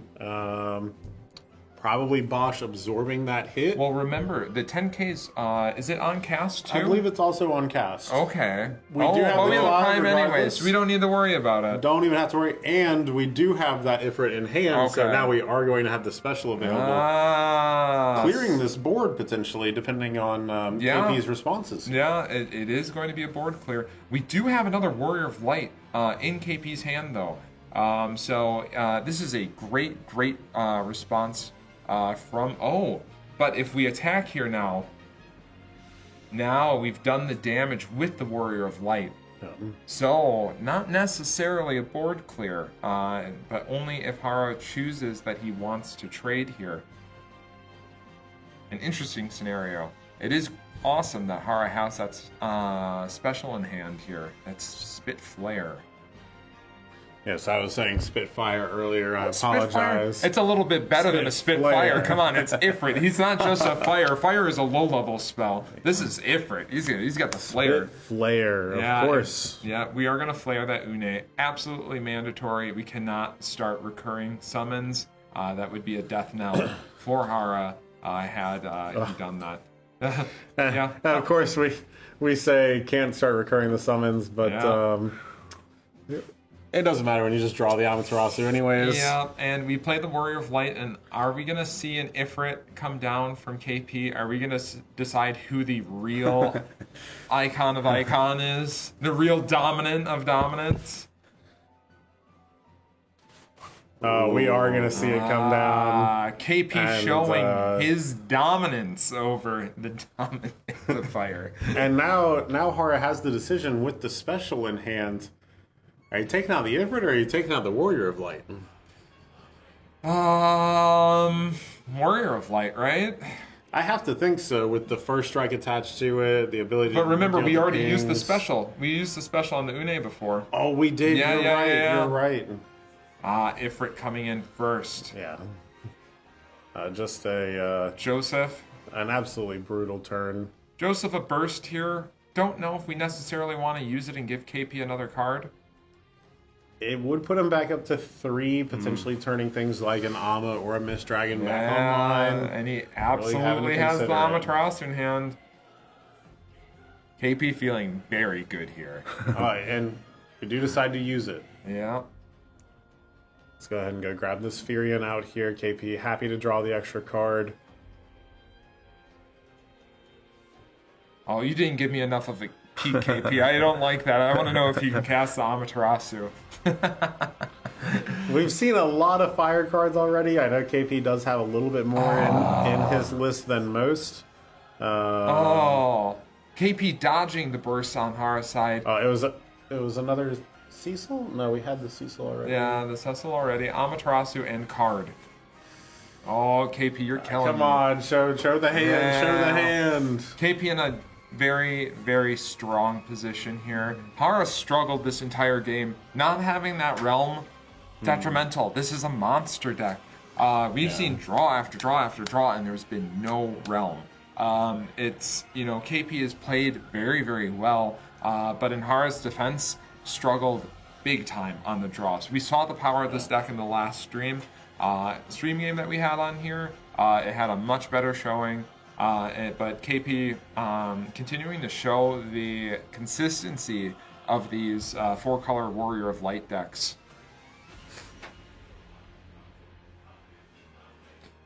Really having to take every second you can on Hara's side here. You know you're playing for this is still your tournament first life. Being on the winner's side is a tremendous advantage. Having to try to find anything to do here to be able to claw this back, but this board state is very heavily against your favor. It's going to take a miracle line to be able to really get your way out of this one. Nah, discarding that research, and all right, here comes Ifrit. Not a bad response. We get to clear the Warrior of Light here, and then we'll swing in and clear the, KP's Warrior of Light. Oh, it was... Oh, that's the end of it. It was an Amaterasu. The Clive was the card drawn. Wasn't a fire. Well played. And that last card was that Clive for the Amaterasu. KP not being able to cast that Amaterasu unless he picked up a fire card in that moment. So that Lena, the decision for Hara to use the Joseph to get the Furion was the deciding point in that game. And KP getting that extra card to be able to play that was a big, big deal. I don't blame Hara. You get a card out of your deck. It's a big deal. But putting your opponent to 3, oh, come on. And I feel bad. So KP, in his last match that he won, he messaged me right after that while we were watching the other one. He's like, I want to get on there for an interview. I'm ready for an interview. So KP, I'm glad that we gave you your chance for an interview. You're going to come through that door in a second. You're going to be trudging in here quick, I bet. And after that one, and especially moving on to the grand finals, very, very congratulations, impactful. KP. Yeah, made it all the way through. So we're just looking at our schedule here. So we're going to have the losers final next. And I shouldn't say no one's a losers here, but the losers bracket final we're going to have next in about a half hour. But I have a feeling that we're not going to go to break quite quickly because I'm sure KP's running down the hallway. He wants to tell you about how excited he is. And he should be. This is absolutely. This was a huge deal. I know KP won the first North American Materia Cup this year. Yes, in his home state. Very exciting. And since then had gone back and forth. May have struggled a little bit. Tried some different decks. Yep. As you do whenever you're already qualified. Yeah. But here is the man himself. I knew you would be winners bracket champion. I knew you'd be running down the hall, KP. He's like, because I was told stream before, I said, KP messaged me after the last one. He was dying to get over here. But this is even better. This is the one before the grand finals. It is. You made it to the grand finals. Congratulations. Thank you. This is insane. This is a long time coming, as far as I'm concerned. Oh, man. It's not over yet. No, it's not over yet. It's not over yet. I still got to get, one more. It is one more, right? I've lost track. Well, I'm going one at a time. One more best of 3. Let's yes, remind that's what you. I mean. Yes. Let's remind you, and let's remind everyone how this works. So here you are. So if you don't topple your opponent from the losers bracket, then you get that playoff game too, because you get that grace from destroying the winners bracket. So you get a little bit of grace in this playoff game. I will say, as a friend, I hope you don't go there, as a spectator, of course I want more games. I want more games. I want to play off best of one. The games here have been like intense, and all the players are really good. I mean, it's the World Championship, right? Yeah. Yep. All the players are really good, and there's some luck involved here or there, but the games, I mean, both sides get the luck. Of course. The games are really intense, really, really fun. I'm really happy to be a part of that kind of stuff. So yeah, I mean, tell us more. So we haven't had a chance for you. Today's the only day that we've been able to do interviews. Yeah. I want to hear about all of it, KP. What are some takeaways that you have from this World Championship that you want to tell everyone about? Okay, so are you saying KP Talks? KP Talks. KP Talks. Yeah. So, for those of you who don't know, there's a special shout out. This is the World Championship edition of KP Talks. I'm here with KP. I ain't talking that much, bro. A little bit though. Okay, so going in, I felt like this format. Let's start with this. I don't know if a lot of people know this. I got a pass down. Yep. At nationals, I got 13th, top 12 qualified. Somebody couldn't make it, so here I am. Yep. I was already going to test a bunch with Chris. Yep. He is also in top 8. I don't know, did his match result come through yet or not yet? We yet. don't have. Okay. Not yet. But I was already going to test them anyways, because that's what we do when one of us are qualified. Just go hard and do everything we can. But it worked out for both of us.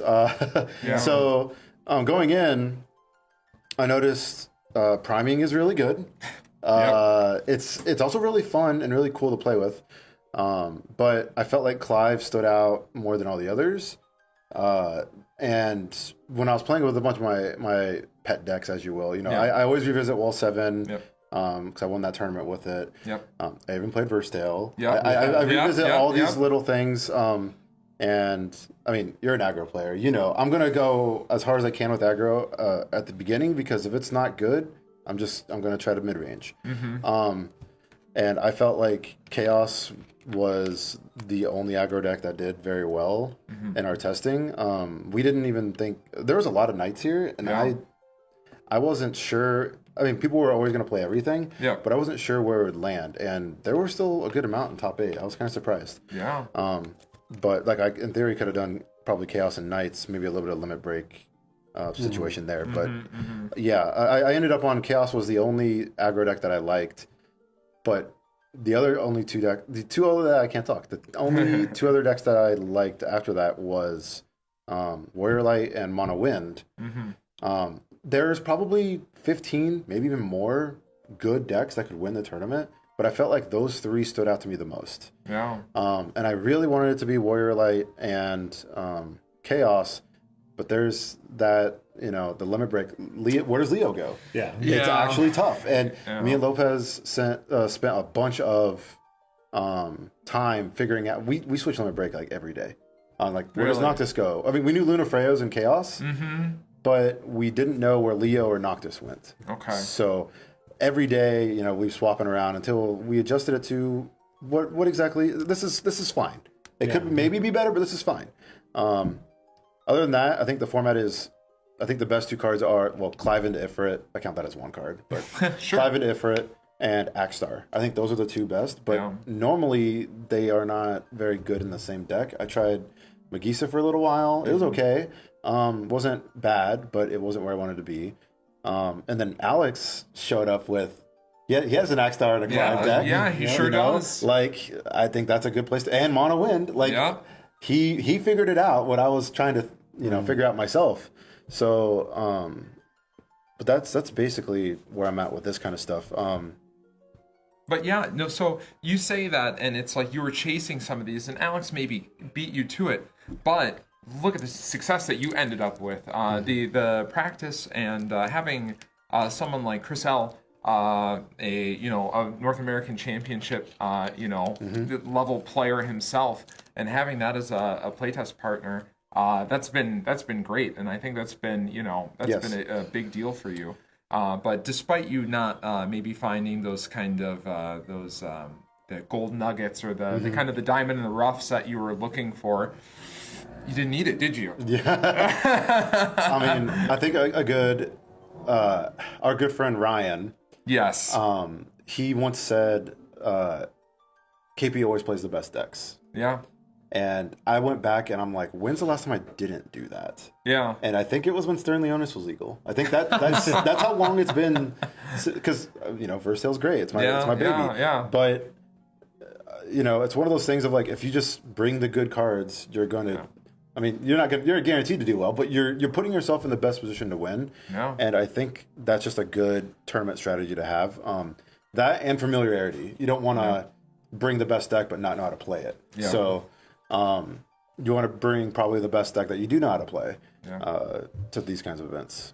Well, thank you so much for coming over here and talking about it. Congratulations. Oh, thank you. I've been saying all day I couldn't have asked for a better top 8 bracket. I am super personally excited, and I think honestly, regardless of how this the losers bracket shakes out, it's going to be super exciting. I think any of the potential opponents that you can have in the grand finals, it's going to be so exciting for all of us to watch, all of us here, all of you out there. And I mean, as you know, in terms of competitors, you still have to make it through that last one. Yes. So I mean, I wish you the best of luck. Thank you. You've Can I give a little shout out real quick? Of course. Right, shout out to my lady Lydia. She's definitely watching. She's been literally doing look at this guy. The whole emergency call. Messaging my parents, hey, doing this, messaging her family, just getting all the friends and rallying together and stuff like that. Yeah. It's been super nice. And I'm getting messages left and right about same thing, success, and it feels great. It's it's not over yet. Like I said, we still got some more to do, but right now I'm just having fun, just going with the flow, one at a time. It is what it is. I'm just happy to be here. Yeah. Well, rest up before the next one. Congratulations, and thank you. Shout out to this good guy for doing that. Nice shout out to the lady. So he's not just an amazing TCG player. He's just an upstanding gentleman, isn't he? So we'll take a little bit of a break. We'll let you take a break before we go. And then we have, like we said before, we'll have the losers final here in about 20 minutes, and then we'll take a little break, okay? So we'll see you guys in a little bit. Thanks for hanging in there.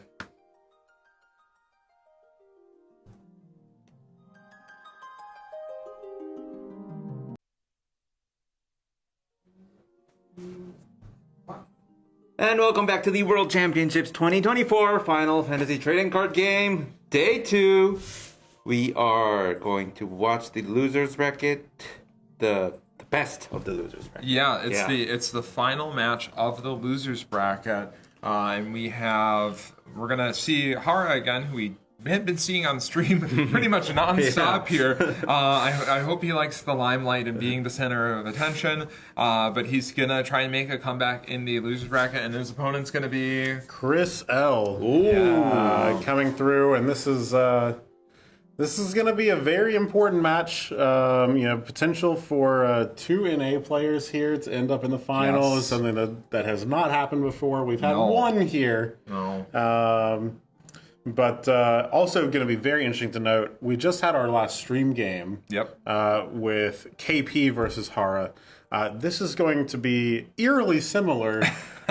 Chris and KP have the exact same 116 cards listed today. They worked together on this extensively, as KP mentioned during the interview when we had him on just a minute ago. So here we're swapping over to the best of one. It's going to be exciting to see which deck each of these players select to go into this. This is the highest stakes one. The winner of this does qualify for Worlds next year. That's a new thing. This year, second place at the World Tournament will also auto-qualify alongside first place. It's and I can't state how exciting it is to have 2 players essentially in the top 3 here be on the same list. Chris L and KP being close teammates from the same city, from the same hometown, going in it. So Hara, as much as he had some difficulty in his last matchup, it's just going to be the same thing all over again. But maybe to his advantage, maybe, he's a little bit more practiced with it now. Maybe he feels like, oh, maybe I could have done X, Y, and Z last game. Maybe I'll draw my realm this time if I end up playing. Yeah, certainly a big one. Whenever the thing that you've built your deck around doesn't function, sometimes that makes it a little bit harder. Yes. So maybe you'll have some better luck this time with his draws. But I will show my bias. I would love to see two teammates make it to the finals. However, if Hara makes it through, he absolutely deserves it. I can't state enough, and I said it before, and I'll say it again. He is a FFTCG household name internationally for how well he plays, how people look for his lists, and how often we see him perform at the Masters events here in Japan. So it's going to be exciting either way, but they're going to have to decide what decks they're going to use. Absolutely. And as we look at it, we have Chris with both the Warrior of Light and Chaos lists. Again, we'd gone over those with KP just a minute ago. I know Chris has been favoring the Chaos list throughout the course of the losers bracket here. It's certainly something that in a best of one, no matter what you're playing against, sometimes it can just get there. Yeah. B. And we do see B and B. So Warrior of Light. Chaos versus Warrior of Light. We do see it. Very thematic.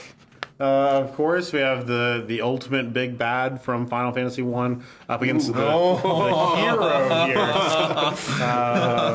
Trying to be a tale as old as time. Yeah. I feel like I've seen this again and again and again and again.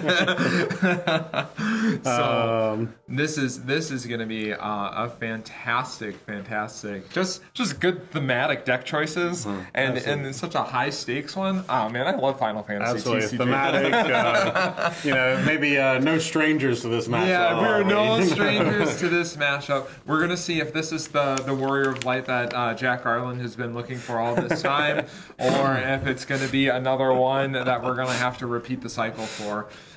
So I think if I had to choose, well, let's go ahead and look at the list again. Hara's list does not have the 6-cost Leviathan in here because remember we left that in the monsters deck. So what we have is Amaterasu, and we have a number of bursts, but we're really gonna struggle without that kind of crutch of the 6-cost Leviathan. Yeah, there are going to be quite a few bursts in here, but most of these are going to be bursts that are adding cards back to your hand. Unfortunately, cards in your hand don't do you much good whenever you're just facing imminent death on board. Yeah, I do think that an early Zidane from Hara could be pretty pivotal. I wouldn't hate to see that, but I'm thinking it might be slightly favored for Chris. I would tend to agree, especially considering the lack of the Lev 6. Again, that being in Hara's other deck is going to certainly show itself here. Yeah. Brynhilder on screen is relevant, though, versus the Fujin and the Raijin. Both being 5k, if they are not online, they are within range. However, the whole point of Chaos is to try and get them bumped up a little bit by dumping as many cards into the break zone as possible. But Brynhilder still, we do have to respect it a little bit. So we're going to see... And looks like already a very interesting start from Hara here. I see 2 Amaterasus and a Bosch in hand. Okay. So we are going to go ahead and discard the Bosch, getting this Kryl out on the board. We do still have to develop some sort of backup package here for the Warrior of Light deck. But, no Zidane here on turn 1, like you mentioned. We've got a pretty rough start here from Chris. Yeah. Having to discard 3 to go for a Luna Freya. Really having to search for something. We do see the Amaterasu come out immediately for this. Hara going low in hand, but immediately answering Chris's search for... We're doing it again. Oh, wow. Wow. We really do need something here. Chris recognizing that the deck just doesn't function without it. Chris. Come on, Chris. Yeah, we are just digging desperately for anything to get that Chaos for us. failing to find it. So it must have been a mulligan there. So a mulligan into double Luna Freya, still not finding the chaos, or a backup to be able to search that chaos out. We do get the Cypher out, something that could potentially start to get us at least some amount of forwards back in the game. We do have a Raijin targeted for it in the break zone. It may be able to start still getting some sort of pressure out, but this is certainly going to drag on longer than Chris would have preferred it to. Absolutely. I think the draw there was a Sarah Mobius and a 1-cost Chaos. Brynhilder coming down, targeting Luna Freya. 5,000 damage marked on a 7,000 power forward. We're going to pass, so no clear on the Brynhilder. But having this Earth backup is going to start to allow us to get into just the additional backup chains. And if you are the Warrior of Light player here, you're certainly enjoying the amount of time that you're going to have in a matchup where you really aren't used to having any amount of time at all. You're having to hit Shantoto or bust, and here, we're going to have plenty of time to be able to get this Ferris in hand that's kind of shown here. You're not worried about your opponent putting you from 1 to 7. Yep. They're going to have to put a little bit of kind of staggered damage approach as we continue throughout the course of this game. And that looks like a lightning and a lightning. The Earth Lightning and the Water Lightning. Of course. Yes, the easiest card name to say in the Final Fantasy trading card game. Yeah. We do get the Ezel out. This is going to allow us to get to our Chaos. We're just going to have to try to figure out a way here to get at least one more in hand. Oh, wait, we do. We have the 1-cost Lightning, and we do have 2 cards in hand. We are able to do it this turn. Maybe an opportune turn to do it with Hara with 4 cards in hand. No forward on board, so no value there. 4 cards in hand, but if we're doing it this turn and we're using the special, we are going to put our opponent at 3, and we did just see them grab that Ferris. I wonder if it's wiser here just to swing at the Luna Freya. No, we are absolutely going for it. Let's see if Chris's luck improves on the flip. Oh, I see none? That is painful. We see none of them. We are going to... and in addition, we're going to miss Dragon. Oh, man. So we're not even going to get the discard 2 off here. We do see the Refia come through. Chris does still decide to swing with the Luna Freya. So, I mean... hoping maybe that there's not a fire card in hand? Yeah, I'm surprised. I hope that Chris is hanging in there with the mental fortitude that is needed here right now. Looking at the 2 cards left in the LB, Hara having the fire card in hand for the Ferris, choosing to assign damage to Chaos here. Chris just floundering on the draws and the flips here. We talked about how favored this seemed to be for the Chaos deck starting off. And not only are we at damage 3 for the Ferris, we are at damage 3 for the Arc. Finding Refia, getting the activation, and having 4. It looks like it's it's going to be very, very tough for Chris in this one. It's Hara having the worst end of the luck in the last match, not being able to find the realm before, and now Chris with the identical set of decks as KP, getting the other end of that bad luck, and it's just going back and forth here.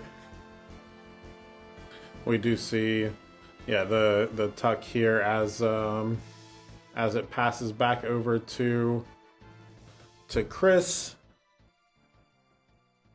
and man, we are in a difficult spot here, as Chris here.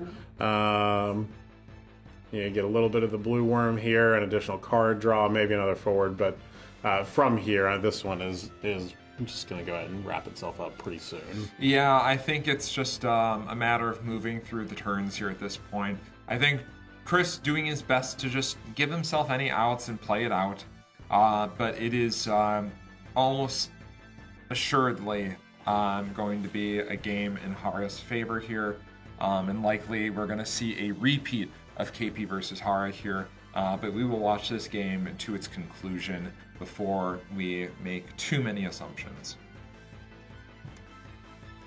Yeah, those flips are bad. That's that's probably the worst. Yeah, just about the worst set of flips. The thing that I will say is that it was at least only one flip that went poorly here. Yeah. I know some of the people in day one did have 2 or even 3 flips that went poorly, and that is that's something that's really tough to see. But we are going to have to watch here as the chaos does get tucked. Yeah. We're starting to see a little bit of combat damage come in here. The chaos that was placed on top from the Refuse ability, and we're just going to play it as absolutely safe as possible. Interesting here, I think that was the 11 cost chaos coming from Chris. Kind of interesting, it is, what, -8, so it's a 3 cost 11 CP chaos? It is, and I don't know how much it's going to do, but... Yeah, certainly at least a forward you can play out, right? Sure. But I think as soon as it gets played out here, you're likely just seeing maybe even the arc get given over, and then Refia tapping to put the arc back on top of your own deck, drawing it for next turn, and just continuing to go off here. So there is definitely the consideration of if Chris should or should not have gone to the damage 3 there. I think that given the start, the Warrior of Light deck is just going to outvalue you before you're able to get to the point where you can successfully go from that 2 to 7. Yeah. It is one of the cases here. I see people in chat mentioning it as well. Yeah. You do have to put some of that pressure on and hope that it isn't even in the realm of possibility that he has the other fire card to cast it. But in this case, it didn't work out here. Really hoping to see that. We do get another chaos out. We're gonna have another special. Come on, Chris. Just show me something flashy. We get a Raijin here. We'll have to see. Hara does have cards in hand to potentially respond to this. Yeah, I think we will likely be tucking here, just while we have the opportunity. Sending the chaos, possibly to the top of the deck.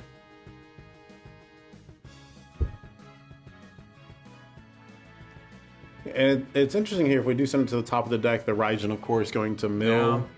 Okay, we're not even going to allow that here. Chris is going to scoop. Yeah. And we do have Hara victorious. Yeah. So that was probably the worst bad beats that I've seen on stream all weekend. I mean, it's all credit to Hara this entire weekend for his high level of play. We've seen him on stream pretty much about half of the day at this point now. Condolences to Chris. Sometimes your deck does that to you, even at the highest level of play. When you play a deck like Chaos, sometimes that happens. You have so many cards in the deck that ensure that doesn't happen. We have 3 copies of Ezel. We have 3 copies of Larsa, and then we have 3 copies of the 4CP Chaos itself. So 9 of your 50 cards in the deck are meant to be there so that you find them. Statistically, you have a very, very high chance to see that. Not in addition to that, we get the mulligan in this game. Yeah. You are not punished by mulliganing in this game. You will still get your full 5-card hand when you mulligan. So it's, you see 10 cards in your deck of the 50, and 9 of those cards are cards that you want to see to start the game going. In addition to that, we have Luna Freya, which lets you see even more cards in the deck. And Chris was not able to see it even off of that Luna Freya. Just suffered the entire time. Chris, shake it off. You played incredibly well this weekend, and sometimes that's just the way that it goes too. So shout out to Chris for his high level play all weekend. Absolutely, and third place. Mm-hmm. And third place in the World Championship. Absolutely nothing to turn your nothing, nose up at. As exciting as it would be for everyone back home to be able to see 2 teammates from the same hometown come together in the grand finals of the World Championship. What we will see instead is very, very exciting, and it's a repeat match of KP versus Hara in the grand final with KP with a little bit of extra armor of being able to, if Hara manages to take it over him, having the playoff match to protect him and give him another chance. And I wonder if it went that way, maybe if KP would just pick Chaos. Risa tried to avenge, his friend, of course. To revenge his friend. But I'm sure KP hoping that he can just take it in the initial match. And I'm sure Hara trying to think very hard about how he's going to navigate this rematch of his in such a short time frame too. Yeah. It's just like I'm going to play these same 2 decks over and over again and try and beat them. So we'll see how that goes. I think time for that is just in 10 minutes. In about 10 minutes. So very, very quick turnaround for Hara. Yeah. Quick turnaround for us. We'll be right back here, and we'll be excited to bring you the finale here as we look to sign off and crown a new champion. Yep. We'll see you guys in a little bit. 10 minutes.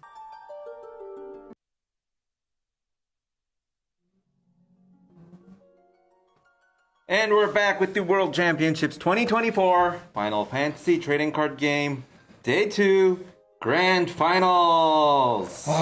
We finally made it after 2 days of intense play. We finally whittled it down to the top 2 players in the world. So it's going to be a repeat revenge matchup, KP versus Hara.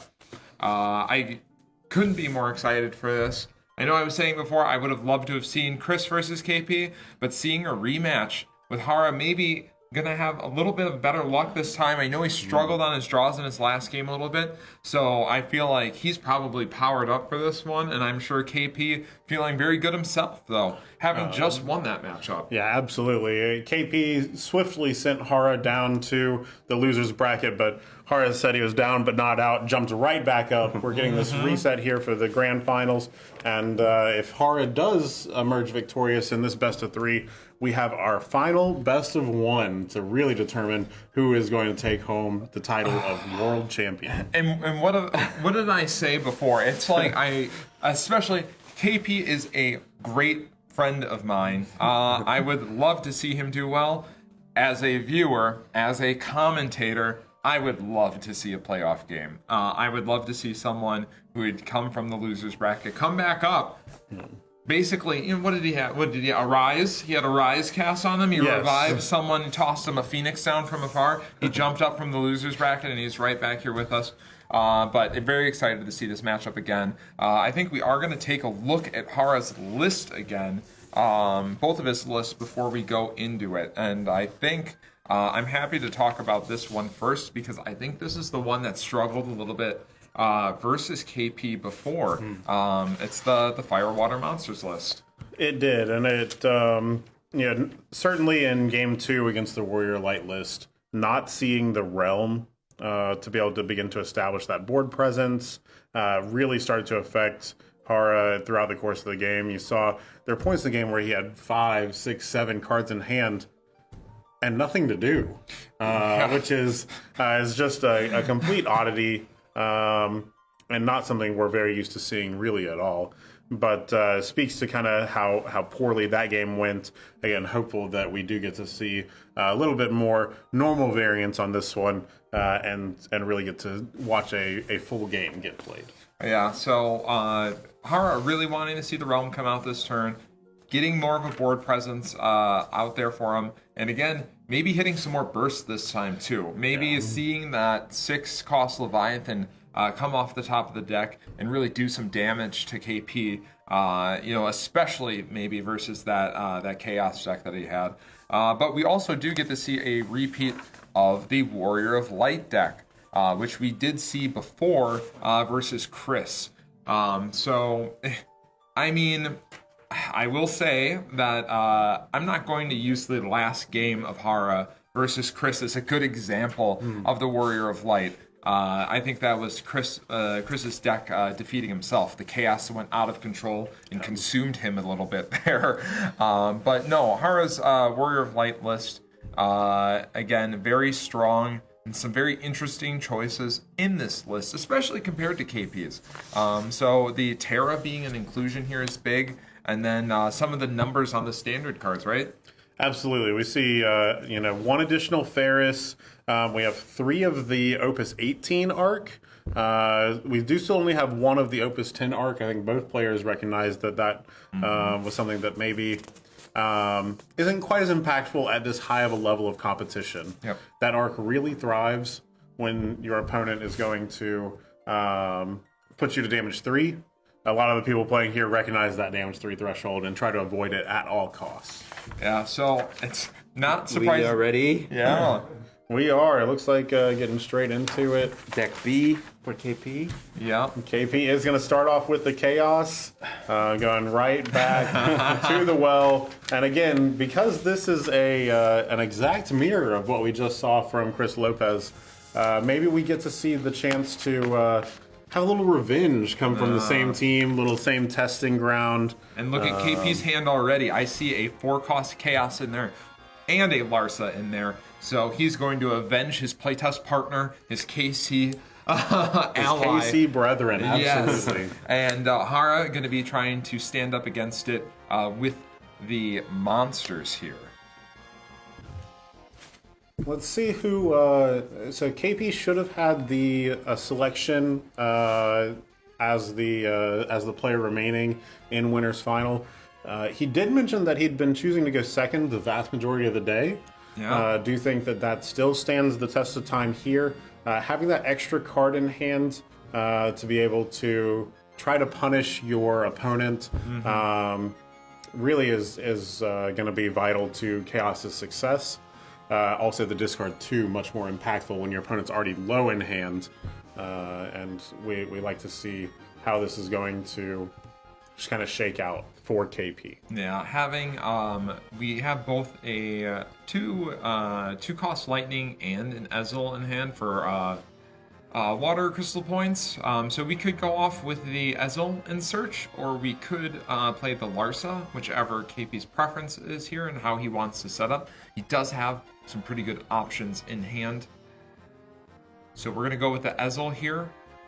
The new Earth Lightning being 2 costs as well plays so well with Ezel in the Chaos deck as well. So we're able to search another copy of 4-cost Chaos. So I think we are going to immediately go off here. What Chris was not able to do, KP is able to do in this scenario. And we are going to see the Chaos deck do what it wants to do right away. And it's a little bit of an interesting fact here to see if he does choose to pass. Hara having 5 cards in hand, again, is still going to make that discard a little bit less impactful. But KP, while he does have 1 Chaos special, really you do like to try to have 2 ready to go in case there is any sort of interaction available from your opponent here. Yeah, let's be mindful of Hara's start as well. His turn 1 was playing a Goblin and searching for Princess Goblin and not playing it. So not only was he hurting on backups, but he was hurting on elements as well. So we weren't even able to play that Princess Goblin on his turn. And here, having to discard the Princess Goblin for a copy of Joseph. So I don't think Hara's hand is maybe as hot as he would like it. Somehow his luck versus KP is just not coming through a little bit. Well, and it's an interesting note to see that if he had played the Princess Goblin out, he goes down to those 3 cards in hand. Chaos discard goes down to 1. Yeah. I mean, this could be a case where KP hasn't put any real pressure out yet, but Hara is seeing that, is trying to stay as full in hand as possible to be able to counterpunch whenever this does occur. True. KP searching out the 6-cost Earth Chaos. And I think this is the one that he's wanting to go off with the special with, holding on to the extra copy of the 4 CP Dark Chaos in hand. Oh no, I take it back. He uses the Dark. He goes off. Let's see what he gets. 1 copy of Fujin. And the Raijin. Double hit. Already, and another Fujin. Wow, we really do see the difference in the hit quality on this. Certainly something that... And the extra copies of monsters and copies of Chaos in here. We do have enough. We have 1 monster, 2 monsters, and enough copies of Chaos to go ahead and be able to use the entry ability on the Chaos. And we still have enough, of course, to be online with our Raijin and our Fujin. Hara hoping for a Leviathan 6 off the top here after that. Yeah, certainly. And, where Chris stumbled and walked a little bit, KP has taken off at the full sprint, really able to go in and start wreaking some havoc. Yes, some chaos, if you will. Some chaos, yes, absolutely. We do see the 5 cards that he's going to remove. We'll see our opponent discard 2 here. Note, they did get the draw from the Hilda Burst. So a little bit better card selection to make your discards from. Just still going to really have to see exactly what we have in hand to try to come back from this and start counterpunching. Yep. So just reviewing what cards are left in the break zone after the removal. We do have to stay conscious of that. Copies of Lightning, copies of Earth Chaos, which both of which I think are existing there in the break zone. Oh, we do. And it's just like he can hear us. He's fanning out the break zone nice and easy so we can take a look and see what we have here. We have 2 copies of Lightning, 1 of the Lightning Water, and we have a copy of Odin and the extra copy of Lightning to remove for that effect. Lightning is live. Earth Chaos is live. So we have 2 different very strong effects in the break zone for KP, in addition to the insane flip off of the special ability, getting us both Raijin and Fujin. Well, and we do still have the Earth Chaos in hand, but I don't know that it's live in the break zone. Ooh! Here. And there's the Leviathan off the top. 6. As good as KP's flips turning are. Point. Ooh. This is absolutely the turning point here. Hara able to get great value, being able to get rid of his opponent's Chaos, potentially even bounce the Fujin or the Raijin to help stop some of the damage coming in. There are no water.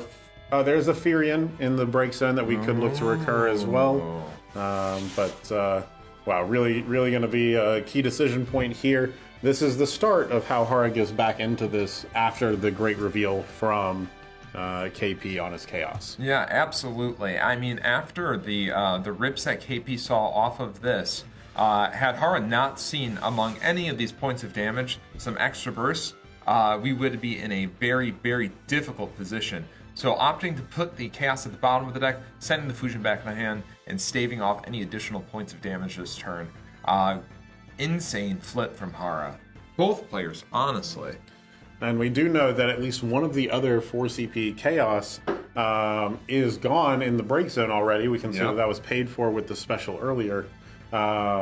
Really do have to start wondering what combination of cards we're going to be able to draw out of the deck to be able to start flipping this back into a winning position for KP. Yeah. So we discard the extra copy of Furion that we had searched off of the Joseph to play Tros. 2 copies of Tidus in hand. Looks like the 1CP Haste Goblin. And I believe a Sahagin as well in hand for Hara. So his hand is good as the flip was on the burst there. He doesn't have a proactive hand. We would like to play some backups or, do something while we have this time to breathe a little bit. I think playing the backups is fine. Playing this Titus is a draw 2, though. Sure. While also removing one of your opponent's forwards. Granted, a forward that can re-enter with haste. But I think we'll take that trade for as long as we can here. Really with Titus coming out, this is not going to be another pressure here. Hara only has 2 damage right now, so the Tros cannot activate to attack yet. Yep. But Chaos does want to deal you more damage at some point, and if they don't ever deal you more damage, I think you're okay with that too. Yep. Hara presenting a big board here, having to kind of play out a bunch of forwards. Leo, a great one. He's digging deeper, maybe trying to, again, set up a little bit. Continuing not to be able to play Realm. Not necessarily wanting to play Realm in this situation here. I think the Tidus and the Tros combo there was a great play from Hara. Despite, again, just unusual draws. But you know what? as much as I was saying before, is I'd like to see him draw a little bit better this game. I think the strange draws bring out better lines of play, and it's especially interesting with such high-level play in the grand finals of the World Championships to be able to see these players navigate whatever hand that they pick up. And are really highlighting that right now. Yeah, the test of the adaptability really does just show why these players are able to continually find those extra percentage points. Yep. That really enable them to rise up. We know that card games, it is not always going to be, a fixed problem. No. You're always going to have to draw well. You're always going to draw poorly some games, and it's the skill in navigating those matchups that separate these players from the rest. And just seeing the way that Har was able to navigate the early game, keeping so many cards in hand. To be able to get to this point where now you need to get a little lucky and hit that Lev 6 burst. But now that you're doing so, you're able to actually capitalize on that rather than still floundering around. Yeah. Here comes Noctis out of the LB. I imagine we're getting... Oh, are we getting Cypher here? It does look like it, preparing potentially for another turn. Oh, he has the Fujin Raijin in hand. He does still have the Fujin Raijin. We can get a nice big board with the three of them going. Start to really work some value as the Cypher attacks back. Yep. This is just going to be another Noctis kind of showing us the adaptability here. You have a few Earth cards. Mm-hmm. Might as well be able to go get one of those back from the break zone. Again, just another level of adaptability and creativity that's really going to start showing dividends. Yeah, and I have to say, KP's Materia Cup win was off of, with the help of the disciplinary committee. So Cypher, Raijin, and Fujin were teaming up with the 7-cost Warrior of Light in that scenario. They've changed teams. Much like in Final Fantasy VIII, and they're with the bad guys now, and they're quite comfortable there too. So KP is very comfortable working with Cypher, Raijin, and Fujin, and being able to do that. And that's not too much of. We've seen a lot of the Water Lightning builds of Chaos this weekend, but we haven't seen Cypher hit the board yet, I don't believe. So if KP ends up on that line and we see that, that'll be really great for us to see. Super interesting. Yeah, absolutely. And we do see Hara playing the Porum backup out here, getting water available finally, while also being able to filter the hand a little bit. We saw another Goblin get pitched. At this point in the game, I think the Goblins are mattering a little bit less to you. Just try to get some other cards in hand to be able to have... Goblins always matter, Will.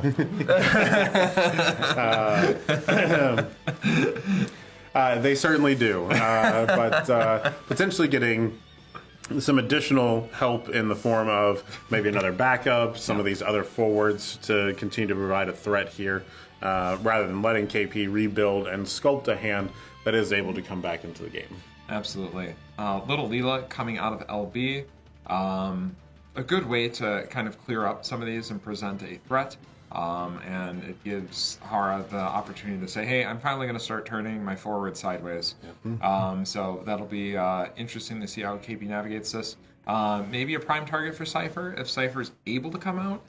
We do have an extra lightning card off of an Estinian draw here. And we do have the 11-cost Chaos as well. Kind of an interesting draw, 11-cost Chaos. Yeah, the 11-cost Chaos here, being only 5 CP, is certainly a little bit of a consideration. Now, granted, right now your opponent has this Leo on board that I'm sure they are happy to give over to you. Yeah. But, gonna certainly be an interesting decision here on if you do want to play that and really kind of effectively shut yourself off of the other Chaos for at least a little while. And thinking maybe we want to hold that in hand. The deck is built with so many, it's just water backups, and then of course the 1-cost Chaos backup. So not having access to lightning crystal points in the form of backups here, kind of awkward in a hand like this for KP. But I have to say, even for Hara's, after all these turns, he's still only on 2 backups himself. So Hara is really showing a skill with a monsters list by playing it more aggressively and saying, I can try and play at the tempo that a Chaos deck is too. But he does need a little bit of help from the burst. And we do see the Chaos come down, discarding the Fujin and the Astinian from hand, paying 5 for it. Feel almost certain that this should be the Leo going over. But now this is going to be another threat that sits on the board and continues to try to threaten pushing some damage through. Yeah. Are we playing the Cypher this turn? I think we are. Looks like we will. We'll play the Cypher with the Mill. And then we probably target the Fujin here. We want to get some of that Lightning CP back. Discarding the Fujin, playing the Raijin, another Mill 2. And then now we do note that the Cypher and the Raijin both have haste with the size of the discard piles here. Cypher swinging. There are enough cards in the discard pile for his ability to trigger. We are going to go ahead and break that little Leela and allow that 3rd damage to come through. Now this does turn on the Tros. Yes. But again, as we had kind of mentioned a little bit earlier, you do have to get the damage through somehow on this Chaos deck. You can't just sit here and wait and wait and wait. Your card economy is just going to kind of fall apart as you do so. We see the Leonora hit. But the Leonora not having any targets anymore. It doesn't. It's single copy of Palom and a single copy of Porum. We see the Palom already in damage, Porum already on board. Leonora not getting any value on that burst. KP doing a great job. Is he doing a great job of dodging those bursts? Well, Joseph comes down, and we're going to find our last copy of Furion. We are going to get a Furion here. The Furion is going to be able to come in and immediately start attacking and generating that value. We do have 5 characters on board. Furion will make it 6. Ready to start seeing Hara try to put some of that pressure back. Yeah. I think that Tros is looking at potentially returning that Leo to hand, but Chaos will stand in the way there. We do have the Goblin on board to try and, finish it off, but I don't know if we're necessarily willing to trade our Tros there, so I'm sure Hara's looking for better answers than that right now. Wouldn't hate a Witch of the Fens here, but I think we're going to see Furion and something, if not just Furion swinging in and threatening to pump after. But we still need to deal with the Cypher, don't we? We do. We'll need to deal with it somehow here. Otherwise, it is going to just continue to provide this pressure eating away at our board.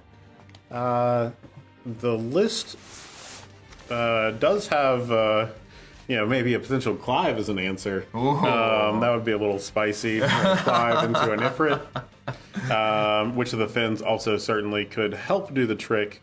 But with the Raijin still on the board, it is giving a 2k buff to the Cypher, so it's currently at 9. Yeah, it would have to be some kind of... if Witch came down, you throw the Goblin at it, but then you don't get that extra ping from the Goblin by using it that way. So it's a little awkward. I'm hoping that Hara is able to show us a more clear answer to that. Maybe something like the Phoenix that we saw earlier, dealing a 9k. Certainly does have a little bit cleaner ring to it. A little Quadav and Witch wouldn't be so bad either. Yeah. But Hara's working his turn out here. It looks like he is working on a pretty good turn. I wonder, if I see the Furion, I'm going to guess there's not too much going on in his hand. If I see a different line, I think it's, he's got a better answer cooking up for KP. So if I see the Furion, I think KP might feel in a better position. Yeah, the Furion is a little bit of a tough blocker, but if your Cypher remains on board after all of this, then I think you're kind of just okay with that. Yeah. because directly breaking the Furion is not going to have any impact on discarding additional cards for its power or anything along the same lines. We see the 1 CP Sahagin. This does bounce a 4/3 or less. So this is capable of bouncing the Cypher. And keep in mind, this will also trigger 2 draws off of the Tros and the Titus. Instead, we're going to choose to bounce the Leo. This will then return to... We have to read here because it's when an opponent is returned to... it doesn't matter the owner of the card. So if we target the Leo... Yeah, we're checking. This is exactly what the judges are checking right now, because it matters. So Titus from the field to its owner's hand. Yep. So Titus triggers. Yep, and I think we check the same text on the Tros too. So when it's returned to its owner's hand. Yeah. So the judges checked exactly what I was wondering: is do we care about the owner of that Leo, because it would be going back to Hara's hand. Of course, it's going to get removed after because it's a limit break card, but the owners sometimes do matter in these scenarios where it says when it goes back to an opponent's hand. So Judge is doing a really good job of making sure that's the case, and that is, of course, working out in Hara's favor with the double draw there. Yeah, the double draw, very impactful here. We were already... starting our hand, starting the turn with, I believe, 4 cards in our hand. Now we're going to be able to really start to stretch this out. Realm going to 5 monsters on board. Yeah, so I imagine we are seeing the Quadav here, and maybe... Oh, Goblin is good too. Oh no, we're grabbing the Goblin instead of the Quadav. Now, it said the Goblin could allow us to start getting... the additional cards back in hand. Maybe we have another play that we're hoping to make that required some fire this turn. Blue Worm, another draw. Really just trying to stretch our card economy as far as we can, because despite having 2 backups, we're in a position to cast quite a few times this turn. Yeah. And like I said before, this is... I wouldn't even say that this is the ideal scenario for Hara. But the Fire Water Monsters list showing us more that we didn't see in KP and Hara's previous match about what it's really all about. And it's about developing this huge board state and giving Hara so many options. And it's really impressive. These, I guess I'll say a low rarity combo with the Sahagin and the Titus being able to draw these cards in conjunction with Tros. It's very, very powerful. And what rewards us more with a big board state then? Absolutely. Ultima Weapon coming through. We do discard 3 from hand here. And then we are at certainly enough characters of each color, now that Hara has mathed it all out, to be able to deal a 9k to the Cypher and allow our opponent to select one of their forwards to put into the break zone, because we have the 4 more water characters. Yeah. Great plays here. I will mention too, so still though, KP has put Hara on 5 points of damage already. Hara looking like he's very clearly stabilized here. We are going to get likely going to get a Realm trigger at the end of the turn as well. We have 5 monsters on board. So we have that to look forward to. I'm interested to see. It's likely going to be... is there a cost requirement on the Realm? I don't think so. I don't believe so. I think it's a forward as long as you have 5 monsters. Yeah, so it's going to be the Noctis, and we're going to have that removed from the game. Yep. And with this, Hara's essentially board wiped KP. Board Wipes developed a huge board by himself, and certainly there are... looks like 4 blockers available, 5 blockers available right now for any sort of shenanigans that KP tries to pull. I don't believe we have enough cards left in the deck at this point to be able to special twice.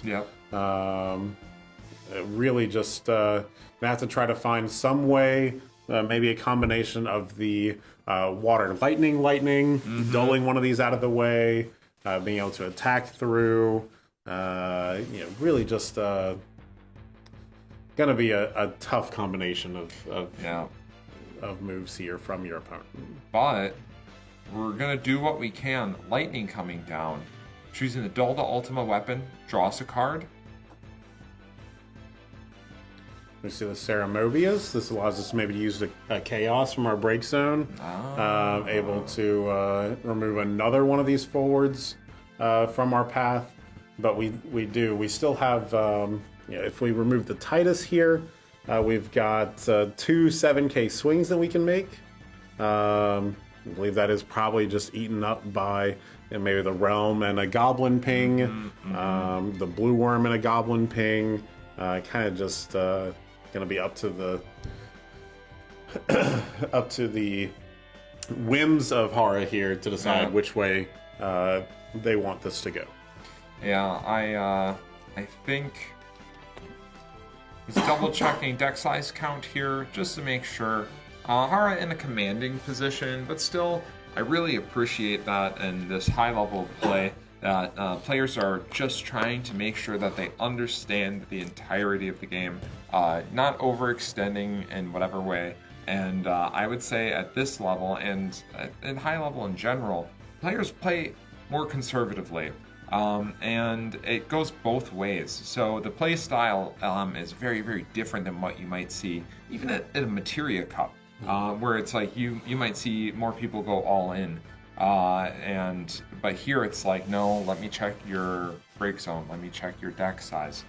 What's going on in your LB? How many cards are in your hand? Getting every piece of information you possibly can to make the best decision. Again, trying to draw out that extra 0.5%, 1% from some of these matchups. Yeah, it might seem inconsequential at times, but at this level, when you're deciding who's the best of the best, who's going to be the world champion, that's where these lines of thought are going. So I really appreciate the meticulous nature from both players on the side. Hara right now. Yeah, really looking to kind of close out this game. We did block with the Realm earlier. Looks like that was KP's turn. It was then passed over to Hara.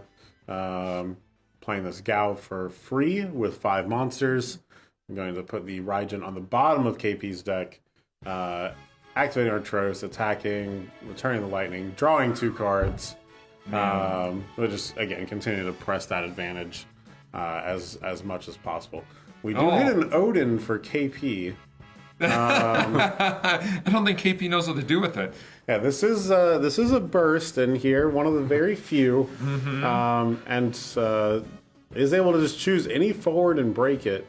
Have to wonder, after drawing those 2 cards, Hara's deck also looks a little bit thin. Yeah, it does not look like there are a ton of cards left. He's been drawing 2 cards a turn. 2 4. extra. 4 extra. So 6 total cards a turn? Yeah. Your deck's only 50 cards. Less than that after your initial draw. And we've had a number of searches out of the deck. It's not like we have a little bit of recursion out of our break zone in this deck.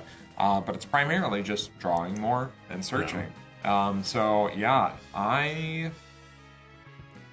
I would imagine that there's less than 10 cards in Hara's deck right now. And do you have to wonder if that starts to play a little bit of a role here? KP is going to take quite a bit of damage as we go through this this segment here, but this is quite a few forwards turned sideways. Yeah. For Hara here as well. Potentially just additional ways for KP to start making his way back into the game here. Yeah, we did pick up Ceramobius and an additional copy of the 6-cost Earth Chaos. We will be able to delete one of these forwards at least. But I am interested to see. We have the Water Lightning in KP's hand still. If we can get that out, we can get an extra point of damage in. We have a Blue Worm as well. So KP, I think, realizing that we might be able to take this to mill, potentially. There's a potential here. KP going to have to be really careful to manage the expectations as he tries to go through this. You don't want to get so caught up in this that it starts to really impact the mental for the rest of your games here. Yeah. But There's maybe a tiny glimmer of light at the end of this. Yeah. It is still quite a few characters on board for Hara here, and the Trost is going to be able to clear the vast majority of the forwards that KP can play. Yeah. But I see KP looking at that Tonberry, but there's nothing more than goblins love to do is to hurl a Tonberry. So a Tonberry requiring a discard to activate, but the power being so low there. So we're going to use that lightning in hand, discard it for the lightning crystal points to be able to play the lightning from our break zone. We'll target an already dull forward so we can make sure that we can get our draw. Another Earth card in hand for the Chaos. It is, and we do have 2 of the Chaos available in our break zone right now. Looks like we only have 2 dark forwards, though. Yeah. So we'll only be able to get that off 1 time. But keeping that in mind for maybe a little bit later here, let's see how we want to interact. We're going to animate the blue worm. And then we do see KP going for the Earth Chaos. We're going to have to pull the 2 dark cards out. There they are. And pay 2 Earth CP. Great, and now we are going to break this blue worm that's trying to block, getting Hara to maybe the additional damage here. Sahagin does have another active ability that could potentially stop us here. I'll have to see exactly what Hara does. He's tapped 2. And this could be a Brynhilder into a... Wow. The 6-cost Leviathan to return the lightning to hand? Yeah, very, very expensive here, but again, as we were saying earlier... Drawing 2. Yeah. It doesn't matter what you have to pay for something if it wins you the game. Exactly. The combo of Tidus and Trost really shining bright in this matchup. It's put in so much work. I think between the 2 of them, they've drawn 10 cards. At least, it's. I feel like KP's deck has ways to get back in the game from this point, especially when their opponent's on 5 damage. But it's very hard if your opponent's drawing 6 cards a turn and 2 cards on your turn. It just makes it very, very difficult. We do see the blue worm played here. This is another potential attacker as we go into the game, but it does draw you another card out of your deck. That's an 11-cost Chaos in hand. I think he's considering playing it and deciding not to. Yeah, and last I checked, I believe KP is under 10 cards now, so we do have the Chaos Special off the board. Yep. I think that's what he was trying to set up for as much as possible before, but we just don't have enough deck left. Yeah, and with potential damage coming in here, the Gao, of course, being able to turn one of these other monsters into a forward. Looks like we are going to have a potential of 4 attackers this turn. We just still have to see what this blue worm is able to hold up here. And of course, if we do activate the blue worm, our opponent can sack the 2 goblins there to be able to deal with it in response. Yeah. Oh, and the Clives come in and finish the job. Does look like potentially this could be our final turn here. KP does have the Earth Lightning in hand, which is capable of bouncing one of his opponent's forwards or removing them from the game. I think it'll probably be for this Clive here. If I think that's what's going to happen here. I think it might be what happens here. Could also be for this ultimate weapon getting the largest body out of the way. We know there are no more Odins left in KP's deck. We've seen him remove 2 for the lightnings and then the one that is in damage already. Another water lightning going to the damage zone. And we just have to see exactly how this what could be the final turn is navigated here. Is this a Chaos deck or a Lightning deck? I'm not sure. It does feel like we've seen more lightning this game than we have chaos. But I promise you, there are far more chaos inside of this deck. Yeah, I would like to see that happen if we can. We do still have to worry about Sahagin and other forms of removal here if that lightning comes down. But it would be exciting to see it. If we're going to see it, I feel like right now is going to be the time where we would see it. So let's see if KP shows us the first showing of that Earth Lightning that we've had this weekend.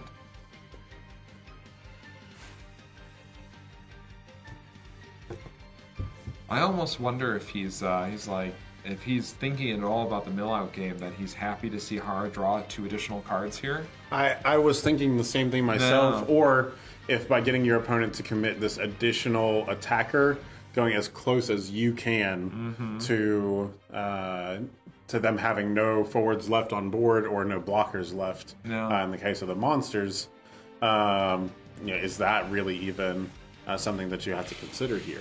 Yeah. So I wonder if we're gonna attempt to block or activate the blue worm to bait removal before we use the lightning. So I think that's what we're doing here. I think we're saying I'd like to activate the blue worm. Yeah, and if we're able to activate the blue worm here, and draw those goblins as response, then I think that's kind of following the plan here. We are going to see Double goblin. Hara pick these up, still considering it. One at a time, of course, but let it resolve. Let it resolve. Okay. So now we really are left with just the lightning in hand. And this is a big decision point. Again, we can't tell exactly how many cards we have left in deck here It looks for like both KP and Hara. Yeah, not too many on either side. They both look like they're nearing the end, and here comes the lightning. If there was a time to do it, now's the time. We're paying the cost appropriately on the effect from hand, removing a water lightning from the break zone. And I believe that is the last one that we have. There is still, the one remaining here. We have the one in damage. We have one that's already been removed from the game, and then we had 2 that were removed from the game from the water lightning's effect. Mm-hmm.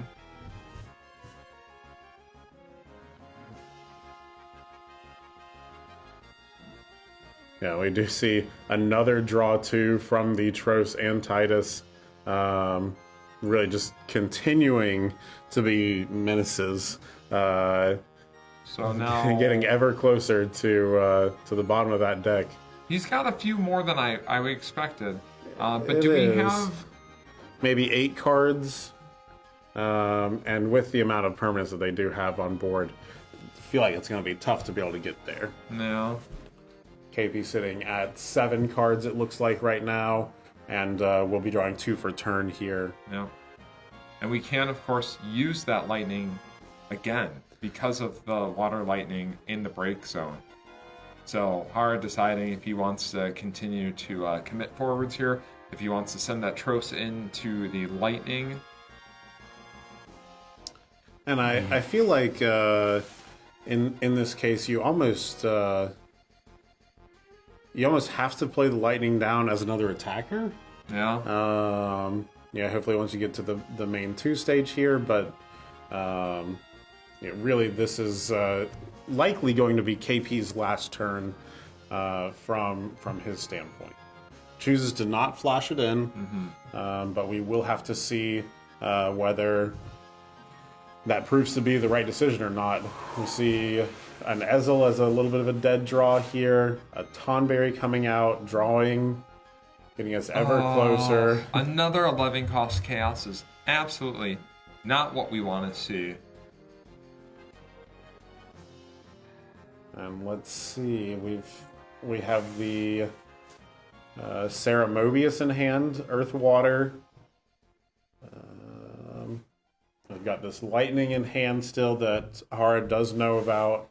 We have another Tonberry, but that again is just another way to get us ever closer to. You know what's kind of interesting? I wouldn't hate. It would just be funny. Let's say KP plays the 11 cost Chaos in hand. I wonder if we see a Gao activation on the Sahagin and we send the Sahagin and give it right on over. Yeah. I wouldn't hate seeing it just to see it, but I don't think so. I think KP is just going to continue the dig. And one of the things here too,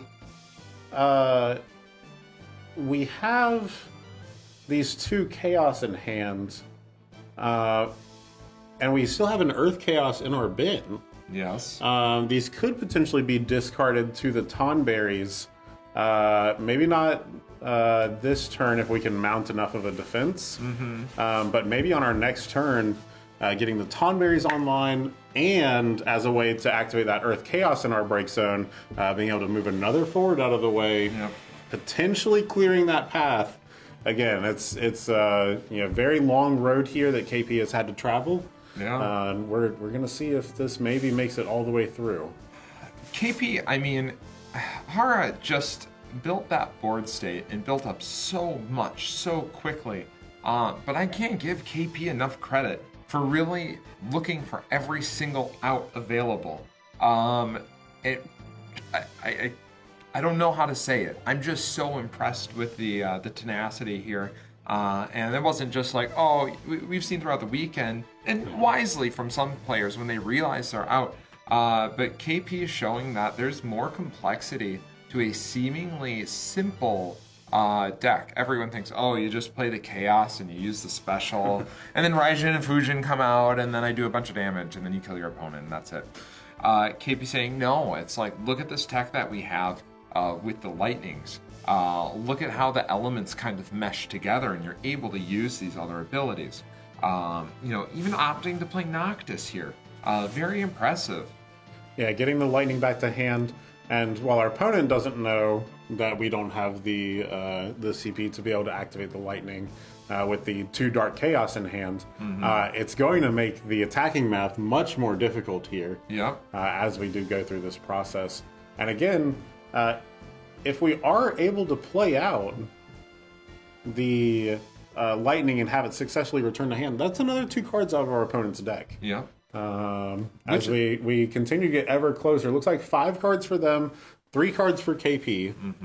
So certainly maybe off the table now. But, gonna be one of the items that we're really just having to keep a special eye on. The Witch is going to be very effective at kind of closing this one out here. Yeah, the Witch is particularly good in this scenario. Bomb coming out, cute little guy, but pretty deadly again. I think we talked about the importance of being able to deal 5,000 points of damage. It's been a relevant number. There are some power thresholds that are more important than others in this game, 5,000 being incredibly relevant.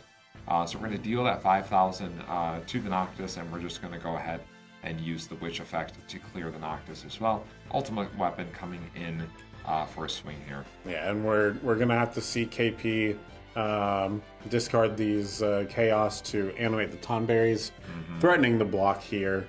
And after each one is animated before blocks, the Witch will, of course, throw one of these Sahagins at it and be able to kind of clear the way here as we go through the final section of the game. Yeah, and we'll go on to the next game. Congrats to Hara on that first win of this match. Remember, this is a best... Yeah, it was a good one, right? Very good. I know, and it's a game that you think would go very swiftly, but if it doesn't go swiftly, that means that it's going to be in Hara's favor always in that matchup. So remember that this is a best of 3. The grand finals will continue on. And KP will have the choice between his Chaos deck and his Warrior of Light deck, and Hara having to be able to win with his Warrior of Light deck at least one more time, and he needs to win with that to be able to move on. If Hara wins, of course, having to play that playoff, again, a best of 1.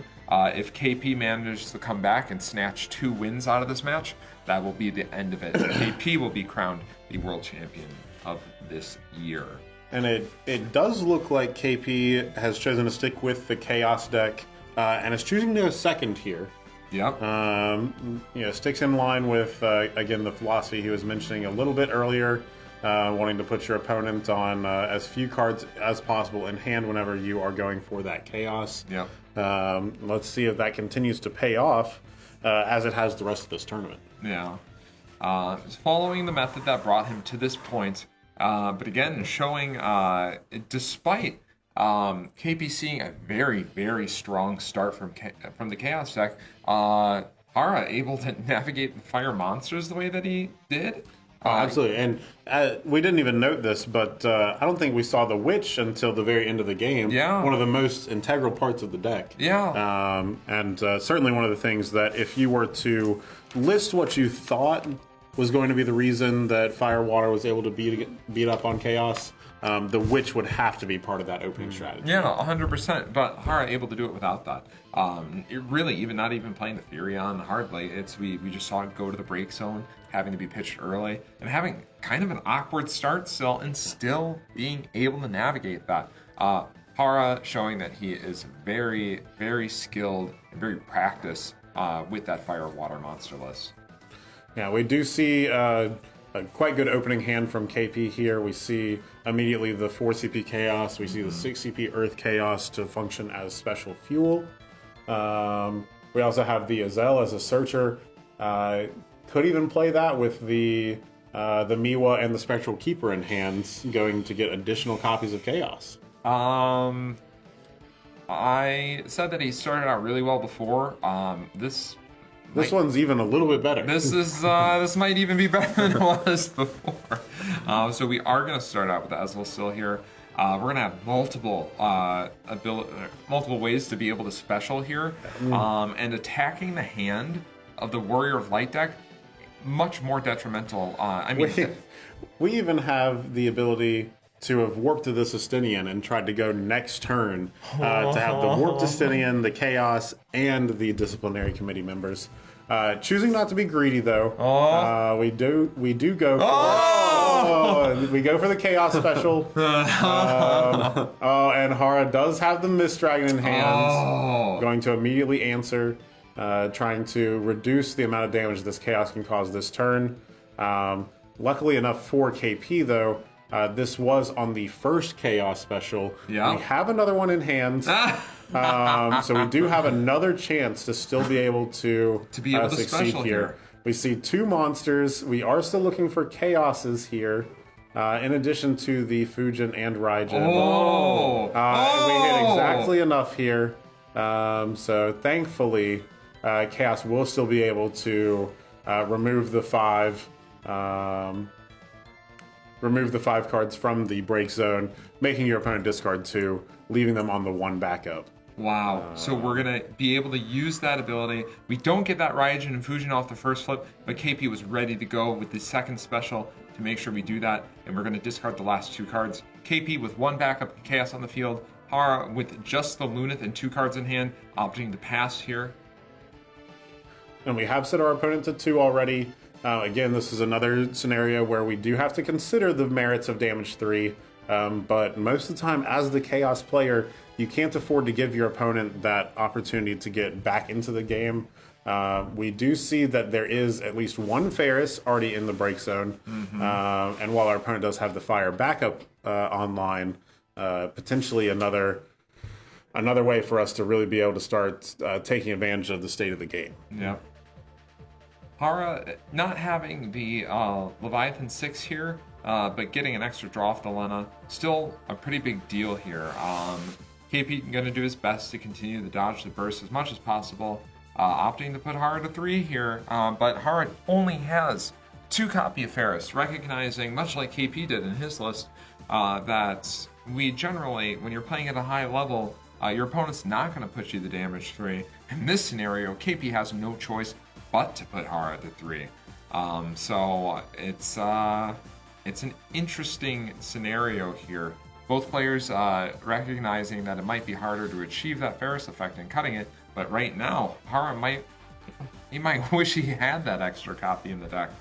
Absolutely, and another point to bring up here is that KP has the Limit Break Leo in his in his Warrior of Light deck and does not have it available in Chaos. Generally, with the Chaos deck here, that Leo's available, and you are slamming it as the follow-up with this Azel, trying to just continue to create a board presence, as well as draw additional cards, refill your hand, and be ready to go again. Luna Freya coming out of the break zone, the extra. And based on the deck construction here, I think we're gonna have plenty of EX options to choose from. Yeah. We do see the Tyro coming out, going straight to hand, and then we are going to get that EX effect of searching any forward out of our deck, adding that to our hand. Might even see the Tyro played afterwards. Yeah, it could be that we're gonna play the Tyro this turn, but probably grabbing Ferris here potentially. Certainly could look to grab the Ferris. Would be Arc. Yeah, even more interesting, grabbing the Arc to grab the Ferris, allowing us to be able to deal sufficient damage to that Chaos to potentially remove it. The other line that we can look at here, though, is if we do play the Tyro, go search another active piece of our puzzle, and then try to go next turn to be able to do this. You'd be able to use both of the Arc, the Ferris, the Refia, kind of whatever you'd like to in that scenario, to really start to close out this game and build your own resources in response. So we did choose not to play anything, though. It looks like we passed over to KP, and we are going to see. Looks like he's going to search for some version of Chaos, I believe. Yeah. We'll have to see exactly which one here. KP mulling it over, maybe even just taking a little bit of time to look through the deck and consider the options. Yeah. So grabbing the 11 cost, yes. I was going to say, if we're grabbing the 11 cost, that means that we are going for the special this turn for sure. And we are trying to, I think he's counting too, because I think there's another copy of Chaos in hand. So if Hara's going to give up any points of damage this turn, All right, we do see that Fusion and the Raijin come out. Very quick here, have to see if there is a Mist Dragon lurking in Hara's hand. If he has this, he does. He does have another. Just to really KP continue beside himself to eliminate all the possibilities here. We're going to take the opportunity before the break zone's removed to cast the Water Lightning out of the break zone, attempting to dull Luna Freya, drawing a card. But we are going to have to see the remainder of these forwards and all the cards in the break zone get removed due to the effect of the Mist Dragon.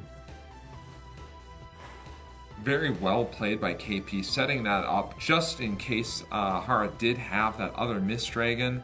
Hara really, really dodging bullets here. Any bad luck, any poor draws that he experienced in his first game is definitely made up for in this game here. Yeah, absolutely. All right, we do see the Chaos damage come in. We're going to see the Lightning damage come in now. And now we're going to see the Chaos turn in, and this is damage 6. We do not have enough cards in deck to be able to do... any... Refia.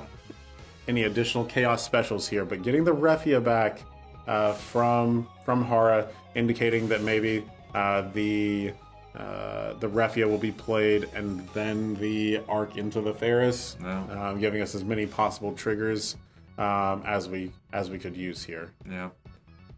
So just a loaded hand for Hara here. We have a lot of options. A ton of LB cards still available to us as well. I think we are going to see that Arc this turn, probably into the Ferris. If we play that Refia, we can reactivate the Lunith, give the Ferris haste, and really get kind of a board wipe situation here. Able to clear the Lightning with just these two on the field. 1k to everything, 3k each from the Arc and the Ferris, taking the additional point of damage there for a 7k total. searching out Another Raffia. copy of the Raffia, potentially just a pitch for the color if Sure. there was no water in hand. Does look like that was the case. And then the Warrior of Light from LB, so that we're able to send this Chaos away with the forwards that we have, and we're going to get like that draw off of the Raffia. Deciding Yeah. where we're putting it right now. Looks like we are clarifying. We do want it on top of the deck. Yes, we get the draw, absolutely. The Chaos then going over, passing back to KP, and with very few cards remaining, I think we're going to get the playoff game that I was talking about before. it does look like we will. And you have to wonder if KP is going to stick on the Turbo I Chaos think after KP's going to the do Chaos again. two games that we He's just going to saw. do Chaos again. If it goes to a playoff game here, I think we're going to see Chaos 3 times. Does look like we're getting a little bit of a ruling question on the Warrior of Light LB forward. One of the new cards that we do see this set. And how the protection functions as it looks at the rest of the Warrior Lights on board. Yeah, so I think we're just clarifying maybe the damage portion of that, because there is that damage negation effect on there, but it reads as, if this forward is dealt damage by your opponent's abilities, the damage becomes 0 instead. So maybe checking that and just making sure that there's no anti-synergy between the Warrior of Light Limit Break card and Ferris. But of course, again, we're at the World Championship. There's multi-language cards going on, so it's not uncommon just to double check the text on there, of course. KP does look like he's checking through a deck here, but that is in fact the removed from game pile. It is all on the side. Really just trying to look at there it is. the insurmountable odds here, making as best a decision as he can. Yeah, and the judge team there with the English text of Warrior of Light for KP to reference. Again, just wanting to make sure that he understands the card fully. It is a new card from this set. It is really only played in this version of Warrior of Light. It is a Warrior of Light job-specific kind of a card, so we want to make sure that that's going on. They're targeting the Warrior of Light because we have to. Yes.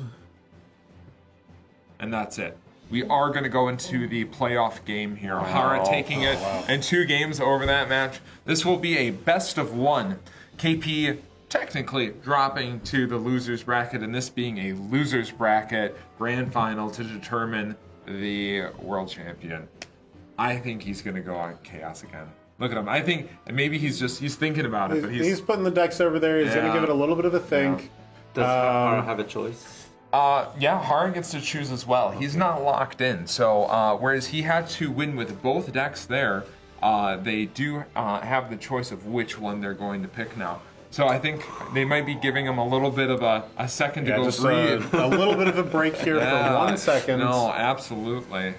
Just to quickly reset. Okay. We'll have 10 But minutes. 15 15 minutes break. Okay. So we're going to give the players some time to breathe. We're going to give us some time to breathe. We're going to give you some time to breathe because we're going to go to a best of 1 playoff match to decide who's going to be the world champion. So go ahead. If you've been hanging with us this whole time, it's getting late, I know. If you're watching from North America, go grab a caffeinated beverage. Not too strong because it's just going to be a best of 1. And we'll be back with you in about 15 minutes here. See you soon.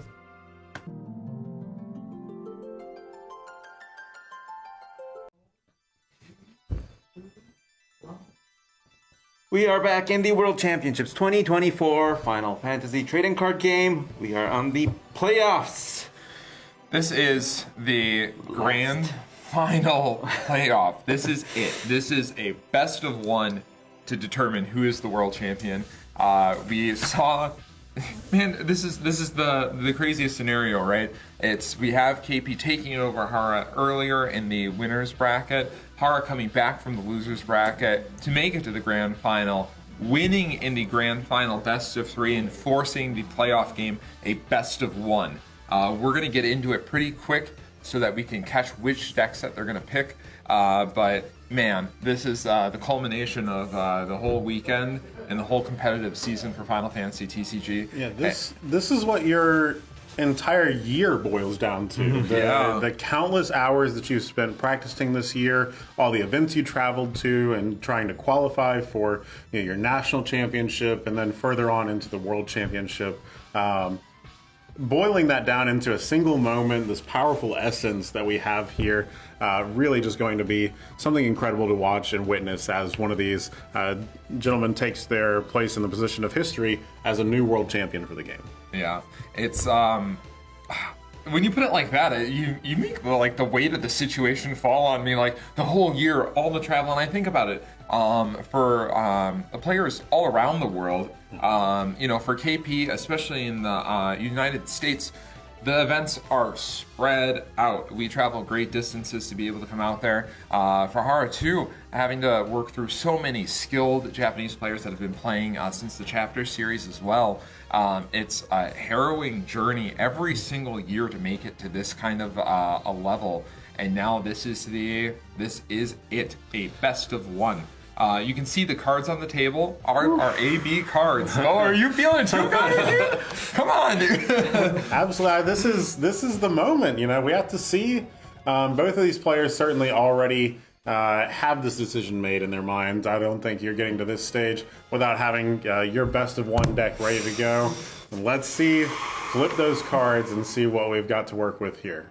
Flip them.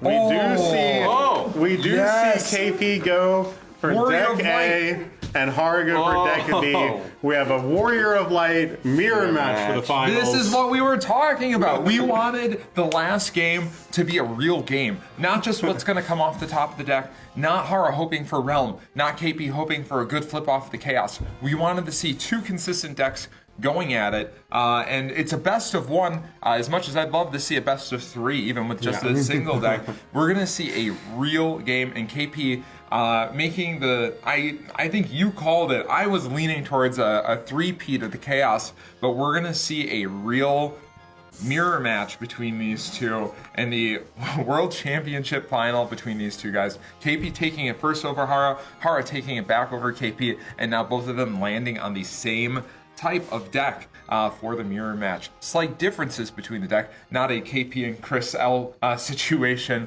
but pretty much the same build with some tech choices, of with course. Clive. KP has Clive. KP does have a Clive. Oh, does that mean KP's gonna win, Kawakeen? Well, maybe, yeah. Maybe? Oh. KP with Clive and a higher forward count, still less than a normal deck. 21 forwards for KP's deck.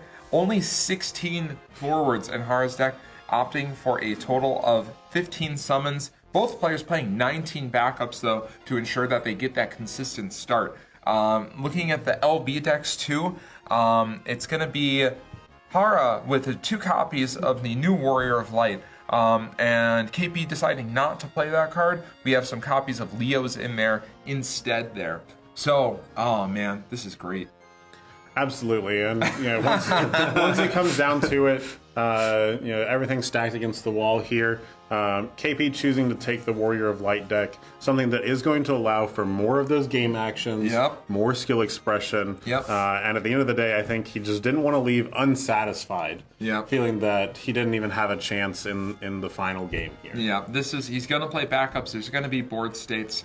There's going to be a lot of things happening here. Hara starting off, and we did see him mulligan, but it looks like he doesn't have too bad of a start. Able to play Lunith, and I do see a Tyro in hand with at least one other Earth card. So we do have a curve here. And KP looking like already 2 copies of Clive in his hand.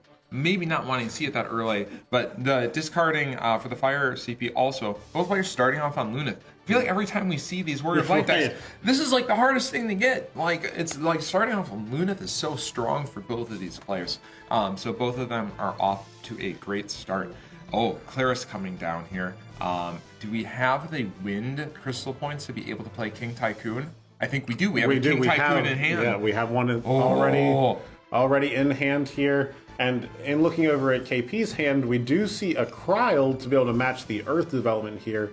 But again, without that kind of search engine, we're going to need a little bit more help to be able to match the speed that Hara is developing these backups. Yep. Hara immediately discarding the King Tycoon in hand, dulling the Lunith for Fire Crystal points to be able to play the King Tycoon. He searched off the Claris, going back in, searching out Lena, and we're going to see if he's going to play it this turn or opt to pass. I think I did see another water card in hand. He would have the option to play it potentially. I wouldn't be surprised. Yeah, absolutely. There it is. If you have the chance to go to all four while your opponent is still on exactly one backup, I think you have to take that. Oh, Zidane in hand on KP's side. We do have the Warrior of Light in his hand. I wonder if we're going to start trying to take over the game a little bit with the Zidane early. I think he will more likely probably opt to curve out here with his backups. I think we are going to have to see some sort of curve enabling the remainder of KP's catch-up here. With only one card in Hara's hand, maybe the Zidane doesn't end up being very impactful. Of course, that could just be the 4-color Warrior Light sitting there ready to go. But if you take that gamble and you're wrong, then you are going to be on your one backup, already down quite a bit of the CP advantage here that Hara is displaying, and really just going to have to work several turns to try to catch back up from that aspect. Yeah. So KP deciding exactly how he wants to curve here. I do like that KP has a Shantoto in hand here. I really don't want to see him discard it, but I think he may. Opting to hold on to the Kryl instead, and he's thinking hard about it. Yep, we see that go. We see the Refia go, and we're going to go ahead and search with the Tyro. Yeah, knowing that we are still quite a ways from being able to get Refia out and online, especially with our opponent's backups that we're staring at. Yeah. Really just going to have to play part of the role here. Curious to see what we are intending to search off of the Tyro. The Cecil is an interesting option, being able to play one of those other backups maybe that we don't have a color for in hand. Yeah. Or potentially even going straight into the Clive, as we've mentioned earlier, really starting to set some power out on the board. In response to the backups that our opponent has displayed. Yeah, it does. The Cecil will make our opponent have to pay a bit more dearly for cards like Refia to be able to do that. KP opting to pass here after the search. We do saw that Kryl in hand. We didn't have a lot of other great backup options, and we don't necessarily want to discard 2 cards in hand right now just to develop the extra backup at this point in the game. Hara opting not to play the 4-cost Warrior of Light here, but likely searching the 4-cost Warrior of Light to set up for the following turn, and there it is. Absolutely, and now this is a great chance for KP to unleash that Zidane. We just saw, we set the backups up. We're now at colors. We don't have to pitch any additional cards from hand for it. And we saw our opponent fetch a high priority target. Yep. Starting to remove those, taking our opponent off of them. This is probably going to be a long one. This is 2 cards in hand for Hara. That Zidane coming down right now would be incredibly powerful for KP. But we also have a nice curve, so we're trying to decide. We have that King Tycoon now. We have Tyro down to generate the Wind Crystal points. Do we go to 4 backups here and set up our own, or do we try and take advantage of this Zidane in our hand with our opponent, knowing that they already have at least 1 4-cost Warrior of Light in hand? And I think this is exactly the thought process that KP's going through right now. What is better? Is it just going in and getting those cards? I really want to see that Zidane, but that'll leave us with 6 cards in hand. A little bit awkward. We could Cecil into a Zidane, which I don't hate either. Certainly could look to approach that from that angle, being able to continue to develop additional forwards while holding maybe some more of the pressure still out there. Really just having to go through. KP's having a nice think about this one.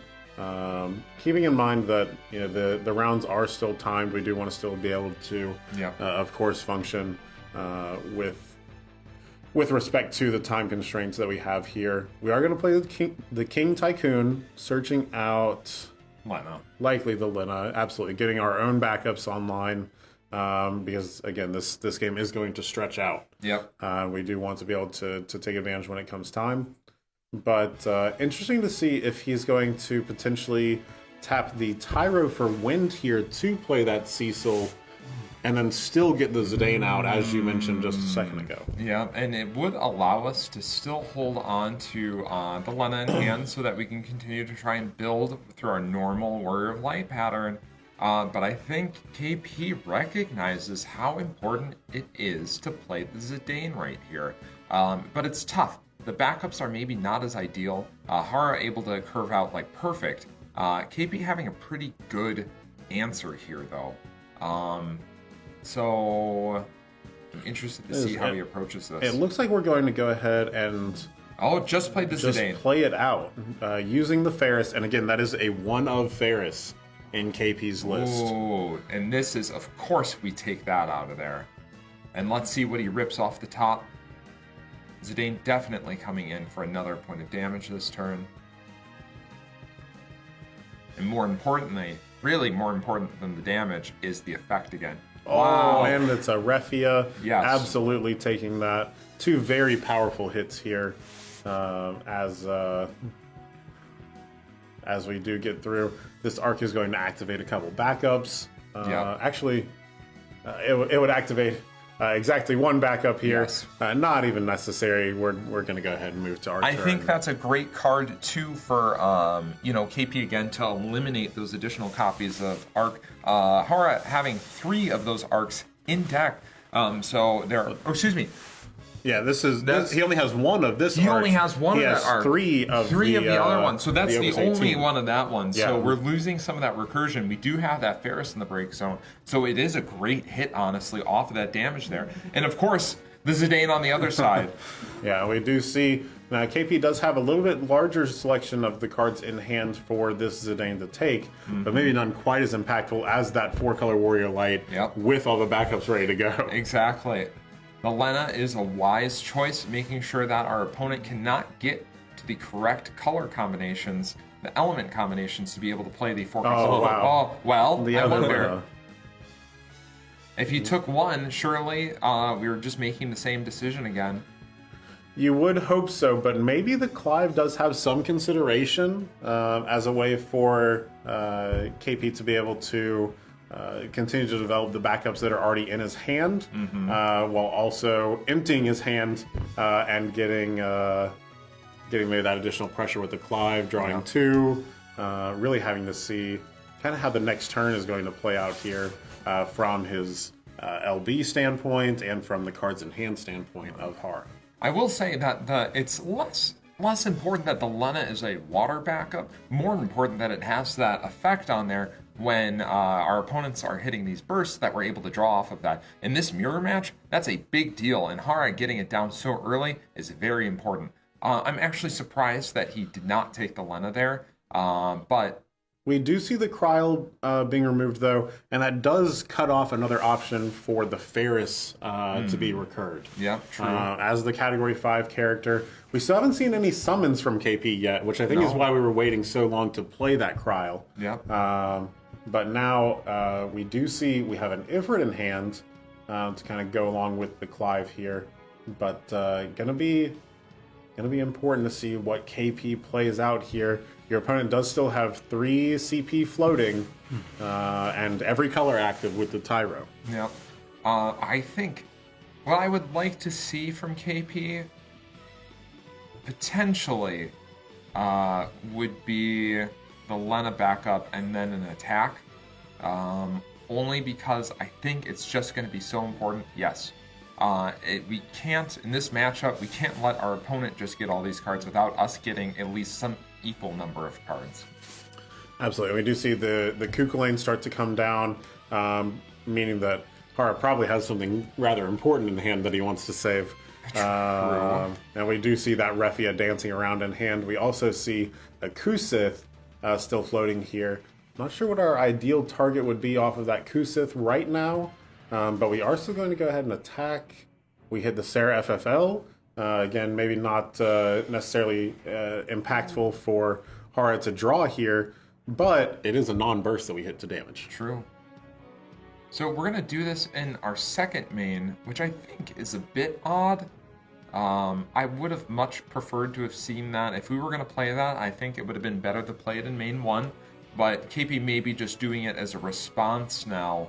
I think maybe sussing out that Refia might be coming soon. And Cecil's very, very, very effective against Refia. It makes Refia feel substantially less powerful. Still very good. You still want to play your Refia. But maybe KP seeing that after the fact. Also, maybe considering the Prime here. Yeah, I think that has to be the only thing left that we are considering this turn. Do we want to eliminate that Zidane for our opponents here? I think we are going to go ahead and take a look at it. Important to note, this Ifrit is going to the break zone. Later on, if we do have this Ifrit kind of come back into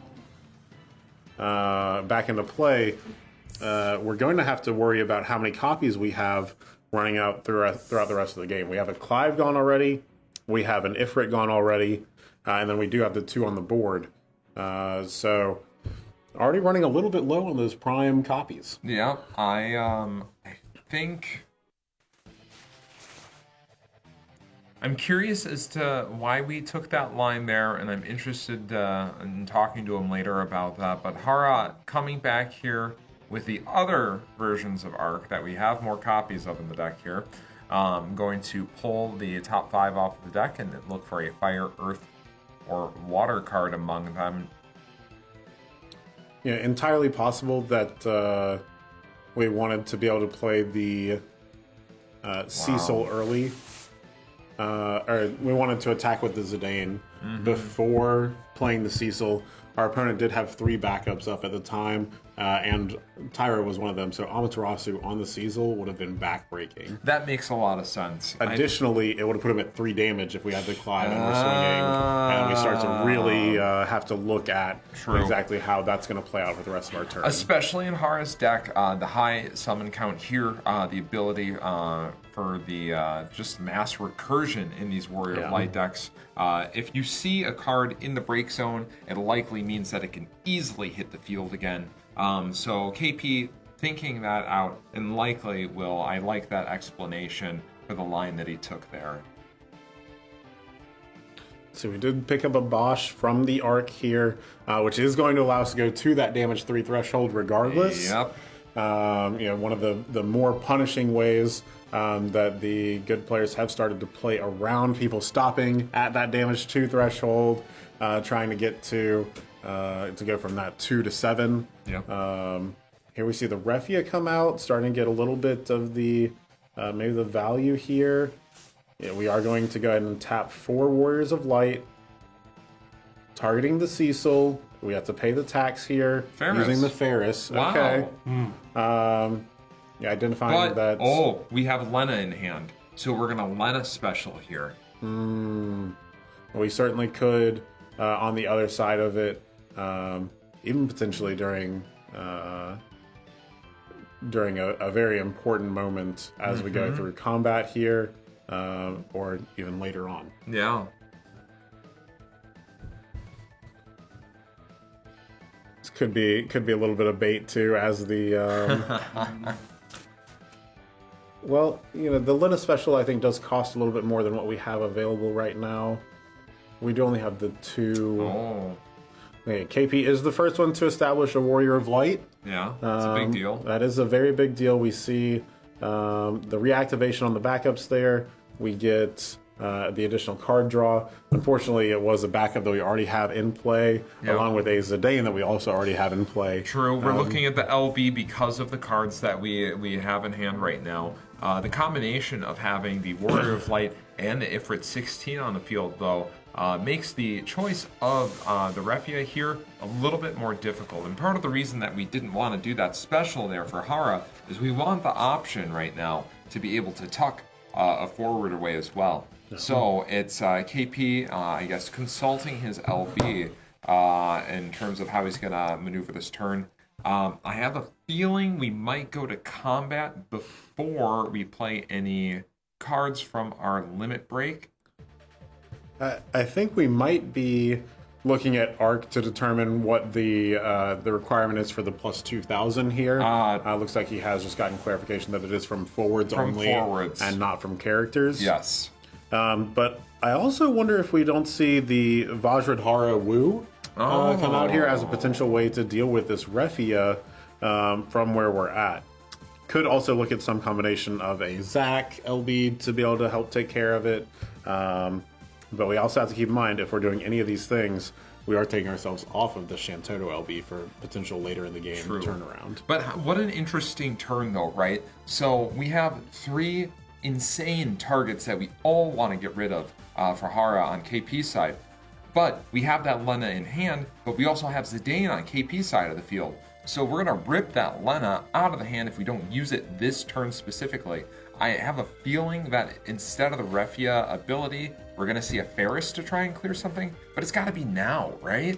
Yeah, I certainly would think it would be now. You might even wait until this attack gets declared, potentially block with the Arc, and then do the Ferris. You would have enough damage then to take care of the Zidane, take care of the Ifrit, and then you would also have that remaining ping up for Warrior of Light to deal 3,000 to it. Yeah. But we see that not happen here. We do see the Clive get tucked.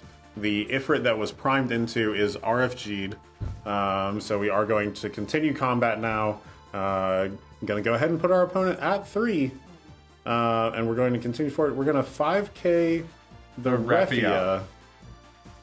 And is he going to decide to use it? Because this is huge for KP to get the extra card here. It is. It would be massive because right now, KP doesn't really have anything that he's actively pursuing in his deck. Now the Warrior of Light going to hand. So it's going to make this harder. It was just the decision between whether or not we're going to get the Lena before, and clearly it was going to be the Lena, but now the Zidane's going to come in and it's going to see the 4-cost Warrior of Light. So the decision is going to be incredibly difficult. It will, but I think you have to, again, take this Warrior of Light. This is now the second one that would be removed from the game. And, you know, we're really having to start to get a little bit worried on Hara's side for being able to get that cast off in this and get some of the tempo back. You know, really, the information that the Lena is available is certainly going to be beneficial for KP as he tries to plan for his next turn. But yeah, we're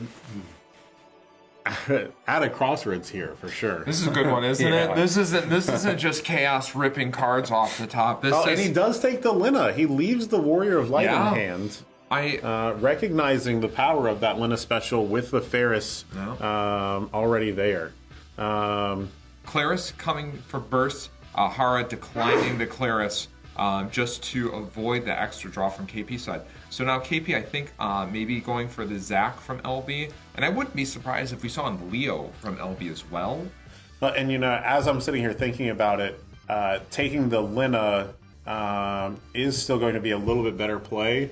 The Ferris coming in at damage 3 searches out the Warrior of Light, the last one remaining anyways. Yeah. The Ferris is just too strong at damage 3 plus to ignore. And we do see the Zac come out to finish off the Refia after the turn. Remember, we had that Warrior of Light ping earlier on. So again, that's certainly going to keep reducing down the number of choices that our opponent has. While we did leave the Warrior of Light there, we have our own out. We're still at a very safe damage threshold. Getting a Leo in, again, just continuing to get more of these cards out on the board and filtering for as best as we can. Double climb in hand. I think we're going to see another Ifrit next turn. KP pointing at the Arc here. I do have to wonder what he's gesturing for. Maybe just some sort of clarification on the damage that was dealt to it. Yeah. Not too much going on with that Arc. We understand that maybe a question regarding the Warrior of Light. If the Warrior of Light, it doesn't need to be separate ones. Just clarifying, it does count. It will get that Arc effect high enough and put the Warrior of Light to a 12,000 power forward with First Strike, Haste, and Brave. let's see. Now we've got Hara's chance to kind of return fire here. KP took a nice, long, very complex turn there. Several actions to try to get through, and sequencing them correctly feels like really the way that KP could have drawn that up. Yeah. Getting the extra card from your opponent, taking a burst off of the Lina. I think you're happy to see that. And now, really gonna have to see what Hara begins to do. Have to imagine we start the turn with a Warrior of Light, though. Yeah, I think we haven't seen any LB cards from Hara yet, correct? I don't believe so. I wonder if there's a world where he's thinking about his Shantoto LB. There are 4 forwards on our opponent's side of the field right now. I would be surprised if we did. He may be considering it. But with a 4-cost Warrior of Light still existing, that's gotta be the line. Yeah, I mean, it really does. It kind of just have to be the start here. I don't know that casting the Shantoto is really getting us into a position where we're able to begin to take this over. I don't think so. We'd have to have 2 additional Earth cards in hand, which, again, not exactly sure that we have ready to go at this moment. Yeah. But we do have the ability. We could see a Warrior of Light Noctis turn. Noctis getting the Ferris back. Ferris searching us a Refia, potentially. That certainly could start to lead us into a little bit better of a pathway. Both of those are in the break zone, and we don't know what's in KP's hand. We do know that there are 3 Mist Dragon and 3 Amaterasu. I think it was 2 Clives we did in his see hand. 2 Clives. Yeah, there was 2 Clives in his hand. So maybe one other mystery card. Yeah. But an Amaterasu or a Mist Dragon on that Noctis at this point would be very brutal. Very for big Hara deal to try to fight back through. So we get the Warrior of Light down, reactivate all of our backups, we get our card draw, and now we're gonna have to see how Hara intends to approach this board state. Well, it looks like you have called it. We're ditching 3 from hand to pay for this Noctis, removing our option of using the Shantoto LB, and let's see what else we're going to cut out here. Looks like 1 copy of the Warrior of Light LB card. Playing Noctis, now we need to go get our target out of the break zone. Definitely Ferris. I would have to think so. Yeah. We do see the Ferris come out. Right now we have 3 Warrior of Lights already here, with the Ferris included. It's going to be several pings we can make towards our opponent's side, even just removing our opponent's 4-color Warrior of Light. Yeah, and this is the kind of a pivotal turn where when I saw that Shantoto go from KP side very early, which I think was correct, but you hate to see it go because there are these swing turns that Warrior of Light decks have where they suddenly build an immense amount of forwards quickly.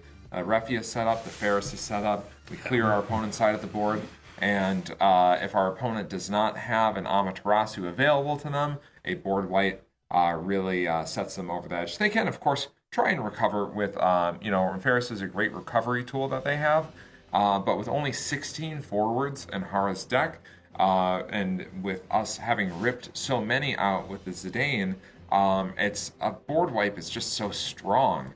Especially the Shantoto, where you are removing them from the game as well. Shantoto. Yeah. Yes.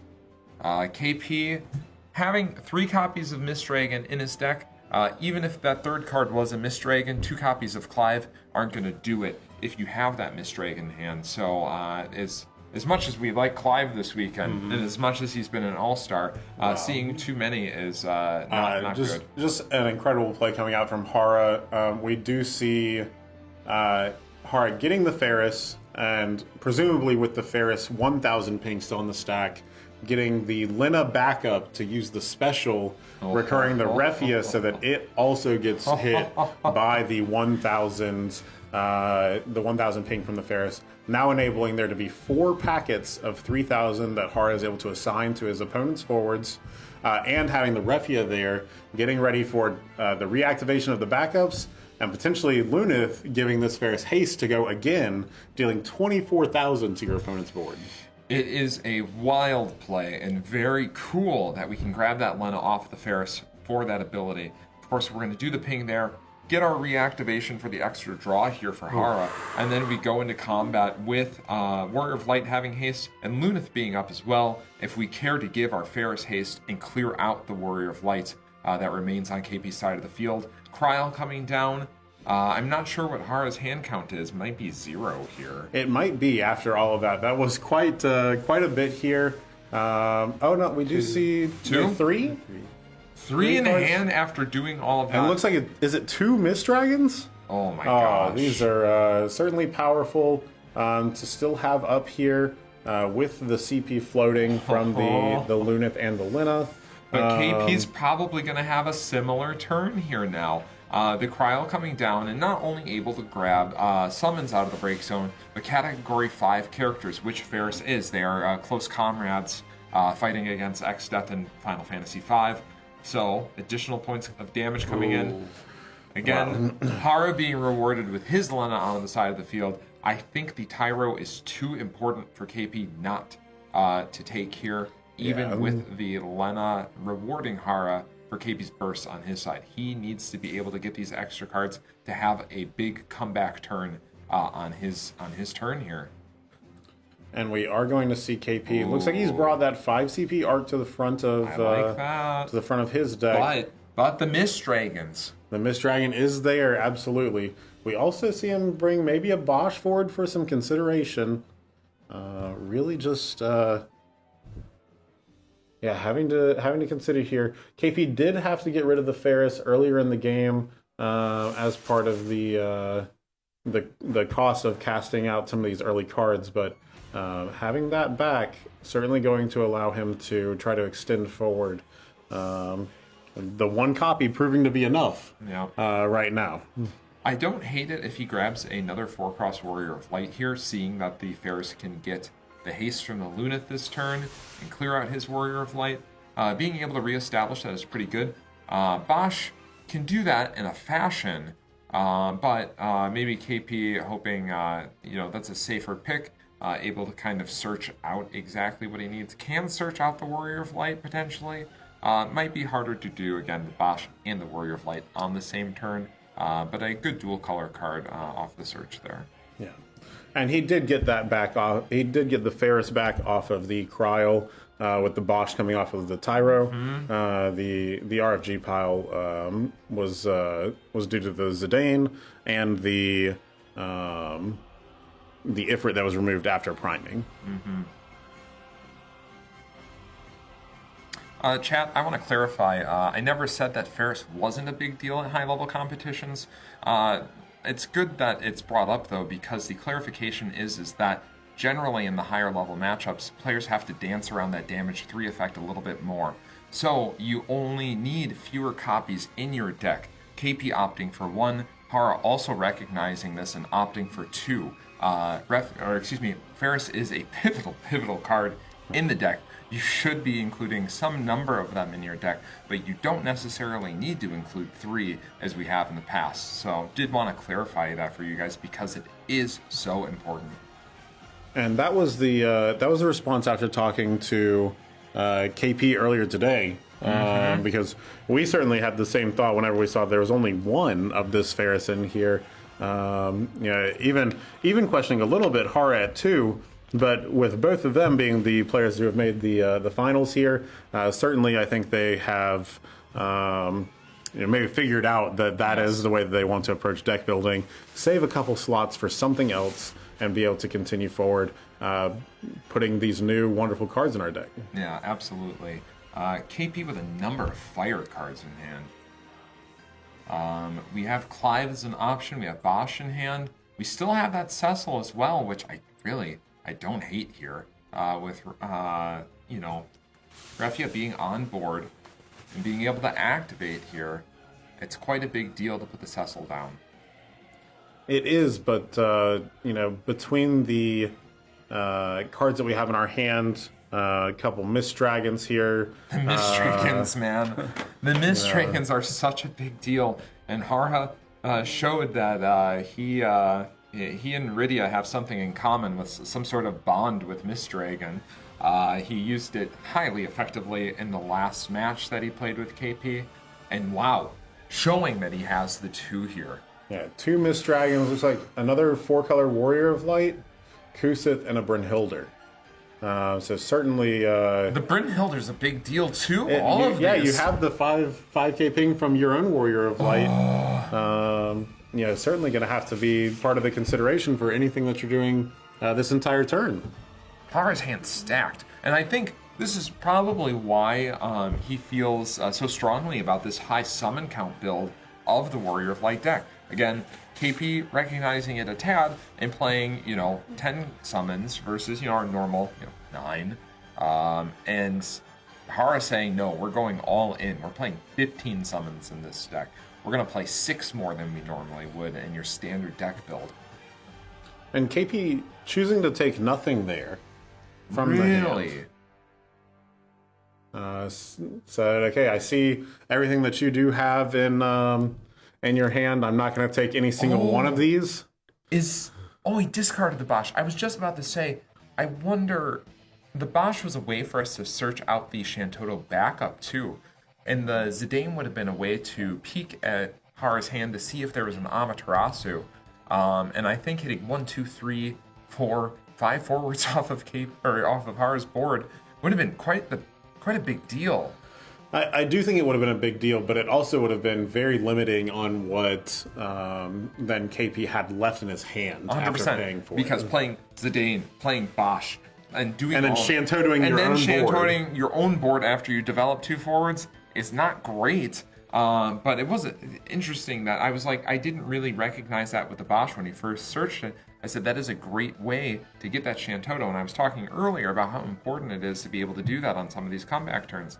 I don't think KP would ever play that blindly into the kind of 4-card hand that Hara has either, though. Especially with a water and a fire backup available. Yeah, even if he doesn't have it, he's just threatening too much. You could have just got blown out in a single turn. So even just fainting that you have it is strong enough for Hara to be able to do and keep KP off of those particular lines of play. Also very important to consider the fact that we do have our Ferris out and triggering, resolving some damage here. The Arc on the other side of the board is giving that plus 2k to all of the Warrior of Lights that Hara controls. And I think that was so much of the reason that KP kept asking for clarification on the Arc and making sure that he understood it 100%, because he needs to understand that Hara has the Warrior of Light in the limit break that kind of forces you to point at that, but the Arc, even though he doesn't read with those abilities, says you should probably be pointing at me first because I just make the forwards on my side of the field too big. You have to deal with it. Yeah, and we are seeing here the Ferris on both sides triggering and starting to really play a role here. KP playing the Ferris out. The 1000 ping to all of his forwards allows him to deal a little bit of damage that he chooses not to do. But it does also proc all of his opponents' Warrior of Light Ferris pings, allowing him to assign 12k straight to that Zidane, and really allowing our opponent to just remove one of those forwards for free. Now. A very interesting piece coming out here, though. This is the Vajradhara Wu. The first ability here allows us to choose a damage forward and break it. Something that we do have access to now that the Ferris has entered the field. Yep. Let's see how we want to target the Refia here, and let's see if Hara is going to attempt to tap any of these Warrior of Lights in response. Go ahead and get a tuck on one of these forwards on KP's board. Man, it's not having the option to board wipe here. It's detrimental, I think, to KP right now. It's Hara being ahead one backup and getting just eking out a little bit more value every single turn here is a big deal. Having the board state on the right turn too, because both decks are able to do this. They're able to build suddenly and explode out with all of these forwards. but I think the moment that Hara kind of pulled the trigger on that was very opportune for him. It was very well played. And I think it's just the curve that he had early allowed him to do all of this. Yeah, certainly the curve out, the easy access to the 5 backups that we had here, being able to get the colors online, not necessarily the 4-color Warrior of Line on the 4-color Warrior of Light online itself, but being able to play the high value forwards that you expect from the backup line has really continued to show the dividends here. KP taking an extra couple turns to get to that final backup color. And really just kind of seeing the difference here as Hara was able to have that more explosive turn, a little bit more cards in hand throughout the course of the game, and certainly drawing the answers that Hara has at the times that it has been drawn. It has proved to be very effective. It's looking like this might be a decisive turn. Yeah, we are going to see Ferris attack. We get several pings here, enough damage to kill the last remaining forward on KP's board. And we are going to start turning these forwards sideways. We have Warrior of Light coming in. This is a final EX burst. Draw from Lena.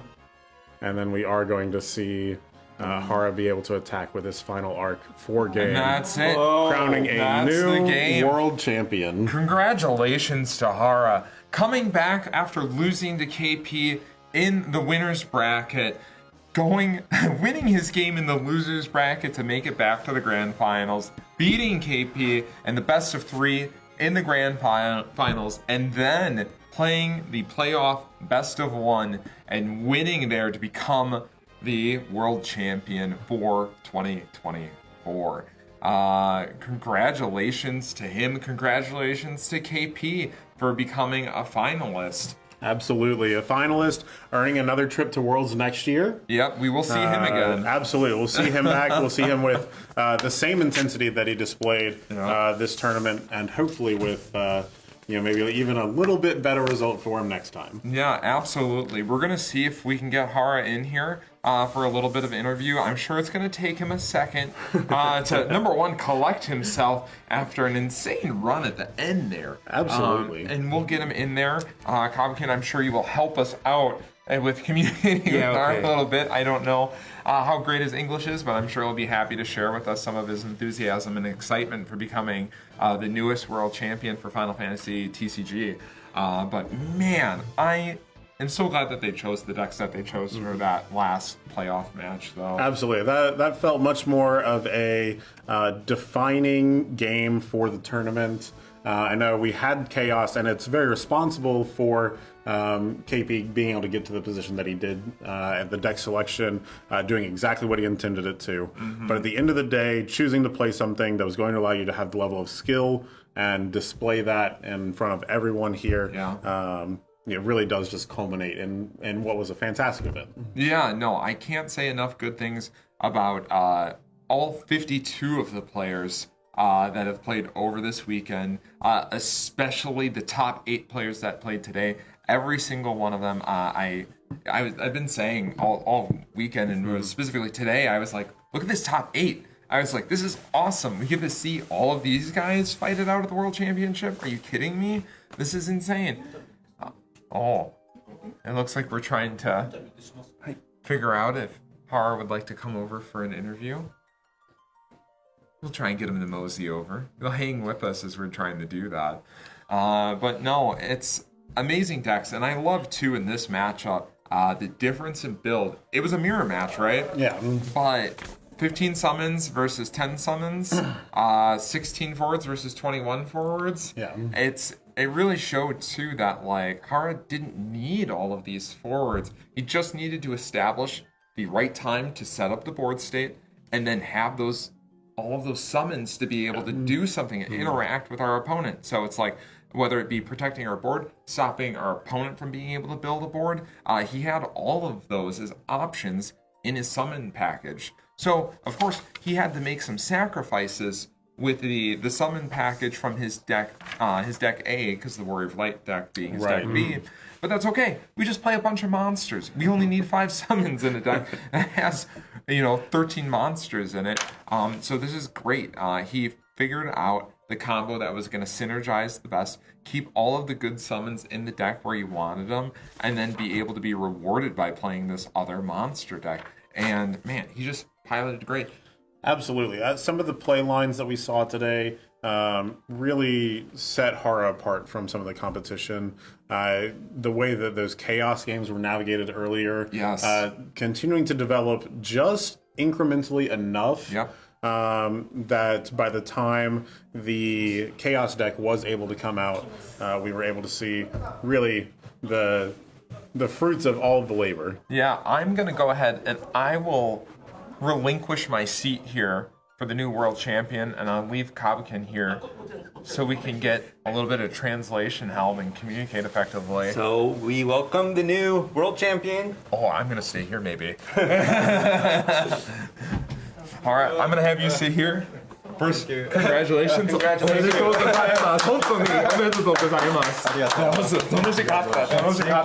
was so good. And I'll step out of the way. Will, I'll let you take over. All right. I'll ask questions from afar. Okay. First of all, Hara, congratulations again. This has been a grueling 2 days. Do you have any thoughts about the event? How were you feeling after day 1? Any nerves coming into the beginning of day 2? 2日間お疲れ様でした。ありがとうございます。初日が終わった後とか、今日とかちょっとどういった気持ちだったか教えてください。初日はとにかくほっとしたっていうのが、無事抜けられたなって、ちょっと2敗でギリギリだったんで。So after day 1, he was really relieved because he had 2 losses. So it wasn't really easy. Yeah, absolutely. You showed that you were able to continue to bounce back from those losses. Even today, getting to winner's final, going to the loser's final, and then having to come back up to emerge victorious in the end. How did you feel your mentality stayed strong through the journey to losers and then back up to winners? こういろんな負けを経てこう戻ってきたところのメンタルの保ち方はどのように保ってたんですかと。とにかく楽しもう。You wanted to enjoy. You wanted to enjoy it. Absolutely. Playing a great card game with friends around the world. Again, we really enjoyed watching all of your matches. You were on stream a lot today. I think the majority of our games. So we really got to feel a sense of your style as you were playing your decks. And it really set you apart and elevated you from the rest of the competition here. 今日めちゃめちゃ配信で見れたので、とにかく原イズムが伝わりましたので、世界に伝わったと思いますという感想でした。はい。すごい疲れました。He's tired. Absolutely. Some of those chaos games had you running for your life. I understand being tired. Absolutely. Yeah. I would say in terms of preparing for the event, if you had to say any key point about preparation, what would you want to share with everyone? 今回の大会の準備に向けて何かちょっと共有できることがあれば。診断発売してから仲間内で集まって、世界大会仲間内で4人出たんですけれども、その4人でみんなで集まってで練習してで情報を共有してっていうのをずっとやってました。So he's been practicing with 4 members in the finals, the Japanese. Okay. And he's been practicing with them after the new set. Great. Being able to do that in your local community certainly brings everybody together and helps elevate all those around you as well. I know that we found that in North America to be true, certainly true here in Japan as well. そういったコミュニティで盛り上がるのはいいですねっていう。恵まれてます。I have just one last question. Now that you're the new world champion, if you have the microphone in front of you, what do you want to say to all the FFTCG players worldwide now that you're the champion? 王者になった今、世界中の FFTCG ファンに言いたいことがあれば。FFTCG 最高 FFTCG is the best. Wow. Good game. Well, really. Well, I know you need to get over to the Japanese commentators and get an interview over there. So, again, from us, congratulations so much. Thank you for joining. Congratulations.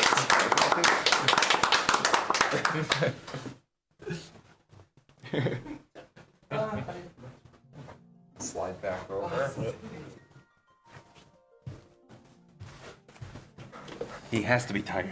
Absolutely. I can tell he's exhausted. We're tired after just sitting here watching these people play games. I didn't even have to think about half of the lines. Yeah, Hara, it's just physically, mentally draining, but I can tell how happy he is, and I think that's the number one too. He he really showed his enthusiasm, and he just wanted to tell you that this is the game to play. This is the best game, and just enjoy it. So I'm glad that we're able to do that. I'm glad that we're able to share the new world champion Hara with you guys. But again, congratulations to everyone in the tournament. All the 52 players, the top 8 that we had today, are finalists. KP did an amazing job. His teammate Chris L also showing up today. Alex, our 2-time former world champion, making it very, very far into this tournament. But of course, number one, congratulations to Hara for being our new world champion. So, with that being said, I think we can bring this to a conclusion pretty quick. We'll turn it over to Kabukin. I don't know if there was We have maybe something else. Some announcements to make. Okay, just don't get too excited. It's just hold your anticipation too much. But we just want to remind you guys about something. Well, we have a new reprint booster pack legacy collection coming out next February 28th, 2025. And there are 5 cards per pack, 200 normal cards, and 402 premium cards. So this set is especially important because normally with the sets that we've seen released recently, we only have 1 signature card in here. But this one, we have 2 signature cards. One being a reprint Yuna with that's Tetsuya Nomura's signature on there. And of course, we have a card that we saw a lot this weekend, the 4-color 4-cross Warrior of Light with that is Miki Yamashita. That signature on there. And I love Miki's signature. We've seen it once before. I believe it's on the Lightning that we saw that one. Yeah, the Lightning did come with this one. Yeah. Incredible to see this come through. We do already have the full art version that came in the set for the Warrior of Light. Yes. But getting this even more premium edition with the signature included, the little cat ears there on the signature, certainly going to be impactful. And as we just saw, both of the decks in the finals, as we play our final round, had all 3 copies of this present. Yep. It's going to continue to be a meta staple for quite a while. And let me remind you about these premium cards. Some of you may remember this already, but remember, on this graphic, 402 premium cards. So normally in a set, we have, an identical amount of, minus the signature cards, we have an identical amount of normal cards and premium cards. Remember that this set has full art versions of every single card that's in the set, which is especially cool for collectors who like to, absolutely foil out their deck and get the max rarity on there. And that is why there are so many premium cards in this set. And even beyond that, I believe we have a special foiling pattern on some of these from some of the announcements. So can't wait to see what that starts to look like. We've got already a list of a couple of the cards here. And just off the top of my head, I saw 6 of these while we were here this weekend, playing in the finals with especially the Earth Leo something that was printed back in Opus 6. Yep. And it's starting to get a little bit hard to find some of those. Definitely up in price because of the scarcity, so nice to see that being a reprint. But those other ones that we saw this weekend, come on, Zidane, Gilgamesh, Megisa, Kuchelain? Absolutely. All of them are going to be very important to continue to get access to, as they've shown that they remain staples, even several sets beyond when they release. Yeah. So, and a reminder, some of these have already had full art printings. Many of them have. However, it's a special foiling pattern. So in addition to being full art, they're going to have a special foiling pattern and be full art. So I wish they would have shown us more. It's okay. They're not ready yet. We have a little bit of time, but look forward to it. I know I'm excited about this set a lot, and it's going to be one of those sets that's just fun to open. Even if you already have these cards in your collection, it's the first time that we've had a kind of like a reprint set that is pack form. Normally they'll come in special anniversary collections and we get some reprints in there, but this is adding a level of flair that we haven't had before. And 2 signature cards? Come on. I'm looking forward to it a lot. So. If I remember right on these two, with them only being 5 cards a pack, I believe the price was lower on these packs as well. It was. The box size a little bit lower to kind of help accommodate some ease of access still for people that are looking for these cards for playability, but also to promote those collectors who are really going to go and try to get every copy of this that they can as we try to get the Fire new foil design really lined up here. Yeah, so it's a great set for collectors. It's a great set for players who are looking for reprints on these. Look forward to it. I'm excited. Great for gifts. Great for gifts. Yeah. For people who are starting.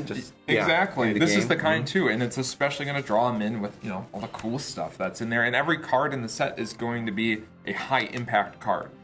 So it's something that they should absolutely be looking at. And if you're new to the game, you should absolutely be looking forward to the set coming in February. So, as excited as I am about this, I want to see how those players are feeling. How about you guys? Absolutely. We're going to get out there and talk to them, see the award ceremony, a nice big trophy given out. Ooh, the special promos that are being given out. Oh, yeah. Oh, my goodness. Hey, all of you guys, thanks for hanging in there with us. I know for some of you it's quite late, especially if you're, English-speaking country right now. If you're in the U.S., back from my and Will's home country. You've been hanging in with us all weekend, so thanks for doing so. We hope you enjoyed the games as much as we did. And I'm not so sure where it will be next year, but we don't know. It's been. We don't know. Yeah, that's also a secret. I don't have any spoilers for you there either. So, but I hope to see you guys there. Maybe next year. Absolutely, we hope to see you as well. Yeah, if not at this table, maybe on stream, right? Stream, yeah. I'll do my best. Will do his best too. I'll try my best too. Yeah? Yeah. You're in? Yeah. Let's do it. Here, come together. You're the best. Yes. All right. Thank you so much, guys. We appreciate it so much. Yep. Okay, so that's it for the World Championships 2024 of FFTCG. Thank you for watching.